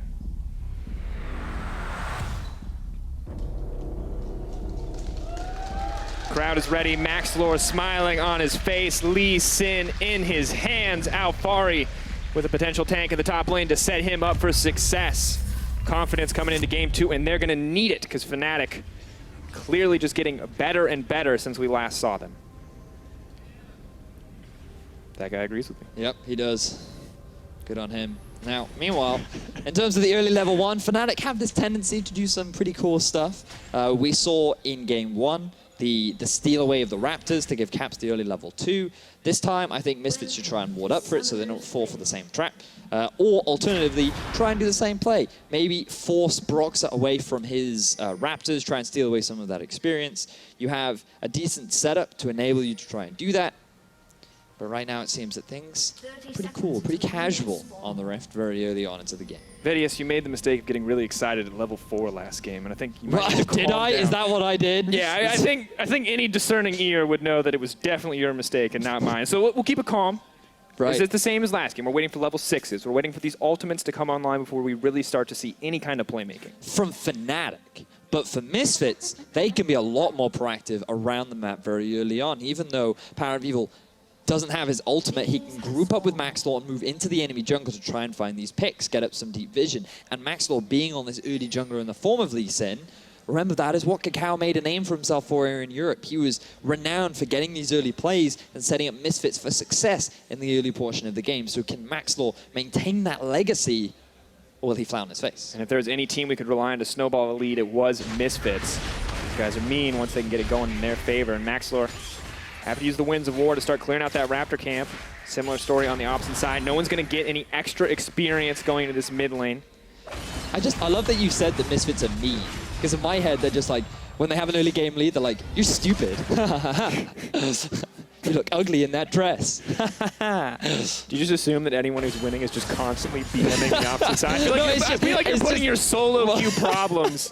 You're projecting a little bit, Vedius. We have to. These are professionals. Of course, they never of course. BM. Yeah, no, of course. So in terms of early game, you can see that a bit of a push advantage being gained in the bottom lane, but because Soaz was able to get that trade advantage at level 1, he's got a bit of a push up in top. So pretty standard what we're seeing so far, and it'll be interesting to see this Malzahar come back in, because one of the reasons as to why champions like Malzahar and Zyra have kind of fallen off in this meta is because of that bad boy shield that has been picked up by Reckless. It mitigates, or rather, when you have the Voidlings hitting you in the face, it constantly resets that ticking regeneration that you get from the shield, which means that you don't actually take anywhere near as much damage as you should, and the regeneration really helps mitigate a lot of that pressure as well. So that's one of the big reasons as to why we're seeing less of this Zyra Mouse in the current meta. Basically gives you that 2 health per second, which is pretty crucial when you look at those small dots like the Deathfire touch, like the Voidlings hitting you, all those little things very much mitigated. But now Broxa, he's back. They talked about this problem on the desk. Alfari overextending. Looks like it could still be an issue. Justice Punch, nice block out by Soaz. Double taunt coming in, but they already want to hit him. That's not what you need. They've got the power to keep diving this if they want to, but they're just going to back off. That was a clutch flash from Alfari. He realized when the taunt flash was going to come out, was able to dodge it, but then, because on the Justice Punch, you always step backwards before you go forward, that allowed enough time for Soaz to get in the way and go, punch me, fool! And then... I mean, he didn't really punch. It was kind of like brought his fist, hit. He kind of tripped up on his own fist, right? He like punched himself in the face. The logistics of it aren't important, but it whiffed. It whiffed. Ooh, caps. All right, we talked about this being a bit more of a skill matchup, but Vedius, Power's getting spanked in these trades. What's going on here? So basically what happens in the early game is that Ari really struggles to win out on trades because Caps can always position his ball at the same level as the minion waves, but then he can stand behind the minion waves too, which means that the Foxfire and the Charm will not land, so the only trading tool the Power of Evil has is his Q, which is very difficult to land as well if Caps stays at max range. Whereas all Caps has to do is walk up, use his ball every time Power of Evil tries to farm, and then he's able to win out on a lot of these early trades. It's at level 6 that Caps really has to respect the all-in power of Evil, because that is where he has all this mobility that Caps can't keep up with. Spoke a little bit too soon. Power of Evil runs in and then wins the trade immediately. Now may look to deny Caps' back. Power has to be careful. Charm comes out, but Caps doesn't have enough mana to keep this wave pushing. So just for context as well, remember that just to demonstrate how well Caps is playing, Power of Evil went back to base, teleported back in, and now he's at the same health bar that he was at, while Caps still hasn't even had an opportunity to go back. So now Jezis has joined, and it's going to alleviate some of the pressures that Caps can finally go back to base. Caps, he had a fantastic game one. You just saw his scoreline on the screen, and he's doing it once again on this Orianna early on. Happy to keep this going. And realistically, Ari, yeah, she's always got that threat onto a single target. She can just rip through anyone who gets in her way. But Orianna, Shockwaves can win entire team fights if we go late into the game. So to have an advantage this early is a pretty good sign. But on the opposite side for Misfits, despite the range advantage Malzahar should give them, still losing out a little bit here on the bottom side of the map, just barely evening up the CS, and Reckless keeping it interesting. Got the boots too, once again. Yep, once again, and look at that lost chapter picked up for Caps. That is immense in this matchup especially, because both mid laners are so mana dependent. It contributes so much to their ability to trade in lane. Caps should be able to get that early level 6 as well. And just goes back to how well he has been playing this early game. And also, look at all the control wards. That is so much early envision being invested from Fnatic to avoid any of these early game plays that Maxwell might try to look for. Ooh, and look at all the mid lane pressure. Misfits roaming up to mid lane. Fnatic roaming up to mid lane as well. It's clear we talked about Power of Evil being a big factor. Fnatic are aware. Both teams happy to fight for control of that mid lane.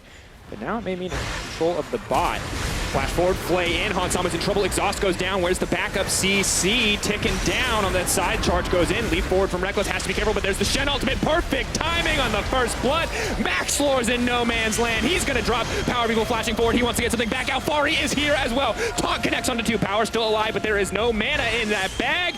Bam! Ignar going to drop as well. Triple for Reckless, and that is a nice start for Fnatic. You could not ask for a better way to begin game 2 than a triple kill on your superstar AD carry. Reckless with the Tristana, getting himself off to a fantastic start.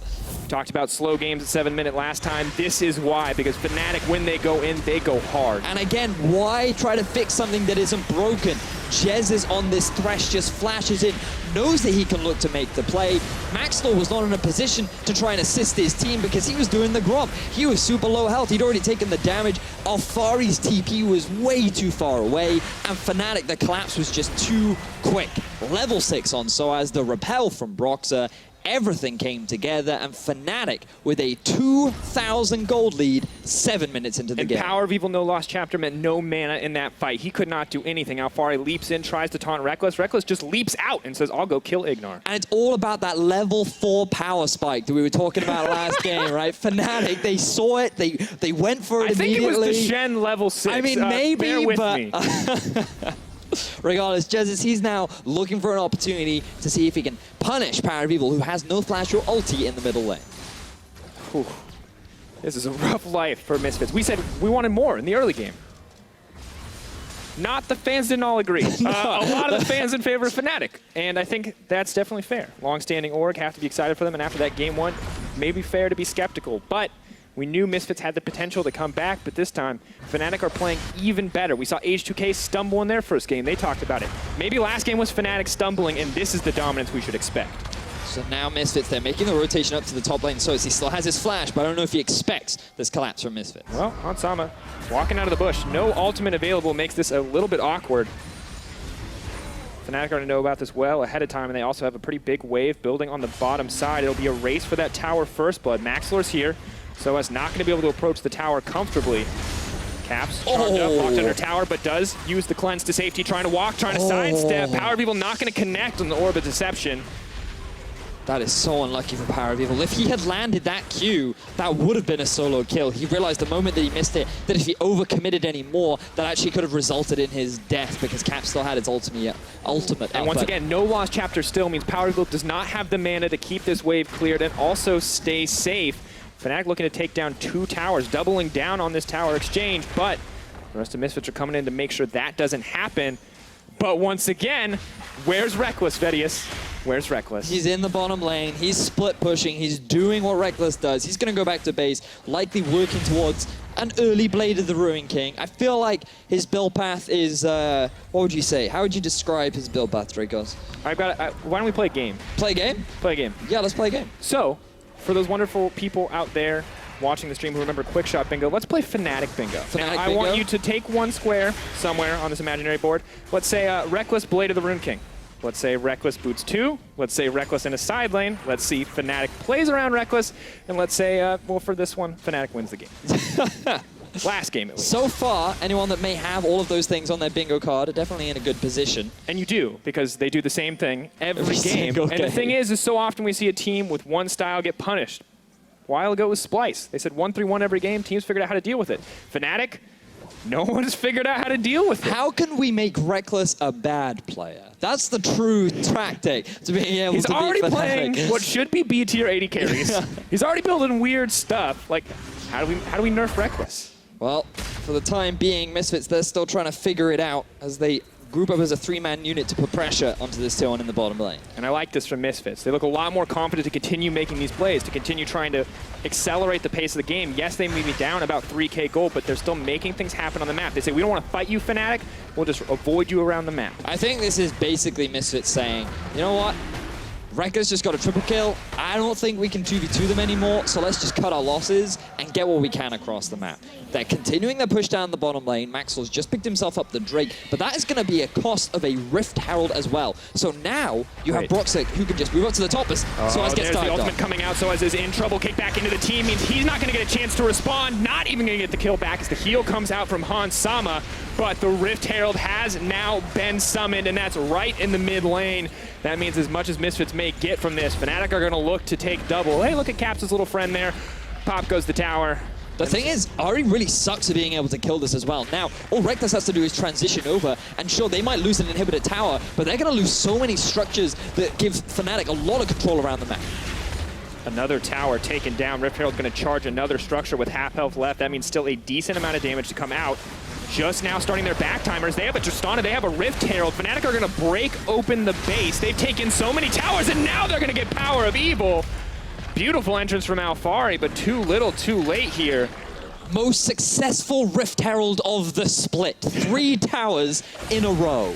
Most optimal way to use it. It will result in 3 towers being lost to Fnatic in the bottom lane, but I think they're happy with this because, sure, you do have an exposed Nexus, but given the amount of control that you've gained over the entire map and exposing a mid lane Nexus yourself, I feel like Fnatic are just saying, all right, cool. In order to, they lost towers in that exchange. They went further down in gold, now at a 4K deficit. This just feels like Misfits. I just praise them for pulling the trigger, for making an aggressive move of their own, but this was not the right move for the team. Oh, but Misfits, they just did what they felt was best, right? Like, if they try to back up, the likelihood is they're going to lose these towers anyway because of the wave that Reckless had. They guaranteed that they were going to lose the Rift Herald too, so they just had to get the best out of a bad situation. The problem is, the situation is now really bad. 4,000 gold deficit at almost 13 minutes into the game, with a pick composition where you want to be playing 1-3-1, but you can't really send anyone off to a side lane because your Ahri doesn't even have Umbrella Nomicon yet. Alphari, he hasn't even completed his first major item. There are a lot of deficits that Misfits are sitting under, and it makes it very difficult for their composition to be played the way they want it. And luckily, the itemization is even for now, but how much, in the bottom lane at least, but how much longer is it going to remain that way? You can see 1,500, the gold difference between the two 80 carries. That's an extra Zeal, extra couple of daggers as well. Runan's very quickly approaching for Reckless, making it all that much easier for him to continue pressuring, for him to continue pushing down a side lane and threatening these towers that are quickly running out for Misfits. A lot of pings coming towards the bottom lane. The game is very likely to slow down a little bit right now, largely because the next set of towers for Fnatic to start sieging onto can be better protected by Misfits, and with the Rift Herald gone, you don't have that same sort of sieging tool. So Fnatic, they're just going to have to wait. They're going to invest in a lot of deep vision, likely looking to find picks. Oh, miss out. Power reveal, quick reactions there. Caps, he wants blood.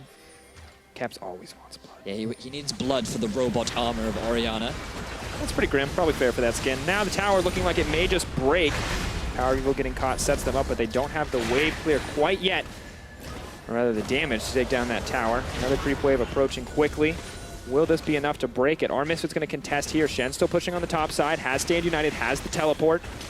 Misfits is going to give it up, and the map continues to shrink. Vedius, when we talked about this, when we looked at Pickban, we said 1-3-1 for Misfits. They have the setup necessary. Is that even possible? It is. They just need to hit their power spikes much faster, like now. I mean, if they buy enough time, then sure. But for me, the big criticism is, again, where was Maxlow? Like, a lot of investment was given from Fnatic to try and get deep vision, but now they're going to try and punish him once again. Cocoon misses. That's going to make it pretty difficult to make anything else happen. Flash forward for Soaz, drags the blade with him, trying to get the slows down onto Ignar as he runs for his life. Oh, we call that the dunk. All too easy. Two members of Misfits sucked into the void of Caps. They're now in a poised position to move towards that inhibitor, and Fnatic can just take whatever they want. And you just line him up, you knock him down. Ball attached to Soaz. He doesn't even need the taunt. Caps will provide the CEC. Caps will speed him up. Soaz crushing this top lane matchup. 1-1-4 the scoreline. 122-86. As we look at it again, Cocoon can miss. Yeah, it's fine. Taunt can miss. It does not matter. Watch what happens here. Soaz uses his Q to be able to proc the passive, and he still has the ball on him, and Misfits don't even realize. They get popped so fast. It just results in a very easy double kill going in favor of Fnatic. Now, I just want to quickly check what objective they actually get off the back of that. They really didn't choose to pursue it any further. They just got a bit of deep vision down. You can see the trifecta of wards in the top side of Misfits jungle, and they're setting up for the back. We'll be spawning in about 4 minutes time. That is the big objective for them once again, is Power of Evil trying to just get something back. Power of Evil poking down on the Soaz. Soaz hitting back hard here. Multiple members committing onto Soaz. He is going to go down in the end. That's a nice pickup for Misfits. Will relieve some of the pressure, but still, just a little prize in the scheme of things. Someone is happy. I don't know if that's a Misfits. I think I will take that as a Misfits fan. Go you, Misfits fan. Or he just really doesn't like Soaz. that's the alternative. I mean, that's a little rude, but you know, whatever makes you happy. Meanwhile, whoever's playing Reckless Bingo, you've just lost. Because he has just very I hate to break it to you, but when I spoke earlier about Reckless's op.gg account, all right, I guess that's, okay. The only alternative is that sometimes he builds Phantom Dancer instead of Rune Hands. Okay. I read to mention it because it didn't seem important at the time.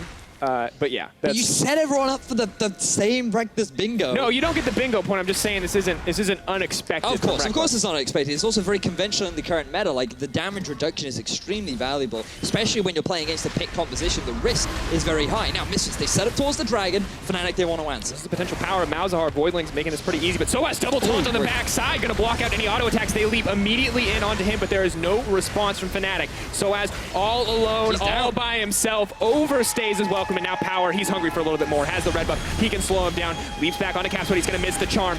Lantern gonna keep him safe, backing off as Maxlor takes the dragon, hook connects, Power drops, easy pickup for them. Now Misfits still trying to hold on, still trying to get a little bit more, but my God, look at the picture in picture. Reckless just keeps coming, just keeps dishing out the damage. Misfits, yeah, they may win the fight, but it's because they have the man advantage, and still, they're losing out. Ignar! Absolutely deleted. Reckless just gonna walk forward, has the rocket jump as well, doesn't even need a kill. Nice of you to show up. Things started to look so bad for Fnatic after losing Soaz, after no one followed him up on that initiation. You think Misfits, they're gonna get the dragon, they're gonna win the fight. But then 3 versus 5, Fnatic find a way. All the while, Reckless split pushing up in the top lane, getting himself the solo tower, and continuing the advantage of Fnatic in this game. Mid lane, so much pressure streaming in. 2 open inhibitors now. Not even 20 minutes into the game. Oh yeah, we're not, oh wow, okay. I thought we were much later into the game. The theme of today is casters have no idea what the game time is. Concept of time, not relevant. Not late game, as it turns out, but Fnatic are very quickly getting to that point. Yeah, so have a look. This was a good taunt from Soaz, but there just was no reliable follow-up because of the ultimate that came out from Han Summer that rooted up a lot of the members of Fnatic. And you think, okay, this is the point. Parabeagle, who wants to land a charm, misses everything. Isn't quite able to get onto the target that he wants. They're forced to disengage. Maxwell's very low. Now watch Jezis. Lands a great hook onto the Ahri, instantly dead. But you think, oh, she's used all of her abilities. She's not even that much damage anyway. So Han Summer can still turn it around. Nope. Caps has his flash. Han Summer also ends up getting super low thanks to a great shockwave from Caps, and then it's just constant kiting backwards from Fnatic, buying time for Reckless to join the fray and go, oh, you guys have killed everyone. Okay. Maybe I should have stayed up top. But anyway, Fnatic still get everything that they want.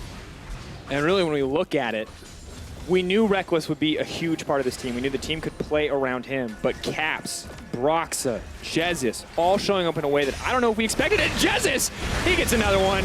Gonna knock him down. Reckless on a rampage. Let's see where he wants to go to. Jump is available. Are we gonna see the rocket jump reset? Sonic Wave not gonna connect. Maxlor does kick him into Reckless. Charm goes in. Alfari trying to taunt as many members as he can to keep himself alive, but Reckless does so much damage. All the focus onto Soaz. 2 members pop back in. Taunt the chain CC. Keep going. Get the resets. Leap in. Reckless. Not even living up to his name. He makes it look too easy. Another triple kill for the Fnatic AD carry, as Fnatic looking so convincing, so dominant coming into the new summer split. They're going to take this series 2-0, and they are going to do it in style. 20 minutes, folks. 30 seconds, triple inhib down. And Vedius. They baited me. They're not going to end the game. No, they're doing it in style. They say, we've won. We're going to take our time. We're going to remind people who Fnatic is, what we're about. And right now it looks like stylish kills, dominating victory, and weird picks for Reckless. And padding out that KDA just a little bit more. I mean, the fact that Soaz, good guy Soaz, taking all of the deaths for his team. Okay, keep in mind, fastest game this year is 23.5 minutes. So Fnatic, go Fnatic, go! Have to choose between asserting dominance via very slowly ending this game and breaking records. So let's have a look. This actually started off with a fantastic hook from Jezis on Han Summer, losing one of the primary damage dealers, and then Misfits do what they can to turn it around, but they have to focus on Soaz, who is just so tanky. He does end up dropping, but at that point, all of the members are dead. They burn everything, and he still manages to taunt 2 members before going down, lining up everything for the kills to follow. 46.3 to 33.6. Nice escape from Alfari. He's going to drag that bomb back into his team, helping pad the Reckless damage numbers a little bit more. And at this point, I think we have to say Misfits looking a little lost, looking a little scattered. Maybe this is what we can expect since they're adapting to a new member. But also fantastic play overall from Fnatic. It looks like their priority is not on getting the fastest game of EULCS this year. They have a minute and a half. Yes. But their focus is playing around good Baron. See, they're working on their Baron control. They realized, look, a Baron wasn't good enough. We need a deep vision before. Then we can play around the big purple worm. I mean, we got to say it. We like it. It doesn't have to be stylish. If you want to be the best team in Europe, it's really not about style. It's about consistency. It's about, well, also a little bit of style. We did see Perks at MSI side stuff like a million things and kill Faker a couple times. My only issue with it is, while the theory is great, when you have a 13,000 gold lead, even if they can't challenge... 22 minutes. It's 22 minutes, Vedius. We don't need to nitpick. Fnatic are crushing Misfits. Very true. They certainly are. And while there's a lot to work on for Misfits, we cannot praise Fnatic enough for this series so far. This is exactly the opening that Fnatic fans wanted to see, and they got it. Reckless is delivered. Jesus on this Thresh is insane. I am surprised if this continues to make it through picks and bans. Broxah consistently having an impact in the early game.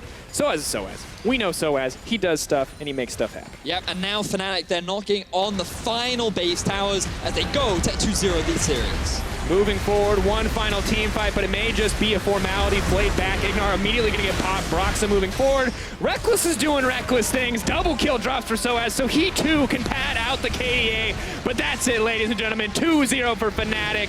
Dominating first games.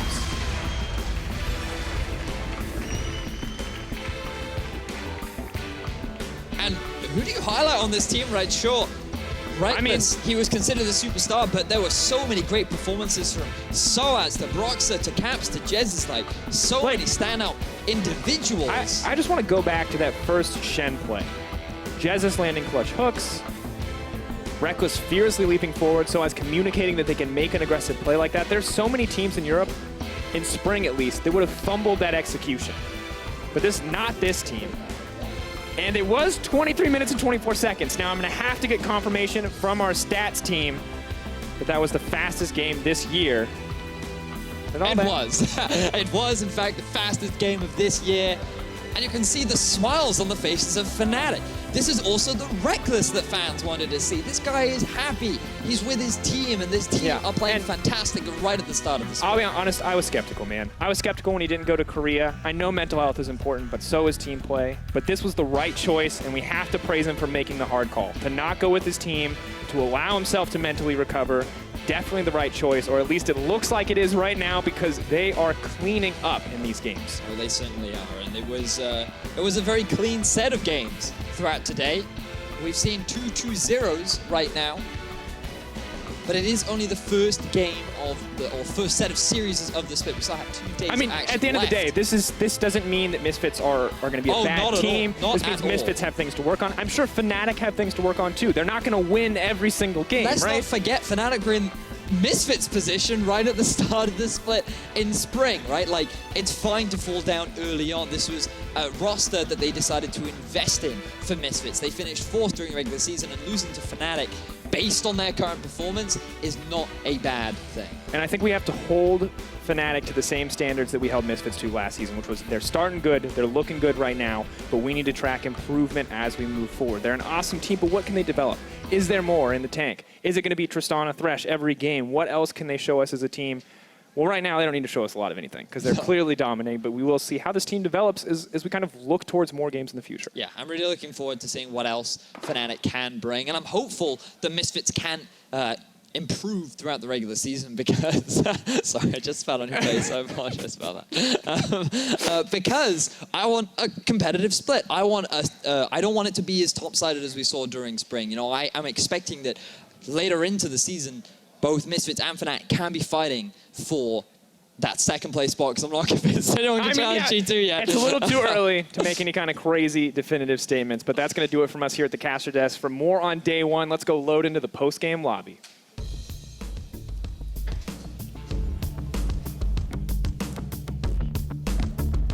Thank you so much, Dracos, and welcome indeed to the glorious first edition of the post-game lobby of summer, where we, where we'll be looking back on the series at hand, or the series that played out today. What's the TLDR of the post-game lobby for new viewers? We talk about a lot of things. There's a lot of talking. Today, it's going to be talking about how Game 1 was close and then Game 2 in both series. Yeah, for sure. Oh, yeah. Fastest game.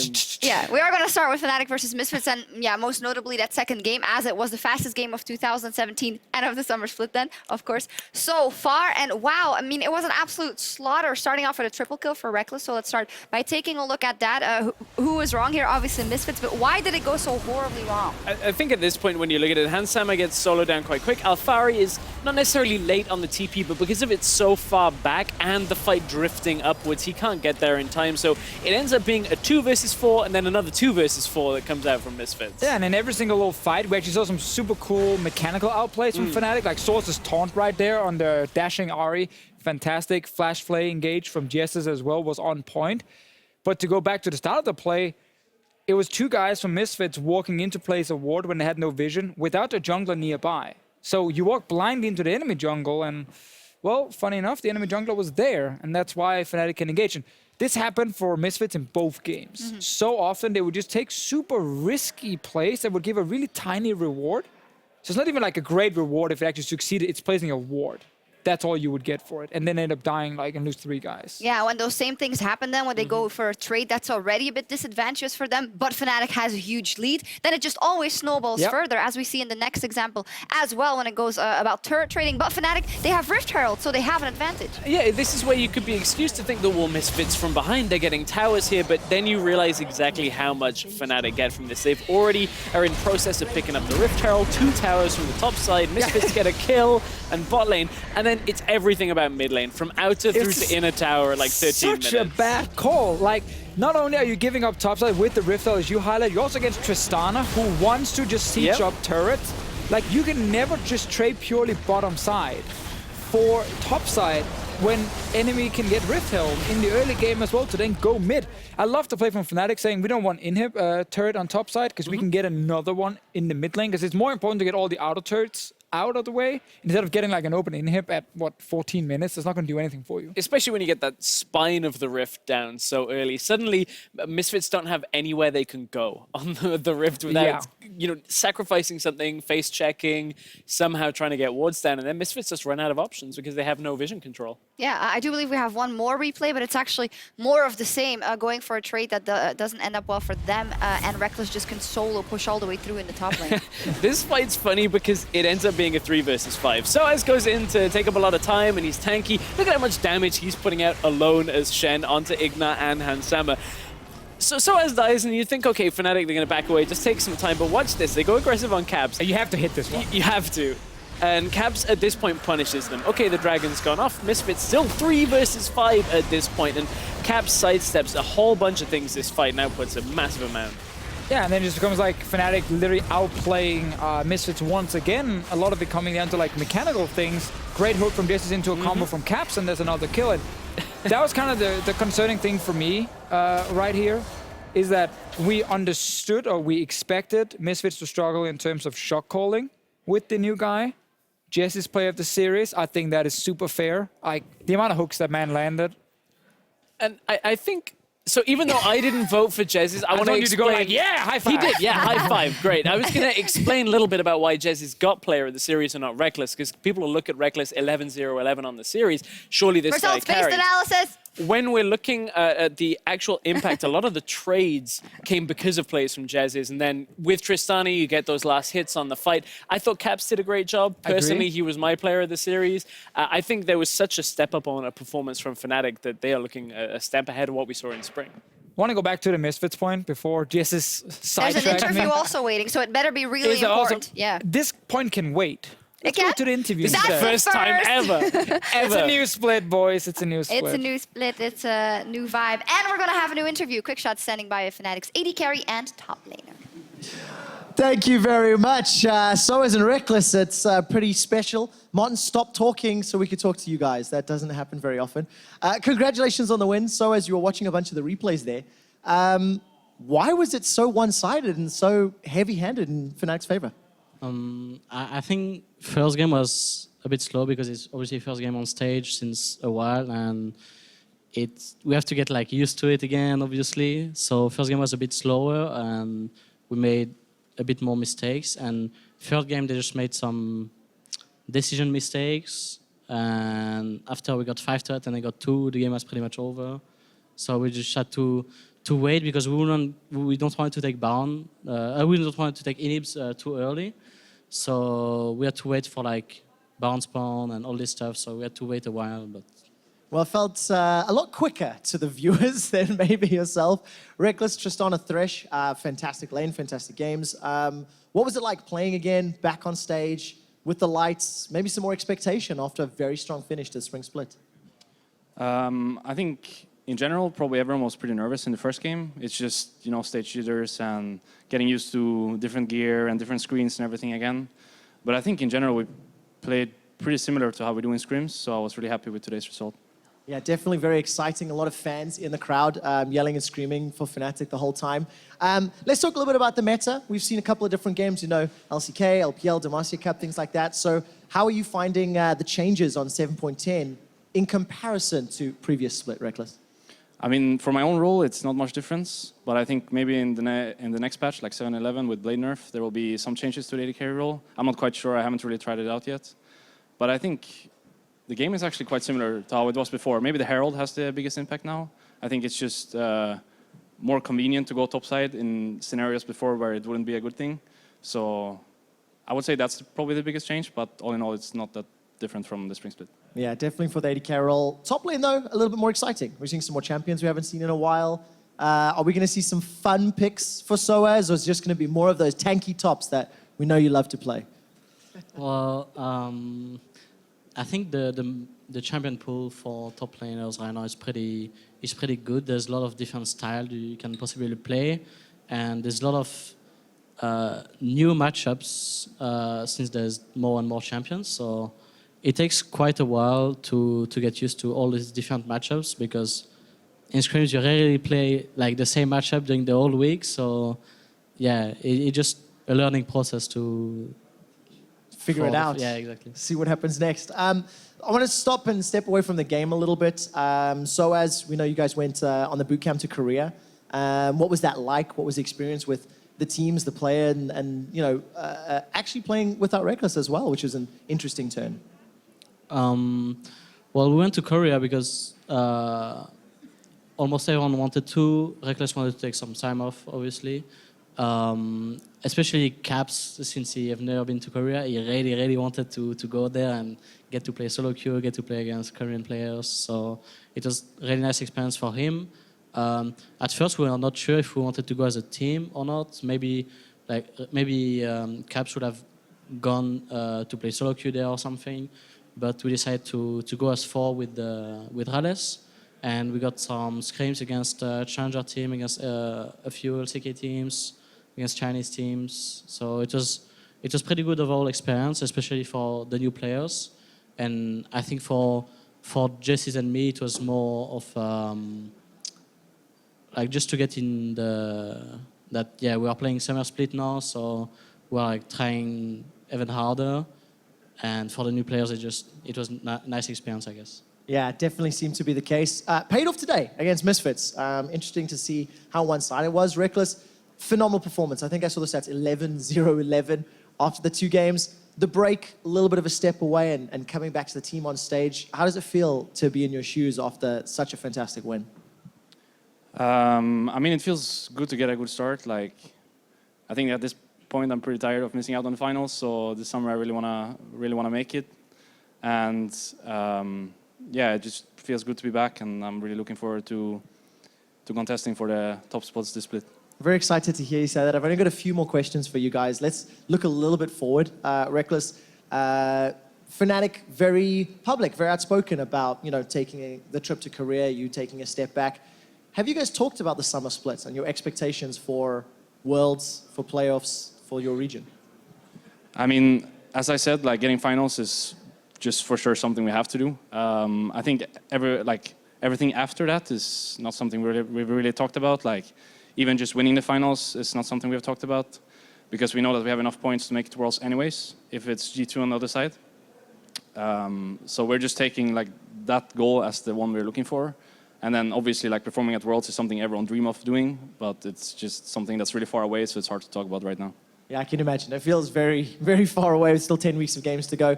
So as last question to you, as probably the most experienced player on the stage here in EULCS, multiple Worlds appearances, you talked about getting ready for Worlds and how that's what the career trip was for you. What is the summer split going to be for SOAS specifically? I don't know. Hopefully better than all the other split. I don't know. I don't feel like I have a shift, like depending of split or depending of playoffs or normal split myself. I just, I don't know. For me, it's just really like normal, and it doesn't feel any really difference. But I guess it's just a lot more serious for the team as a whole. So everyone really wants to get to Worlds. So everyone put like extra effort, and it just makes the whole team gets better. Well, it's definitely very exciting to watch. I want to congratulate guys on a fantastic 2-0. And the Fnatic faithful, they seem to be rewarded on day one. Congrats, guys. Thank you. All right, we're going to head back up to post-game lobby with Shox and the boys. Dankeschön. Merci. Yeah, cool. Yeah, very cool to hear from those guys. And they are quite calm. As opposed to us, we're obviously going to be totally like, these are the conclusions after day one. They go for the entire split, but they're keeping calm. And it's good to see Reckless speaking again, and also speaking to us, because he did make that obvious shift in spring, saying, okay, I want to close myself off completely and just kind of focus in a different way. So it's cool to see that there's a shift, at least. But it both worked for them. Especially when a lot of people saw that they were boot camping without Reckless. You were thinking, how efficient could it be that you're playing without a player that you're looking to put in your lineup? But it has certainly helped Fnatic as a team. One thing's nice, they're talking about Cabs going to play solo queue. I bet he was itching to play against Faker, baby Faker. Turns out Faker's over at MSI, winning another title. It's Baby Perks now, by the way. Faker's Baby Perks. Yeah, oh, true. But I guess Caps is still Baby Faker. I'm not sure. Wait, what? There's a lot of names right now. Lane Kingdom, Faker, that's all we got. Jesus, the terminology. We can't keep up. We're too old. Still, that Misfits point. Yeah. That, all right, here we go. Yeah. I just want to take it back to that one. So we knew shot calling would be an issue with Maxlaw. It would take time. It will take time. I'm going to give him a few weeks before we can really judge the shot calling and then say, was it a success getting Maxlaw or not? Issue for me in this game was mechanically a lot of the players were just way worse than the Fnatic players. That should not have changed. Like Power of Evil's Ari in that last game, he didn't manage to hit almost anything. Hansama got outplayed in the bot lane by Reckless, and Jess is obviously... Alfari never really managed to enter the games, even on the Kennen when he got ganked early. Like, those are some of the things I want to track the next few weeks with Misfits, and then I'm going to wait with the shot calling and macro till like halfway through. And that's the thing is, the shot calling alone won't save those mistakes if they're still happening, as you're trying to say. So depending on how long that takes to go, if both things are still an issue, Misfits might not quite look like the top contender they were looking at early on in the spring split. Yeah, obviously we do only have one series to judge, but it is summer split. No, but it is summer split, so it is much tighter. And if you also look at the group, Fnatic now gets a very convincing win over Misfits. When they look at the other teams in the group, no Flame there, but G2 is the only real contender that you have extremely a lot of trouble with. You can assume that Rocket or NIP should be an easier, no Flame, of course, but a more comfortable opponent. Yeah. I mean, if you have... I'm being careful. Like, if you're Misfits and you're looking one way and you see G2 and Fnatic, and you look the other way and you see Rocket NIP, you're definitely going that way towards Rocket NIP, 100%. And it might be the Group B scenario of last split where it was like 3 teams in Splyce, H2K, and Unicorns who very clearly just became the top 3 guys, and there was a big gap down to Vitality as number 4. I can see the same thing this split for Group A, where the gap is between Misfits and Rocket, where it's pretty big, and the top 3 could then clearly be G2, Fnatic, and Misfits. But that's obviously very early. We haven't even seen Rocket and they play yet. Right. The ironic thing with Maxlaw previously being on Rocket, a lot of people say, what is that streak continuing? There's so many questions about their new jungler, Pride Stalker, that tomorrow we will see answered. Rocket were on that streak. Maybe they can have that fortune, but as you said, day one's the only day in the book so far. So many questions still up in the air. Yeah, for sure. Day one, so let's look ahead or look towards Group B, because today we saw H2K and Splyce, they took to the Rift. And if you talk about convincing wins, well, H2K had a very convincing 2-0 over Splyce, and what we thought would be a closer matchup, the first performance there as well. And I mean, obviously you're like, yeah, the Unicorns of Love are still there, but H2K looked absolutely crushing today. They looked fantastic, and Splyce looked awful. Yeah. Like, it was a combination of both things. I think H2K's early game in the first game, we saw the stage nerfs a little bit, where you know there were some mistakes, but the macro was fantastic. What? Oh, I'm talking over Trevor right now. Like there we usual. go. Oh, okay. I'm so used to just zoning Trevor out. I don't actually even hear him anymore when he says anything. I just kind of nod at him and say, yes, Trevor. Yes, great point. I think we saw about half a game out of Splyce. Yeah. The first half of game Early, one yeah. looked decent. Yeah, I wouldn't yeah. say good. I'm trying to say what Trevor was yelling. Exactly. That was what Deficio was trying to say. That Splyce mechanical early looked fine, but then game 2 was what happens when a Fiora is 4-0. Well, Splyce throw everything at the wall and nothing sticks. And a very, very quick, dominant game from Odoamne. Yanka's got that first blood. He then killed Senkooks in the mid lane, and then he went bot lane and killed the bot lane, and like all over the place we just had H2K like stomping them. funny. Did he kiss him? Or? No, I thought the same thing. Oh, okay. Today. It was just, it like grabbed his head and I was like, okay. I mean, I don't know, you know. Sure, whatever he wants to do. What I was going to say is, or what I asked the analyst earlier is when Splyce comes in with a new coach, and then in the second draft after losing the first game of the split, they do some different things. They have the Twitch in there, they put the Kali top lane, which is, you would expect them maybe to go like super tryhard or maybe a bit laid back, but maybe it's a good sign that they're like, you know what, we will just try something different because we know that we'll find our form. Yeah, I think the only like non-meta pick was the Akali top lane. I think Lucian mid is But something Twitch we have is harder seen. to execute, you know? Twitch is harder to execute, and I think they did hurt themselves a little bit in the bot lane right there. Game 1 draft was good, so I definitely don't want to blame like on draft purely. I think actually just they got outplayed in the game, and H2K just came in much more prepared. Especially on like when you're playing an Akali versus a Fiora where one of them gets ahead. You were saying 10-0-0-10 on either champion then. When you blind pick an Akali, it's not bad, but you are rolling the dice. There are blind pickable champions that you could say, okay, let's try and have a more neutral lane matchup. Whereas Odoamne said, okay, I'm comfortable with this. It's not a matchup I've practiced a whole lot, but as long as we have some attention on the top side, the Fiora should theoretically get to the late game anyway, as long as you're not getting crushed. And it's actually really good to see H2K come in this strong. A lot of fans, after the 3-0 loss against Fnatic, had kind of looked at H2K and said, yeah, these guys are not that good. But 10 weeks of regular season in the spring split had actually H2K looking like a top 4 team in Europe. Then they dropped out of quarters and people kind of forgot that. I think they will be the team fighting against Unicorns a lot for first, which is not a massive surprise in this group. And it's going to be so fun to see who actually takes it. And also then between like the rest of the teams fighting for those like, for that last playoff spot. I was about to say those playoff spots, but there's only one left. And this fun has been great. Let's go over to Stress right now. Stress, what do you want to say? I want to talk about Che. He was the player of the series. Yes. If Che continues to play like that, this is the new clear and Che we thought we were getting in Spring Split that just ended up playing on the back foot defensive. This was Che on Thresh, looking exciting, hitting all the hooks. I Four feel like Threshes today. I feel like Thresh today little strong. It's just been very, very good. Yeah. And the reason is, there's multiple reasons, but one of them is Doran Shield. So his own 80 carries safe, you know, has some sustain. He doesn't need to offer anything.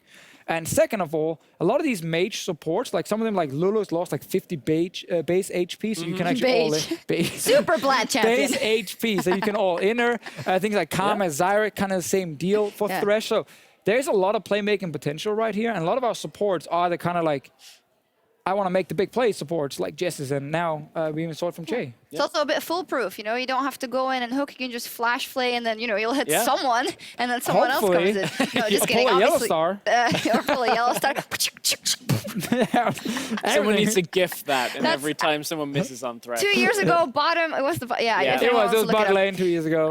Completely derailed here, but we did want to talk about the patch in just 7.10. We talked about Thresh and then the Doran Shield influence there and the influence in the game. What else did we see? We talked about top lane diversity. Oh, no, but this is Rift Production Herald. are forcing us at this point to just go like, hey, we're going to talk about Rift Herald. It was in every single game and had that massive impact that we were expecting. When you put something in the game, when you put something in the game that basically takes a tower down, almost 100% guaranteed, it's difficult for that not to be a significant Did threat. it tilt games in someone's favor, or was it only helping people that were already ahead? In this series, obviously, Fnatic was already pretty far ahead. H2K used it, but then they would have taken the mid tower anyway. It did help H2K, because definitely I don't know whether they would have broken that mid lane tower quite so quickly, because they were right on that expiring. As you said, they got it low already, but making that push is so much easier when Rift Herald just smashes through that first tower. And that's the key thing about Rift Herald is it should almost always guarantee you mid tower, which is often a tower you take last of the auto turrets, and the hardest one because like wave clear mid laners are sitting there just keeping the wave away all the time. So having that to just say, oh, this is a bit of a slow game maybe, we trade so you get an Infernal Drake, but we get Rift Herald to then take your mid tower. That trade we will see a lot from the different teams, and it just depends on who's actually playing on the top side better. And it's basically like in Europe, it's a game about just getting turrets down. We don't take that many Drakes. Very often you have like 1 or 2 Drakes per game going over, maybe 3. And then it's all about just getting early towers and trying to get early kills. And that's why I like the priority actually on the Tristana, especially Reckless with the unconventional boots play where you can get back to lane very quickly, push, try and get some damage down. Fnatic could set themselves up multiple towers early on, and if that's a playstyle that they can continue against opponents that are going to try and learn against this, maybe that's something that might be more apparent here in Europe. It's too early to say what the exact meta is, but Fnatic, they have their style once again. Yeah, and you speak about, of course, playing towards the top side of the map and pushing those towers down. And in terms of meta, it's been interesting. It's been fun. You got a Kennen, you got a Fiora, you got an Akali, you got a Galio. That's fun, It's I mean, not that tanks aren't completely anti-fun, but they are less fun. They are definitely less fun than watching a really strong player on like a Fiora. Just try and get early kills and snowball the game. And when we've seen LCK, like almost every game, it's been a tank on one side and then a new carry on the other side. And it's something that just made me super happy to see, because the diversity also makes it very hard for top laners to actually master every single matchup. So you can have these situations where someone is being picked into maybe a lane he didn't lane against so often, he gets outplayed on stage, and we have something again to talk about. And that's the stuff we saw. We still haven't seen a few things. The Zac permaban, Xayah permaban, Sejuani not banned but didn't see any play. We're expecting it to come out here and there. There's a lot of exciting stuff still on 7.10. Yeah, a couple of bans. I want to see it. I want to see more Kled. It's a fun champion. Yeah, but overall, a good feeling on the meta so far. Interesting playmaking champion, so to say. I love this meta. I think the diversity in a lot of roles is super fun. I just want to see more junglers. Yeah. It's kind of the one where it's a little bit boring, and you want to see some of the weaker junglers getting buffed, so there's a little bit more you can use. But I think overall, it's a really fun pick and ban phase. This ad was sponsored by Riot Games. The meta is in a great place. No, it is. It was interesting today. And we're back tomorrow, of course, from Berlin with a rematch of one of the biggest upsets from last split, Roccat versus G2 Light. Our broadcast of that series starts at 5 p.m. Central European Summertime, followed by the Unicorns of Love versus Vitality. Stress, you are so excited for the series. I'm excited because this has the potential to turn the group here. If Roccat can deny a series win against the team everyone's expecting to top Group A, that's a massive threat to a team like Fnatic, who, if they end up being able to continue to get wins, continue to make their way to the top. You're going to drop a reality bomb, aren't you? Oh, the fact that G2 is playing, with subs? Or? No, I thought you were just going to be like, it's never going to happen or something. Oh, no, I mean, Roccat, I actually think Roccat are like favorites coming into the game based on G2 playing with subs. So I want to see Roccat do well, and I want to see what Stress is talking about, like early wins left and right. But also like Vitality, Unicorns of Love, it's kind of the same thing. I'm not expecting a lot from Vitality early on. I think it takes a lot of time to kind of integrate, both Vander and Yamato Cannon. And I think Unicorns will just come off like a great spring split, a boot camping career into this split, like looking like H2K and Fnatic look today. That's what I'm expecting at least. But I want to see like a well-playing Vitality, because it's been a year now of some pretty meh Vitality games. Yeah, indeed. Well, that's it then. Any other final thoughts, Stress, on day one? It was hype. Tomorrow's going to be hype. The new teams are going to be hype Saturday. It's going to be the word. That's what you want to use alongside hashtag EULCS. Yeah. All right, cool. It's hype. Well, that will do it then from us here on day one. It was hype already. Thank you so much. And we hope to see you again tomorrow as the summer split continues. Have a great night. We had a rough year and now we're back. We're great. Welcome everyone. It's the summer split. Jankos is in trouble. No support from the mid lane. First blood picked up by Trashy. Wild Growth keeps micking up. Everybody dodges the barrel. Odo just cannot find anybody. Che gets another. You guys can stay for turret. Good job. Out comes the taunt. The flash not quite up in time. That's going to be first blood. Quick and easy. Fnatic make it happen. I mean, Saz is looking at me like he wants to kill me, so I don't know what to say now. I'm really scared. Chain of Corruption locks down Senkax and Kobe. That's another for Jankos and Odo to clean the fight. There's the entrance, but Soaz not going to find it. Jezis does, though. One there, you're going to ruin our prediction. He ruined it. I didn't have to do it. Now you've made Deficio a liar. There's no mana in that bag. Bam! Ignar going to drop as well. Triple for Reckless. That was really free. H2K. Smooth and clean finish. Take down Splyce. Unlucky, but it's definitely unlucky for Reckless. He gets set to go kill, but no! The turn! What a beautiful play coming in from Fnatic. Make anything else happen. Flash forward for Soaz, drags the blade with him, trying to get the slows down onto Ignar. Oh, we call that the dunk. Finally, I can play the skin on this stage! She's onto Senkax. Shockwave comes out. That's 2 already for Febevin. It's a double-double as Nuclear picks up the triple to close it out. Reckless does so much damage. All the focus onto Soaz. 2 members pop back in. Taunt the chain CC. Keep going. Get the resets. Leap in. Reckless. H2K obliterates Splyce. Reckless is doing reckless things. Double kill drops for Soaz, so he too can pad out the KDA. But that's it, ladies and gentlemen. 2-0 for Fnatic. Dominating first game. Jankos, it's a little bit of a high five tap on the shoulder by Prali.